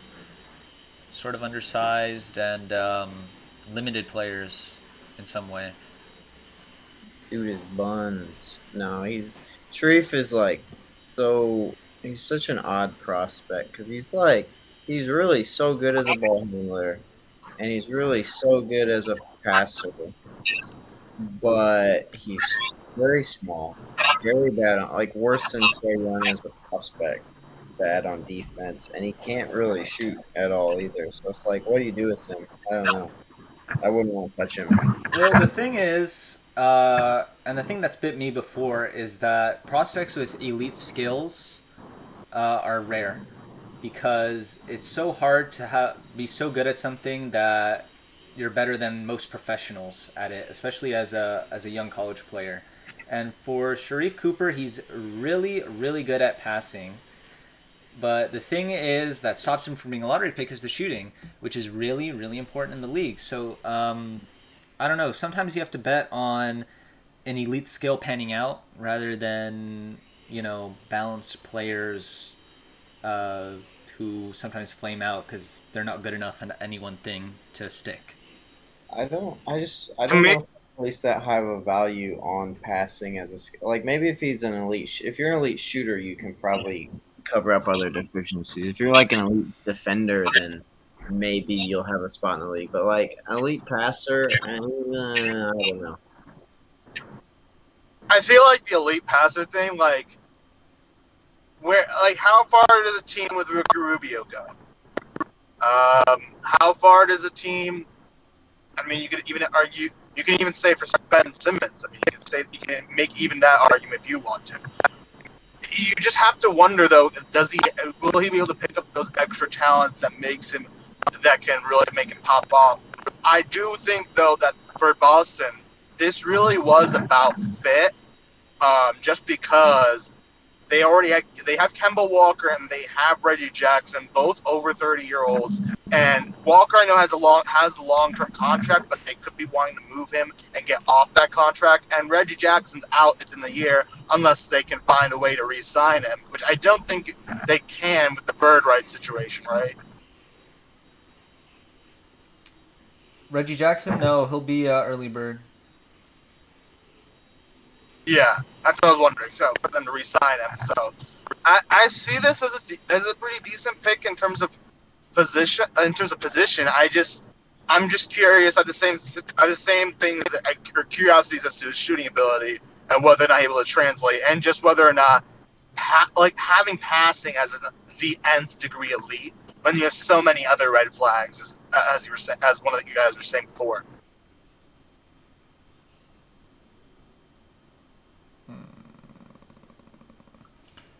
Yeah, I mean, especially the signs in the NBA. Kemba Walker's traded, and Boston is probably looking for a way to move on, and Sharif Cooper is a nice little insurance policy.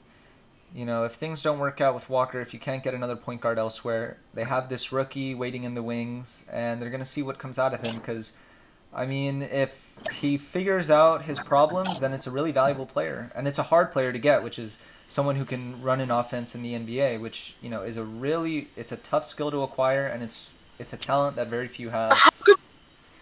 But how good do you think his overall can be in the first season? Like, it can't be higher than a 74. No, I don't. Well, it could be I could see it being a 76. It really just depends on where he lands. Well, it depends on where he lands, what he's going to be asked to do. The shooting is always going to bring him down, but if he can find minutes on the floor, then that's already a huge success for someone of his. That's archetype. true, because if he can get the minutes and really start to produce major assist numbers, then I could see him getting those higher ratings. I could see that, but yeah, if he gets into a situation where he's getting 10 minutes a game, I don't see him moving up above 72, 73, just because 2K doesn't seem to respect anymore the players that get that 10 to 30, that only get 5 to 10 minutes in a game. Who's on the clock right now? It's the Pelicans. They still have. Oh, so they added a. Oh yeah. Yeah, that's why I don't hate that trade they did earlier. It's like you add a first, without giving up a first. They got 23 or something.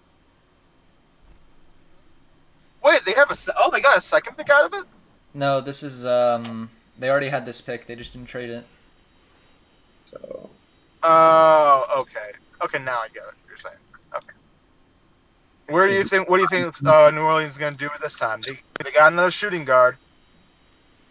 Another one? It could be Kai Jones. I don't know. Unless they really just don't like the guy, I don't see how you don't. Maybe Isaiah. I don't know. They took a shooting guard, like you said. I feel like a big might be one way or another, whether you like Jones or whether you prefer Isaiah Jackson or even Day'Ron Sharp. But I don't think they have a lot of depth. Yeah, because Enes Kanter expiring. Jared Allen, I guess, is a restricted free agent. He'll probably be back. And beyond that, Isaiah Roby. And then that's Zion's not really someone you play at the center. So I think Isaiah Jackson might be the pick here, if not Kai Jones. And do you think that he's also the best? These are the best talents because, like, we've talked about this debate before about picking for fit versus picking for talent. I mean, I don't think you can like count on. I guess this kind of goes against what I think Jackson is in the top tier, or at least is. I don't like him that much. I think he's perceived as being one of the highest talents available, and I think he also fits in the. Like, I don't think it'd be a reach, but yeah, I mean, I draft for the best player available. At this point, I can't count on any of these guys to be reliable rotation players, but at the same time, they do need maybe immediate big man help off the bench. I think. So. I feel like at this is around the area for me personally, where in the draft, big man almost becomes big man prospects are more like Someone kicked in. I'm more confident on. Jesus Christ! Did anyone you else hear hear that? that? Yeah. Yeah. I thought I was dying, bro. Hey man, are you okay? Sorry, what was happening? I thought you got abducted by aliens. Your bro. connection was a little went a little crazy. I was connected to my car. Sometimes it goes crazy.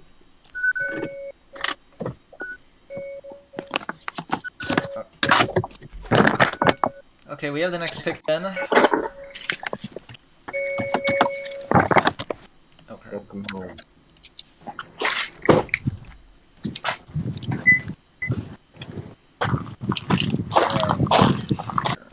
Okay. Hey man, mute that shit. What? Mute that shit. Such what? Mute the fucker, bro. Okay. Here's next pick.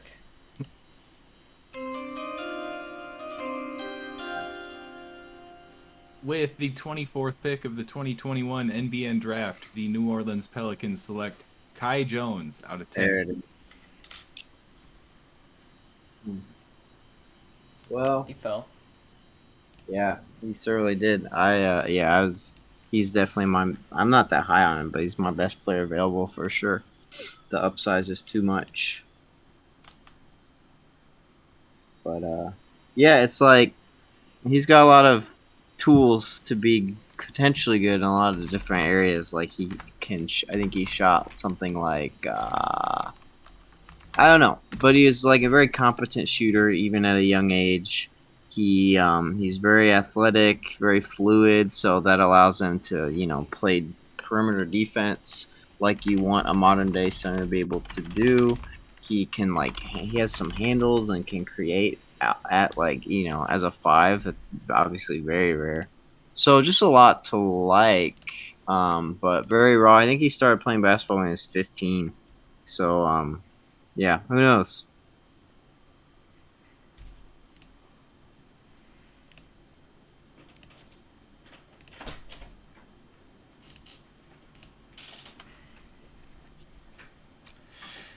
Well, yeah, he's very, very raw.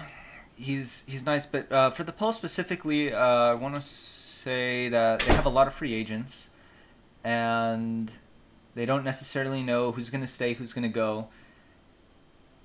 All they know is I think they still have Brandon Ingram and Zion Williamson, and those are their sure things. Yep.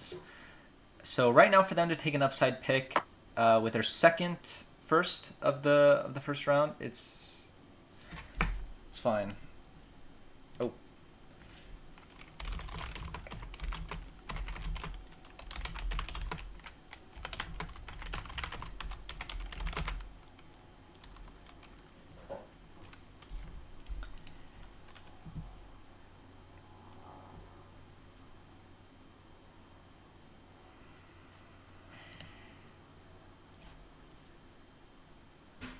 Was I saying something?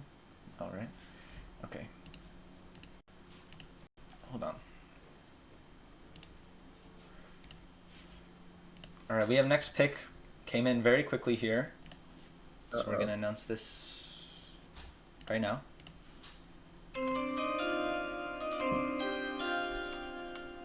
With the 25th pick of the 2021 NBN Draft, the Chicago Bulls select Joshua Primo out of Alabama.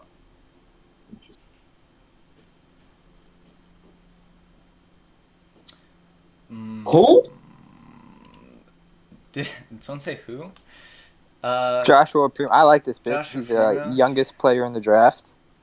Is he? Yeah. I think from what I've read, He's a very good shot creator, right? 6'5", long wingspan. Good upside pick here for the Bulls, I think. Okay, man, you have anything to say about Joshua Primo? I did. I said who? Casual.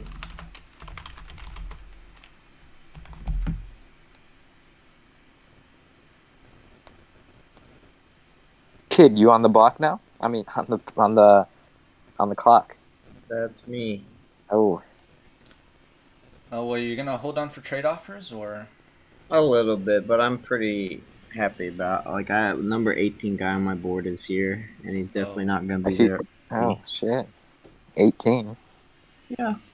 Well, hey, just off that Bulls pick, what do you guys think in terms of the Bulls drafting so far? I mean, we talked a little bit before how we praised them a little bit. At least I praised them a little before, but for their drafting down, trading down to get Davion Mitchell, and now it seems like they're going for another guard here with this Josh Primo.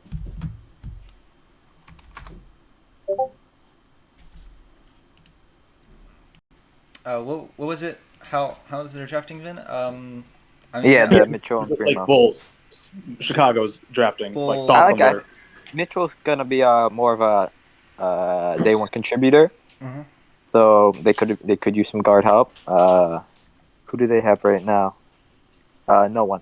Okay. And then Primo, I like it. Was their second pick. They're going for the more upside pick here, because I don't know if they're really contenders this year, so we may as well swing for the fences here with Primo. And it's not like they have a great rotation at shooting guard. They have a lot of players that can play that position. Yeah, they have a lot of guys who I feel like Levert, Fournier. You can play them at the 2. You can play them at the 3 with someone else at the 2.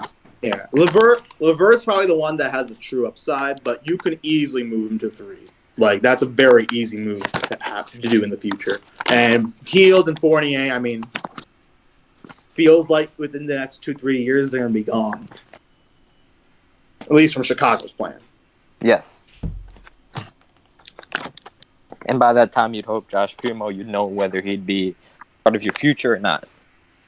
Yeah, you'd know whether or not he's a starter or a rotation player. True. Yeah. Exactly what you want to know. Is he going to be playing next to Levert, or is he behind Levert and someone else at shooting guard?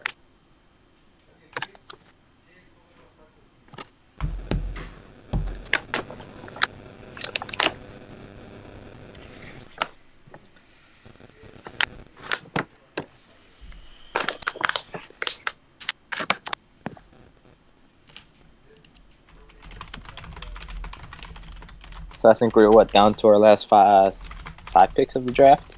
First round. We've got Pacers, Bulls, Jazz, Pistons, Bucks. What guys are still on the board that you think could be going here? We have the next pick coming up, so let's see. Damn. Hey. Okay.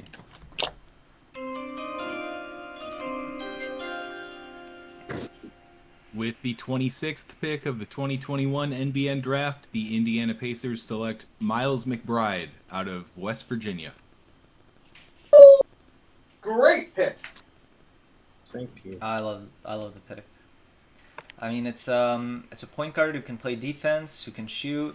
I think the only problem with him right now is how he finishes. Finishing problems below the rim because he's not super athletic. I looked at him a lot when I had my pick, and he was very dynamic as a scorer, as a defender, a lot of effort. So I think it's a really great player to end up in Indiana. I mean, is Kawhi going to stay because of him? Probably. I don't think that's going to factor into the decision. But going forward, I mean, Indiana's going to have a good player no matter what, I feel like. This is a great pick. I really like this because this is actually one of the few players in this range I actually know about. Miles McBride was someone that we were looking at for the 38 pick, a lot further down.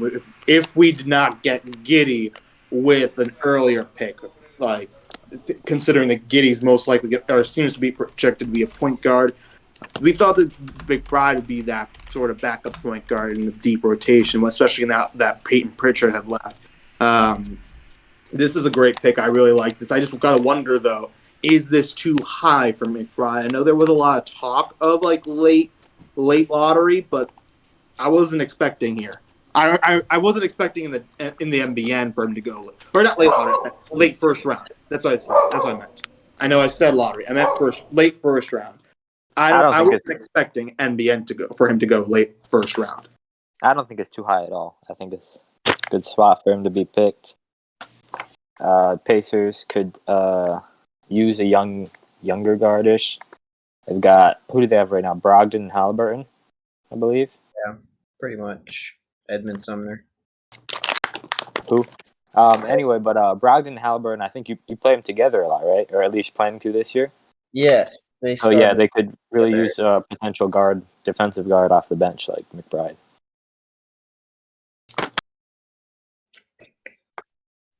Yeah, good one, kid. So Kid, do you think he's going to be better than Otoro? I do. I do think he will. Okay. Pretty jazzed.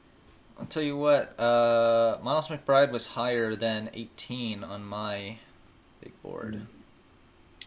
I had him right next to Davion Mitchell, and I honestly couldn't decide which one I liked better. Not that I thought it would matter. You know what? They were very close on mine as well. That's kind of nice. Yeah, we also looked into those numbers as well. That Davion and McBride are very similar in terms of their production.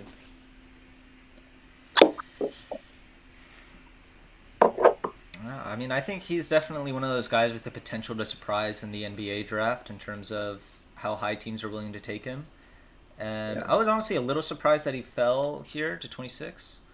Really? Yeah, well, Ooh. I was thinking as soon as it was 20, it could basically be any pick for Miles McBride. That's how I felt, pretty much. Because his stock has been rising over the last this last week especially, I think. Guess I'm crazy. Guess I was crazy to think he could drop down to 38 then. No, he is almost certainly going first round in real life. Yeah, I mean, I'd be really surprised if he didn't go first round. Really surprised. Yeah, but yeah, I like he's got like a 6'9" wingspan. He's I know he shot 41% from three and 81% from free throw, so I am confident in the shooting ability. Great defender, great point of attack defender. So yeah, just I know Springer was another guy I really like. So just the kind of ability to be a two-way combo guard, a lot of versatility there. I think and he's only 20 years old. It's like, I think he can easily be the kind of player Davion Mitchell is in 3 years, if not sooner. So I'm a big fan.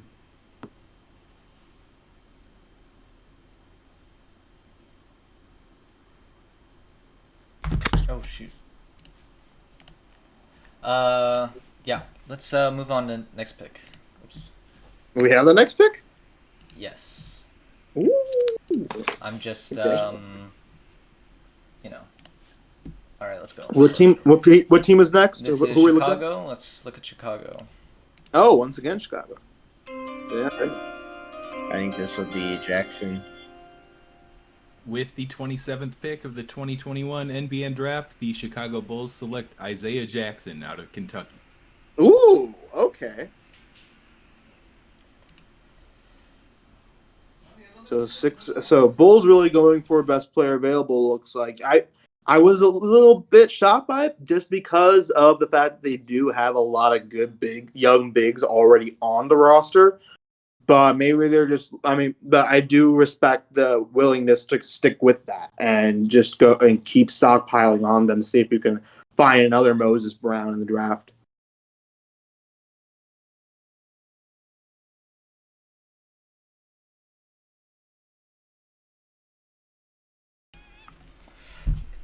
Yeah, I think it's a good pick here. Right now, I think you're looking at the size that he seems a little probably skinnier than a lot of centers in the league right now.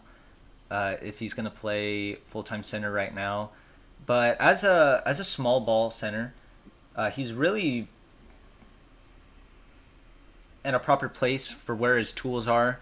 That he's very mobile. He can get around. He can move laterally. He's a great athlete. So those are all traits that are going to work out very, very well for him in terms of his success in the league. And I think for Chicago to take a bet at this range, it's a good idea. It's a good idea for sure. Do you think there's any like world in which that he like really develops his jump shot and transitions actually into more of a 4, like next to these centers? Because they do have a lot of, because they already have Gafford, they have Mose Brown. Well, if his body doesn't fill out, I don't really see him being able to play center full time anyways. So then he would have to develop the perimeter skills. It's just right now he's at a really raw place where you don't know exactly where his development is going to take him. Yeah, Jackson we're talking about right now. Yeah, I don't know that he'll ever be anything but a center. Like, he's not huge, but he's got a 7'4" wingspan. Like, I think at the very least he can be a capable rim runner, rim protector kind of guy. Even if he's not very, even if his frame's kind of narrow.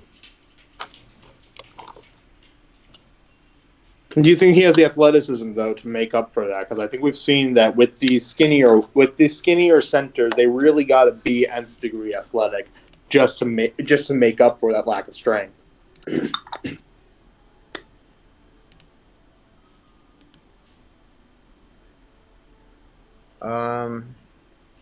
I think he'll be. More than adequate. Like, I think there's plenty of people in his mold currently in the NBA. Yeah. Like, I want to say who's even trying to think. Like Jared Allen, for instance. I don't think he weighs a whole lot more. At least he didn't when he was the same age as Jackson is now. Probably Jackson Hayes was probably weighed less. Well, there you go. Although, I mean, I'd take Jackson Hayes at pick 27. So, yeah, that's a good point. At 27, if this is what you're gonna get, this is a pretty good. This is definitely lower than what I was reading where his name was. I saw the red flags as well as to why, and so I understood why he dropped.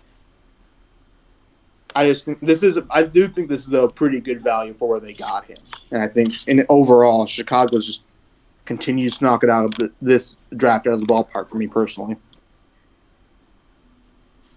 Despite getting guys that, on paper, look like they have some red flag.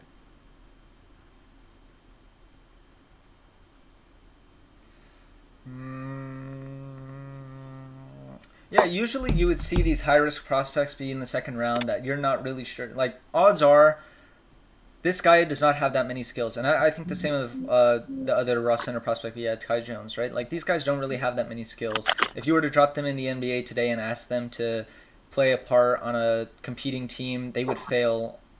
They would fail very hard, right? But you're really looking for like the 1% outcome here. But that 1% outcome, the differences between the 1% outcome for Isaiah Jackson than it is for someone like Trey Murphy, is that Isaiah Jackson, if he reaches the ceiling, it's an all-star, or it's like it's a very unique type of player that we don't have in the NBA. And if he's a floor, he could still be rotation player. I don't. Well. Do you mean floor like the worst he could be, or like floor as in like, okay, not floor, maybe like, what's the like his mid outcome, his median outcome? Yeah, mid outcome. What's his medium? Yeah. Like, I feel like for centers, that's a little bit more that mid outcome is a little higher than it is for a lot of other players. Just because that if you're that extra, if you're 6'10", if you're 6'11", and you can be at least decent, you're gonna get that minimum contract somewhere. You're gonna get that $5 million somewhere just to be a backup rotation big. All right, we got the next pick here, so let's give it away. Josh Primo with the 25th pick? With the 28th pick of the 2021 NBN Draft, the Utah Jazz select Nishan Highland out of VCU. What? Oh, was that Matt? Was Highland? that? I'm was that- back. Yeah, I'm back. Hi. God, So surprised. we really have been hurting without someone here that knows college basketball. What are these picks? These are where these guys. I like expected to Highland. go. What I are you think talking Highland's a about? really good pick here, actually. Highland's fine, sure, but he's projected to go like 40th in the actual No, he draft. is Sure, not. Highland's good. No. No, he I've is been seeing not. Highland as high as like 24 in the real draft. Okay, I don't know what mock draft you're looking at. I don't know what Oh, you're looking at, dude. Matthew. About popcorn. I don't know what mock draft you're looking at, buddy. I mean, he's fine. He's a good 3-point shooter. He's like 6'3" with like a 6'9" wingspan. But like, what the fuck? And then like Josh Primo going 25th. You Like, need to relax. Josh Primo's only plus is that he is the youngest player in this draft. That is literally it. Really? Okay. Hold on. So you Isn't were he a good really shooter? upset about the Primo? I'm just like confused as all. I'm just like, what?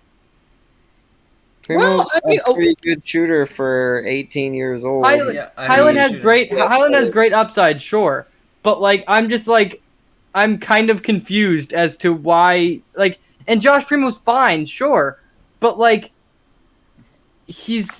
I don't know. He's a big project. I'm very just confused as all. Yeah, he had some good performances. He had like one performance against Auburn, which I think was pretty good. I think he had another one. Was it like LSU? But LSU's not good at defense. But yeah, I mean he's young, he's good, fine, whatever. And then like Highland was not projected to go in the top 30. That's not true, Matt. What mock draft are you looking at? What mock draft are you looking at? Pull up 3 mock drafts that have him in the second round. I'll pull up some right now. I'm sorry, I have not seen a single one. I have not seen a single one where he's projected to go that high up. Matt, it doesn't sound like you're talking to your buddies anymore. Well, Highland was a name that I actually kind of forgot, but definitely has been talked about like a first round talent. I don't know. I mean, maybe recently NBA he's dropped down. Listen, I don't mind Highland being this high. I think he's actually a good prospect, and he did well at VCU. I think the only problem with him is, I mean, like A10's good, sure. It's one of the high mid majors, but he didn't really play against good competition. And the times he did play against good competition, he played against he had like one game against like West Virginia, and he only scored like 13 points.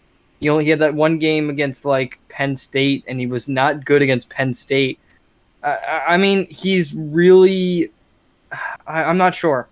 I'm not sure about him because of that, because of the weaknesses in that aspect. He's a great. He can develop into a good 3-and-D player, I think, and he has some good. There are some good things about him. His scoring was great at VCU. His usage was great. His free throw percentage was amazing. I think like he'll be a good 3-and-D player. I think. I don't know. I'm just like kind of confused as to why. Like, I don't know. And then like Josh Primo getting drafted. Josh Primo was not going to be drafted like in the first round. I don't know why. We can address Primo maybe in the post draft, but I do want to just ask right there, or just a question that I just thought of right now. Does anyone here think that the Highland pick is taken because Utah was or it was Utah with this pick, correct? Yeah. Utah was actually looking to take McBride here.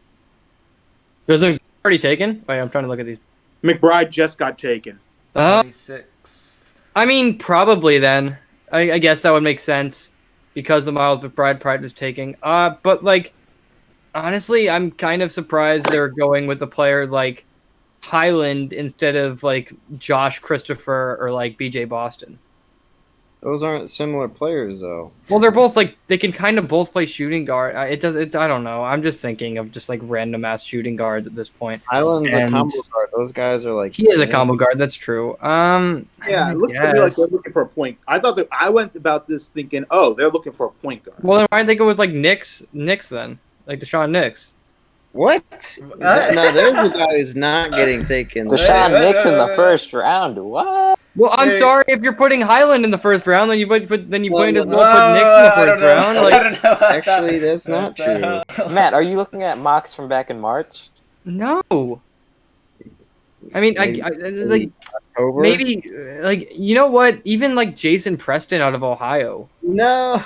I like Jason Preston. I like Jason Preston. That's wonderful. You can take him at. You can probably give it 45. I don't even second round pick, but like I'm just thinking about just a bunch of prospects, and I'm just like, I'm not sure. I don't mind Highland. I'm saying I don't mind Highland. I think he's good, but like if you're getting a combo guard, he only had 2.3 assists per game last season. Like, I think instead of he's got it. He's like. He's 6'3", and he's basically got. I don't think he's going to be able to play point guard. I don't even think he's a combo guard. I feel like you have to play him at shooting guard. Well, the blueprint is Emmanuel Quickly, and he was the same: undersized, long arms, good shooting stroke, coming out of Kentucky, and now and he ended up having a good rookie season. So now I think. You're looking to see a okay. I could see that. You are okay. All right, and yeah, all right. I mean that's fair. But I think like there's a difference. And your pick. There's a difference between Highland playing at VCU and then Quickly playing at Kentucky. That's true. That's very true. And I think that should definitely add some hesitancy to. Draft Highland because I was thinking about that, and also he's not quite as efficient in a worse conference. Yeah. That sort of thing. Probably his defense is not as strong. And he didn't do as well against the good competition that he played against. That's another one. I'm just like kind of I don't know. I feel like there were better prospects. But for Utah here, they're losing. They might be losing Mike Conley right now. They have Clarkson and Donovan Mitchell on the roster, and Cole Anthony. So I think to add Highland, it's not too bad because you're still keeping shooting all throughout your roster, and I think if you prioritize that, you can't really go wrong. Right now, I mean, who are better shooters left, like Trey Mann and some of the 3-and-D guys like Quentin Grimes or I suppose Wieskamp from Iowa. So he doesn't have the D though. Which one?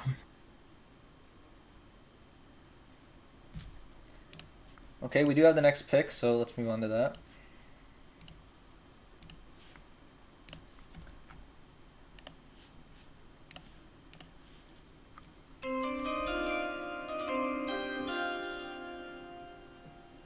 '29th pick of the 2021 NBN Draft, the Detroit Pistons select Trey Mann out of Florida.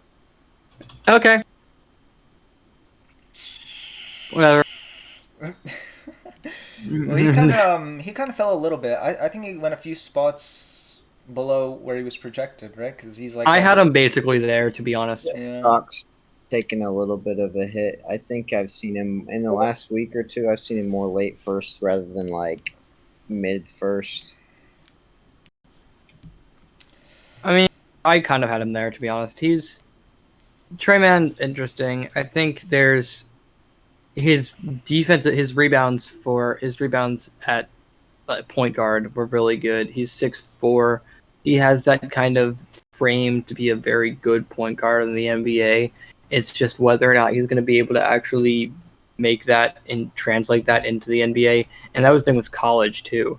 People going into college, he was supposed to be this really, really good player, and he didn't really translate that his first year. His second year, he did a lot better, but Florida kind of disappointed, and they weren't really able to fully do anything. I mean, he averaged like 18 points per game and 6.3 rebounds per game, and then he had like an 83% free throw percentage and 40% 3-point, which is pretty good. That's pretty good. I think but I'm not sure. It's really just a matter of if he's going to be able to translate that into the NBA, because yes, it's just a 6'4" wingspan as well, which isn't really that good. So we'll see. I'm surprised Quentin Grimes hasn't been taken yet, in my opinion. More second round? That would not. I like. You're looking at Matt. I like Quentin Grimes. I'm going on my aspect, and I just like Quentin Grimes' game. I mean, I like him too, and I think he's first round caliber, but I'm not surprised he hasn't been taken yet. Yeah, I think right now we're getting to points where teams are probably a little more beholden to what they've seen in mock drafts that they really don't want to reach at the end of the first. Just you get flamed a little more in league chat if you take a second rounder in the first round here, and I think Kid can speak to that, even if the spots aren't that far apart or their skill levels are not that far apart. So, especially the opportunities for trade downs are always there. The only person I'm particularly surprised hasn't gone yet is Iota Sumu, probably. Iota Sumu hasn't been drafted yet either. That's an interesting one. And I feel like I would have drafted. If you're going, if you're, and I think that goes back to the Utah point too with Josh Hyland.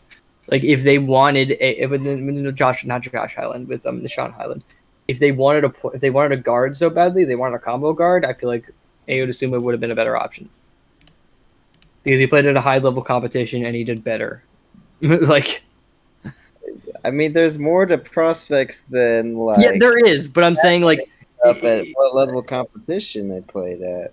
Yeah, but that plays a big role in my opinion. The level of competition plays a big role. He was better at scoring. He was better at the one thing that he wasn't better than Than who? That Iota Sumu was better at than Highland was. I mean, I guess I don't know, rebounds. I want to say. How is he? Oh no, actually, wait, no, he was Iota Sumu was a better rebounder than Highland in college. I don't know. I mean, I look at Iota Sumu. This is a combo guard that's 6'5" with a 6'10" wingspan who can pass the ball pretty well for a combo guard. 5.4 assists per game at Illinois last year. He averaged 6.5 rebounds per game last year for a combo guard, which is pretty good. And he averaged 20 points per game. He was a walking bucket last year for Illinois. And the fact that he hasn't been that a player like Josh Primo or Nishan Hyland was drafted in front of him is just kind of baffling to me, because he's only 21 as well. Like, I think Highland has a lot more potential as a shooter than Dosunmu. That's fair. His selection was not easy. His mechanics look really, really good from what I'm not gonna act like I've watched much tape on him, but yeah. I mean, he's younger. He's not a lot younger, but he's younger. Like, he's about 10 months younger. I don't know.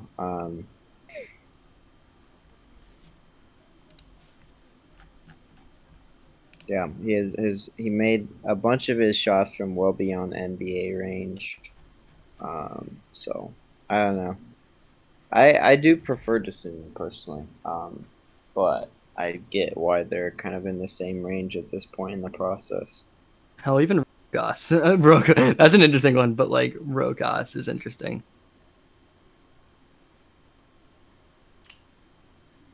Rokas? Oh, Jokubaitis?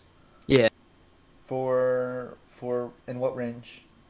I was like, I could see him going first round as well in the actual draft.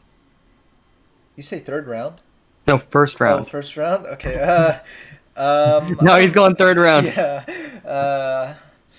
That's an NBN rule. I don't know. Rokas Jokubaitis. I really have not heard that much hype around him, but draft and stash players are sometimes hard to value because teams like having this asset that is known, but it isn't. But it's you don't have to commit to it yet, right? Because they're just rights. The player isn't on your team. You don't have to pay them a contract. Yeah. And when you trade them, you don't have to match salary or anything like that. So it's a really nice asset for teams to have a draft and stash player. When you draft them first round, I think sometimes they do end up going like last year. Bolmaro went 25 or something, and that was or 24, and that was higher than I thought he would end up because he was mocked second round.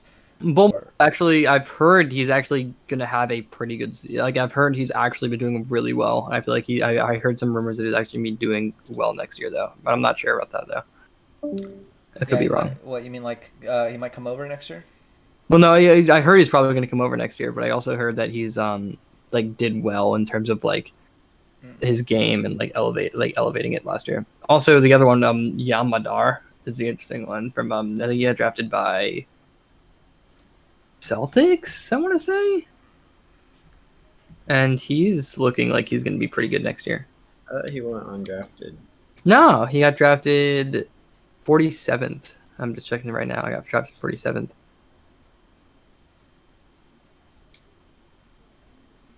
But I don't know. Well, we'll see at the end of the day.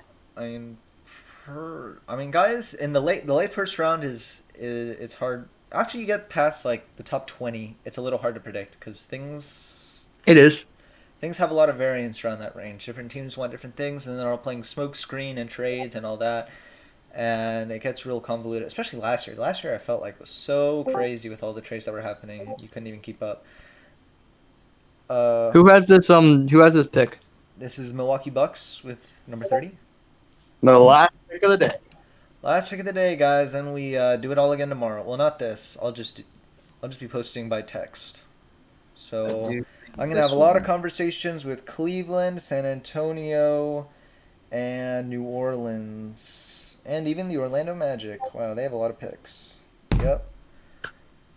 You know what disappointed me a little bit is that there are not a lot of different teams in the second round. It's like 5 teams. Yeah, we all traded our seconds. Yeah, I mean... I had a bunch of seconds and then moved a bunch of them. I traded mine. We traded ours. I feel like some of those teams tried to package seconds for first, and then like none of it happened, and now they're just stuck with all these stupid seconds. No, Philadelphia stole all their offers. I mean, Milwaukee's up. I don't know. You go with fit, or do you go with best player available? But nobody really knows who the best player available is. They kind of need a. Well, right now you have to see what fits in your. I think fit is most important because they're looking for someone who can play in the playoffs, or else they need to trade it. Basically, I don't think you're counting on pick 30 to be a rotation player in year one. So yeah, I mean, I think they might. You have to project a little bit, but like Maybe they go with a player like Austin Reeves out of Oklahoma. Maybe, but it seems kind of early, and I feel like there's other guys who have his skill set. Yeah. There's one player that I do like that is projected to get drafted high, like later, but I think is actually pretty good, and that's Filip Putrasev. He played for Gonzaga, but then he moved to the EuroLeague last year and did pretty well in the EuroLeague. And I actually like Putrasev as a player, as a prospect. He's 7'10". He's a center. 7'10". Yeah, 7 foot, not 7'10". That 7'10" would be quite the height. And 7'10" would be quite the height. Not gonna lie. But no, I do like Filip Putrasev. He had 25 points per game last season, with 8.9 rebounds per game, as well as international prospect. He's 21 now, and he played in Serbia.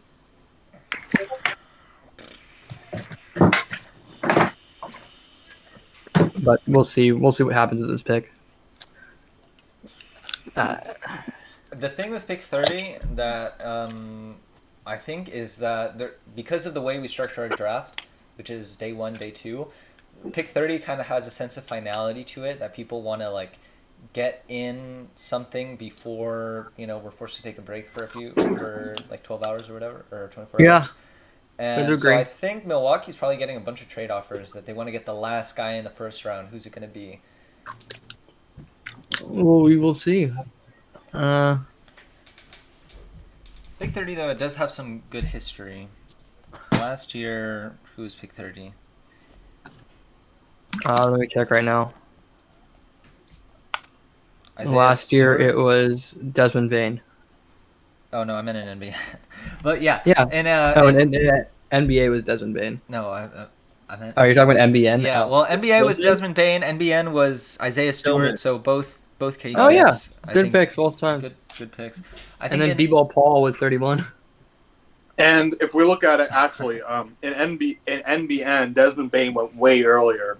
Yeah. And in NBA, obviously, Isaiah Stewart went way earlier. So Yeah, that worked out.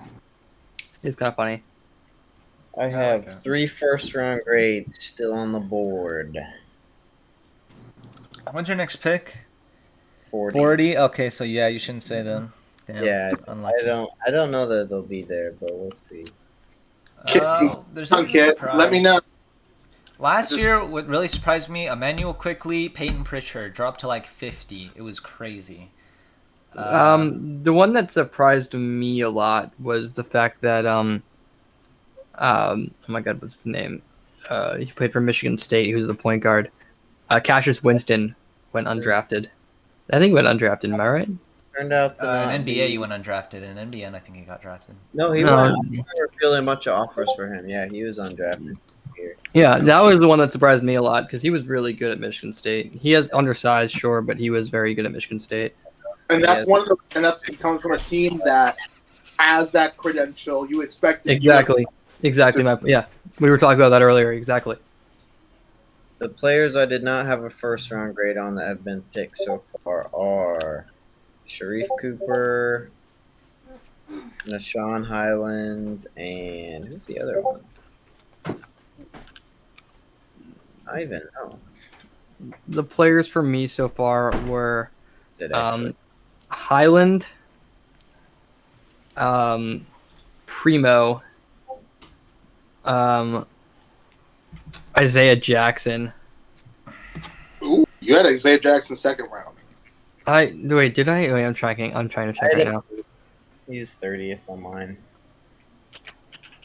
Wait. Let me check my word again, and then maybe I'm an idiot.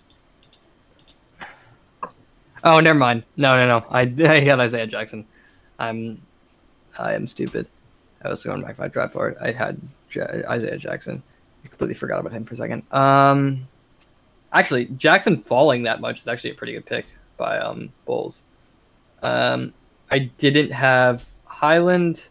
Man, I didn't have, but I had Man like 31st. So like, I basically had him first round. Is that it? I think I actually had. Yeah, it's only Josh Primo, Highland, and Man.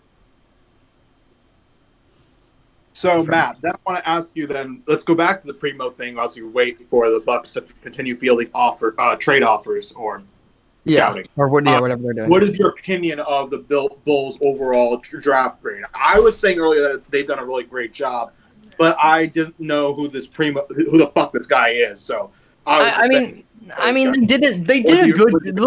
they did a good job. The Isaiah Jackson draft pick is pretty good. I'm surprised he fell that far. I like the pickup of Davion Mitchell, and I was talking about that earlier. I like that pick. Josh Primo, he's okay. He's a project, and the fact that here's the thing, they did draft. I'm trying to look at this Bulls roster real quick. Let me pull this up. Let me pull up the Chicago roster real quick, and then let me see. Because I mean, they have Buddy Hield already. They have Evan Fournier. The thing is, he's going to be a project, and he's not going to get minutes for a little bit because he's the youngest player in the draft. I honestly think his whole thing about him is that he kind of just is the best, like the youngest player in this draft. He has a good 3-point attempt rate.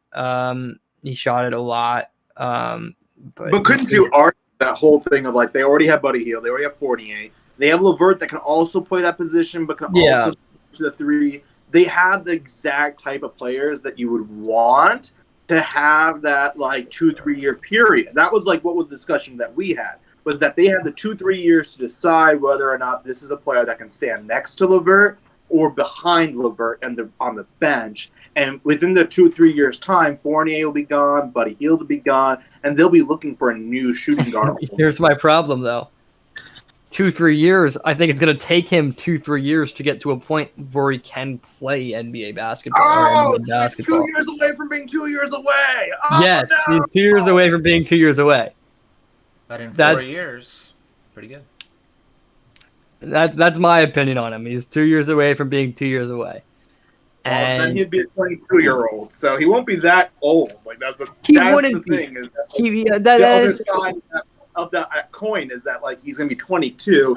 You could argue he could still make it in the NBA at that point, even if in 4 years he's played like 5 games. You could still make the argument. I guess. I don't know. It's really going to depend on whatever team actually drafts him in the NBA. First of all, where he ends up in the actual NBA draft, see what that happens. Then second of all, if a team is actually willing to be that patient with a player like him, and it's really going to depend on where he goes. If he goes second round, I'm not sure a team's going to be that patient with him. But if he goes first round, which I don't think he is going to go first round, I think then a team might be more patient with him, and they might actually wait that long. I feel like almost that it's going to be more about where his second team is going to be. Like That could be true too. Yeah.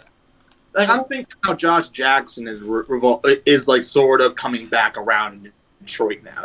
After it took a first stop in Memphis for him to really get his career back on track in the G League, and now he's like, I mean, he's a rotational piece. It's questionable whether or not he'll stay as a rotational piece and really rise up to be a good rotational piece, but at least he's still in the league. All right, guys, we have a trade to announce. This is going to be Milwaukee receiving pick 31 and 2 2022 second-round picks, and Cleveland will take pick 30. They'll make their pick right now. Here's the commissioner to announce. With the 30th pick in the 2021 NBN Draft, the Cleveland Cavaliers select Josh Christopher out of Arizona State. Traded up one spot for Josh. Yeah, you could have gotten him at 31. I don't know why they traded up, because they could have literally gotten him in one pick after. I think the reason you take a first-round pick is because you get the 4 years of the contract. Good, true. That is a good point. Josh Christopher's, he's okay. He was supposed to be a lot better last year at Arizona State, and Arizona State as a whole was supposed to be a lot better than they actually became. That was a whole thing that happened at Arizona State last year. That was a large reason as to why I was even remotely into college basketball at the very beginning, and then we just shat the bed. It was not a great season for Josh Christopher, and he did struggle quite and especially initially. This is an interesting pick just because the amount of talent that he has. Yes, it does remind me of the even crazier situation. It reminds me a bit of like the RJ Hampton situation that we saw last year, where that's a good comparison, I would say. Okay, yeah, it's just insane talent, but just dropped off the face because of the 1 year that they had outside of high school. Another one where I would say, and this is a little bit more of a stretch, but Cam Reddish not dropping, but being drafted at 10?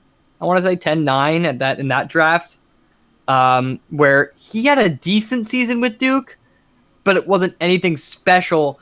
But you're really just drafting him where you're drafting him because he was ranked so high as a prospect in high school going into college.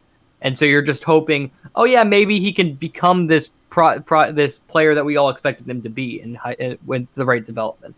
Yeah, and I feel like the player from last year's draft that needs to be mentioned in that same exact way is Isaiah Stewart. because that was the exact thing that was the only thing that anyone that was on the pro Isaiah Stewart bandwagon when he got drafted. That was the only thing that anyone could say, because when he got drafted, no Piston fan will ever tell you this now. Every single fan was upset, irate, insanely upset with the initial pick of Isaiah Stewart just because of where he was blocked at. And the only people that were willing to defend the pick were just saying, look at where he was where he was ranked prospect wise. So you can those same people that are now thinking about this, they got to bring up that same hype for Josh Christopher, because that's the same exact scenario you're looking here. Yeah, exactly. But I think when you get to this point of the draft, you're kind of doing that a lot more. Like, I can see players like Josh Christopher, BJ Boston's another one that I keep on seeing that could probably get drafted. He had bad season at Kentucky, bad season at Kentucky, but still, just he was ranked so high in terms of recruiting that they're kind of just going to draft him that high in the draft. Same thing happened with trying to think of some other ones. Quentin Grimes is different because Quentin Grimes, instead of going to the draft, he then transferred to Houston and actually did a good job at Houston. And I know y'all are a little bit more low on Quentin Grimes than I am, but I think Quentin Grimes is actually a pretty good prospect in my opinion. But we'll see. I mean, that is the end of the draft, I guess, for end of the first round. Yeah, we're going to see final draft board: Cunningham, Mobley, Suggs, Green, Barnes, Kuminga, Sengun, Moody, Bouknight, Wagner, Giddy, Garuba, Kispert, Keon Johnson make up your lottery. And the rest of the first round we have on screen. It was a really great time with all you guys. We actually made it the full 5 hours, which I didn't think we were going to, or we did 450. So thanks guys for coming out. It was a really good time. You know, I'm always happy to have league members come out for something like this, show their excitement for the draft and things that are happening for the league. And I hope everyone is happy with the players that they got. Everyone here had a pick, so hope you guys got what you wanted. Jeff, if you just for like 5 minutes, we can just like do a wrap up of day one in terms of who we thought were I know we already said it before, but we like previewed it, and we don't want to like give away too much before the post draft analysis tomorrow. But just so that we can get an idea of like where we think teams stand at the end of day one, who did really well, so that we can compare it tomorrow after the draft. I think Detroit did very well with the Cunningham and Trey Murphy picks. Trey Murphy, we were talking about a little bit earlier with that Virginia kind of connection with that Tony Bennett thing, where he's going to be a player that's going to be able to be a good role player in the NBA. He has that size, not the size. He has the he's what? I'm trying to think again. He's like 6'9" shooting guard. Actually, he doesn't have that size. He's a shooting guard / small forward who can kind of be both. His true shooting numbers were great. He was a great shooter in college. His free throw percentage is insane. He was like 92%. And his turnovers were really low as well. I mean, he is a good prospect. I mean, of course, you're getting Cade Cunningham. We all know Cade Cunningham. That's the number one pick. You can't go wrong with Cade Cunningham, really. So I like what Detroit did.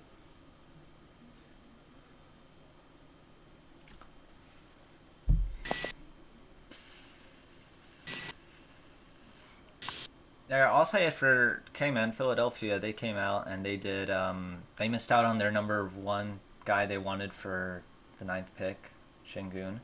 But, they ended up getting a lot of players at their spots that I think they were projected to do. I mean, not all of those were on top of my big board, but I think they made out very well, especially at pick 16 with Jalen Johnson, that he fell a little bit. And he might... I don't know what's going to happen in real life, but a lot of these draft nicks that I've been talking to, or pseudo draft analysts, they've really been low on Jalen Johnson. So for the Sixers to pick him at 16, I think is a really good middle ground, really good compromise. And I think they're going to make out with a pretty good rookie class at the end of the day. It's just where they're going to make the roster spots, right? Yeah, I agree. And I think, like I was talking about the Josh Giddey pick, I love the Josh Giddey pick as a kind of project type of player. I really am intrigued by Josh Giddey. Bouknight's good. He can develop pretty well. He's developed that offensive game. He's going to be really good. And then Johnson and Johnson, both pretty decent prospects, I think, because Jalen Johnson I saw some people were projecting Jalen Johnson to go like top 10, which I don't agree with personally. But if he goes top 10 in the actual draft, then that's going to be great for Philadelphia in the long run, because then they're going to start playing. They're probably going to play him a lot more, whatever team drafts him. I also like what Phoenix did. Phoenix drafting Jalen Suggs. It was a great pick.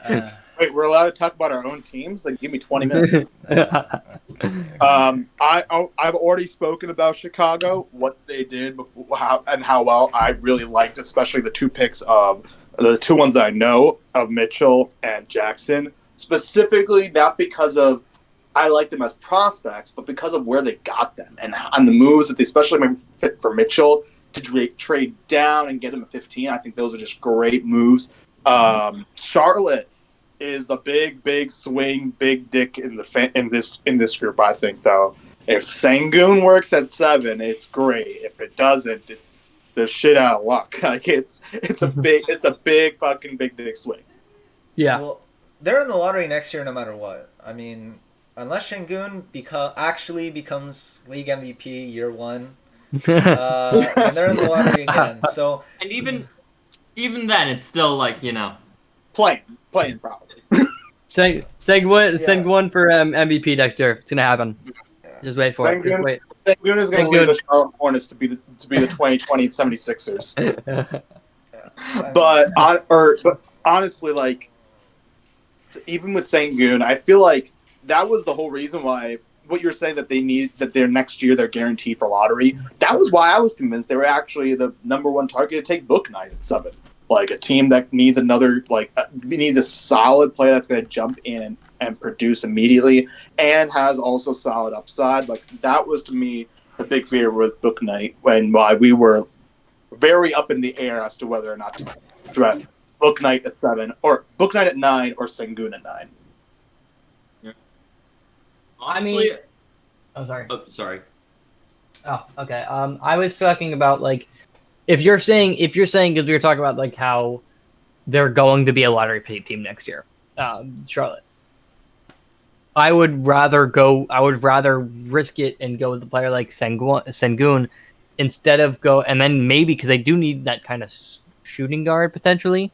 And if they get high lottery, there's a player like Jaden Hardy, who I think is really good. They have Jaden Ivey, who from Purdue, who I feel like is going to have a really good season next year. So we'll see what happens in terms of that, but I'm not sure. I think I actually do like that pick, in my opinion, with going with Sengun. Okay, like that just makes it because I don't think he's going to be a day one type of player. I feel like he's going to be more of a. I keep on saying project, but I feel like he is going to be a project. And you just have that. He's not going to be the best next year, so then they can maybe just not tank, but just not play that well, and then get another lottery pick. Who are your guys' sleeper picks for all rookie and rookie of the year? Let's see. Jared Butler is the one, yeah. I think, just by this, like, let's say if I have to pick a top 5 in terms of like all rookie team right here, I would say from NBN perspective, I know that Jalen Suggs is probably going to start right away for us unless he's either going to start right away or he's going to be like the second option and then start for us. That's not a sleeper pick. What? That's not a sleeper pick. I know it's not a sleeper pick, but I'm just saying like the top 5 in general. I'm saying Suggs, Cunningham, Mobley, and then I'm going to say a pick like maybe I could see a player like I'm trying to think. One of those Sixers picks. You could see a Keon Johnson, Jalen Johnson, one of them step up in their role because that Sixers teams are young, so they're probably going to get a lot of playing time. Davion Mitchell is another one of those prospects that I can see getting some time. You were talking about Jared Butler. I could also see Jared Butler getting that time.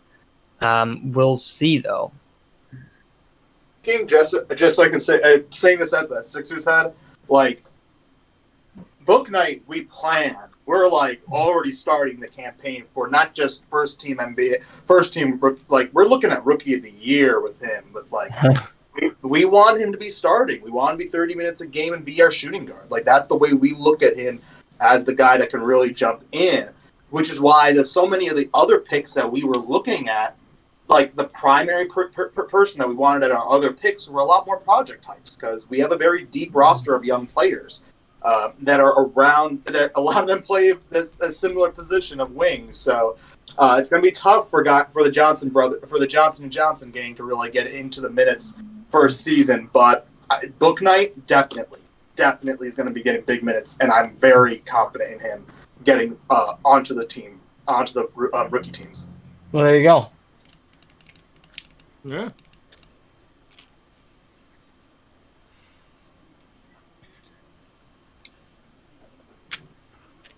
And I think I'll go ahead. no, you go. Okay, well, I think Cam Thomas could get a decent chunk of the minutes. I don't think they have a lot of guards, especially if Drew leaves, Lonzo leaves. And like he's probably gonna put up, a good points per game, regardless of whether he's that effective or not. And so, like, I think there's a good chance that gets rewarded. So pick 19 on all rookie. That is possible to me. I don't see anyone past him getting on there. Or at least it's not likely. I like Şengün. I think he's gonna get. I think the Hornets are gonna start him, almost certainly, and they have no reason not to. I don't think they're gonna be. Yeah, they don't have a reason not to. Yeah. So I'm sure he'll put up good counting stats too. Even if his defense is deficiency and it's not going to show up in the box score. So yeah, those are the main guys outside the top 5 I would expect. I think Moody could start as well and put up decent numbers. So in this lottery, who do you guys think is going to be like in this lottery? I think who do you guys think is going to be a team that can actually compete for a deep playoff run next year? Define deep. Okay. Like one to two rounds. Like definitely making the playoffs, and I'm talking about like making the playoffs, maybe making a run in the playoffs. I think. Here's the thing. Sorry. Okay. So, are you saying making the conference finals, or just making the first round? Because to me, the big difference. I say making the second round, maybe. Okay. Like second round. Okay, so that's a good one. I think that the obvious picks would be both of the LA teams. I mean, I'm talking about the lottery teams. I mean, yeah, they were both lottery. Both LA teams were in the lottery. I mean, they were in the lottery. I mean, they traded, but yeah, sure. Yeah. No, both of them. Neither of us missed. Neither of us were in the playoffs. We both lost in the play-in. So I think. Oh right. Forgot about that. Yeah. Yeah. So I think both the LA teams are the obvious picks. The Lakers have Kyrie Irving, and though there is some questions about the Lakers' long-term fit with their pieces, whether Rudy Gobert will be back. I think that if everything goes right for them, they could be a fifth, sixth seed. Obviously, believe in myself. I think that we could probably try and make a run while we gear up for doing other things. I think of the actual like true lottery teams. I think probably the Suns and the Warriors.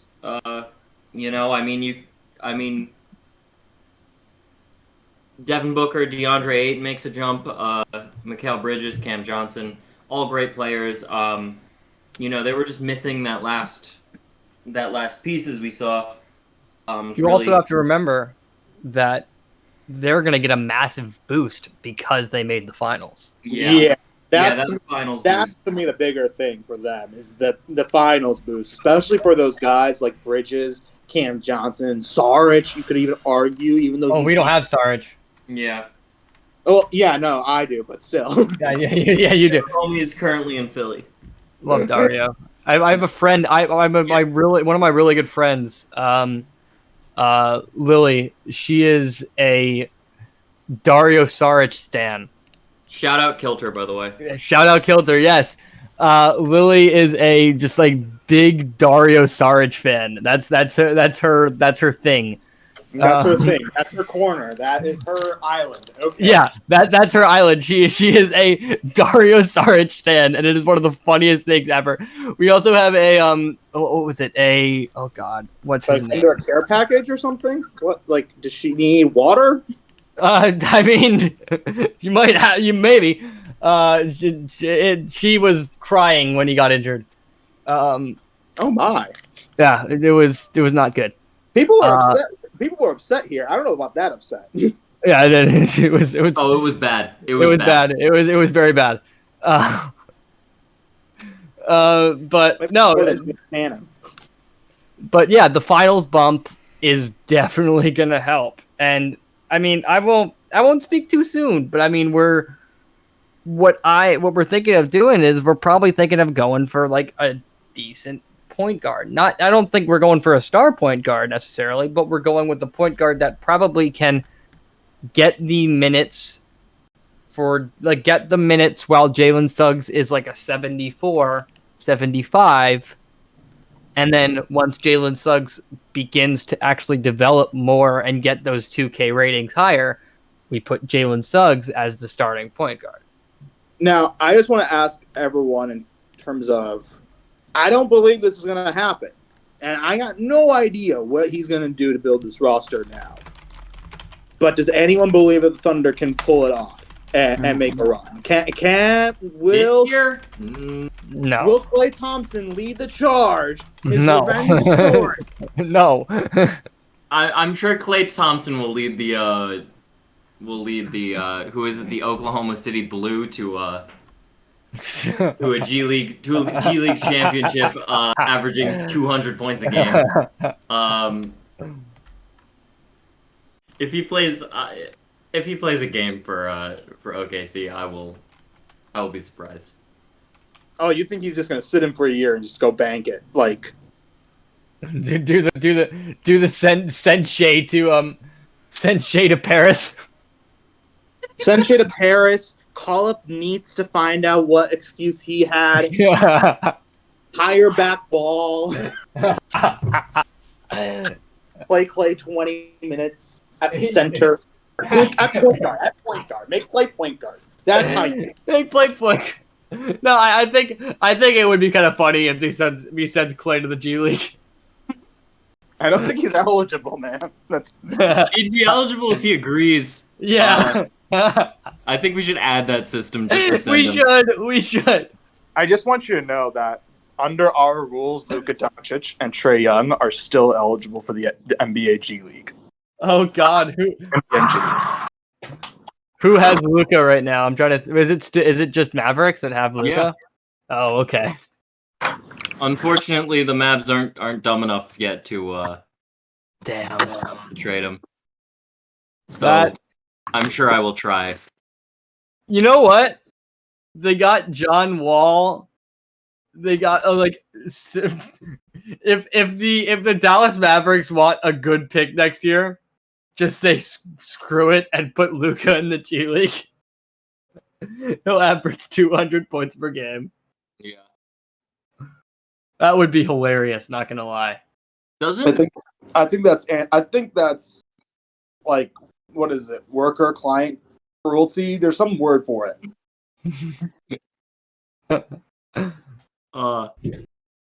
Listen, if I'm Luka Doncic, and I'm like, a part of me is like, I'm getting paid to score 200 points for one season, so then next season we can be like the best team in the NBN.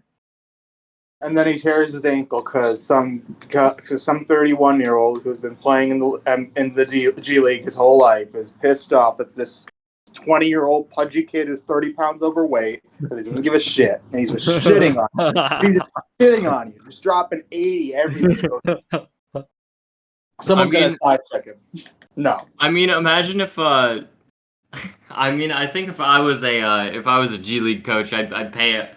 If I was a G League player and somebody offered me money to go out there and try to injure Luka, I mean, listen, it's not like you're gonna be throwing away a career here. Yep. if anything, you might be buying yourself a career as an enforcer. Imagine then teams start sending down players for like one game. Just to like they sent Trae Young down for one game in the G League, so when they're playing Luka,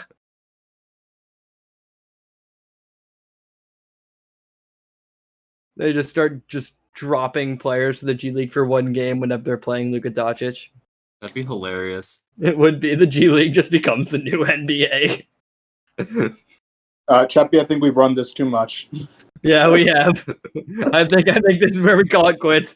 This is where we call it quits. Okay, let's save it for tomorrow. Let's do let's save it for post-draft. Cheers, guys. Yep. Cheers, everybody. Bye, and everybody. Can't wait for the next round. Yep. See ya.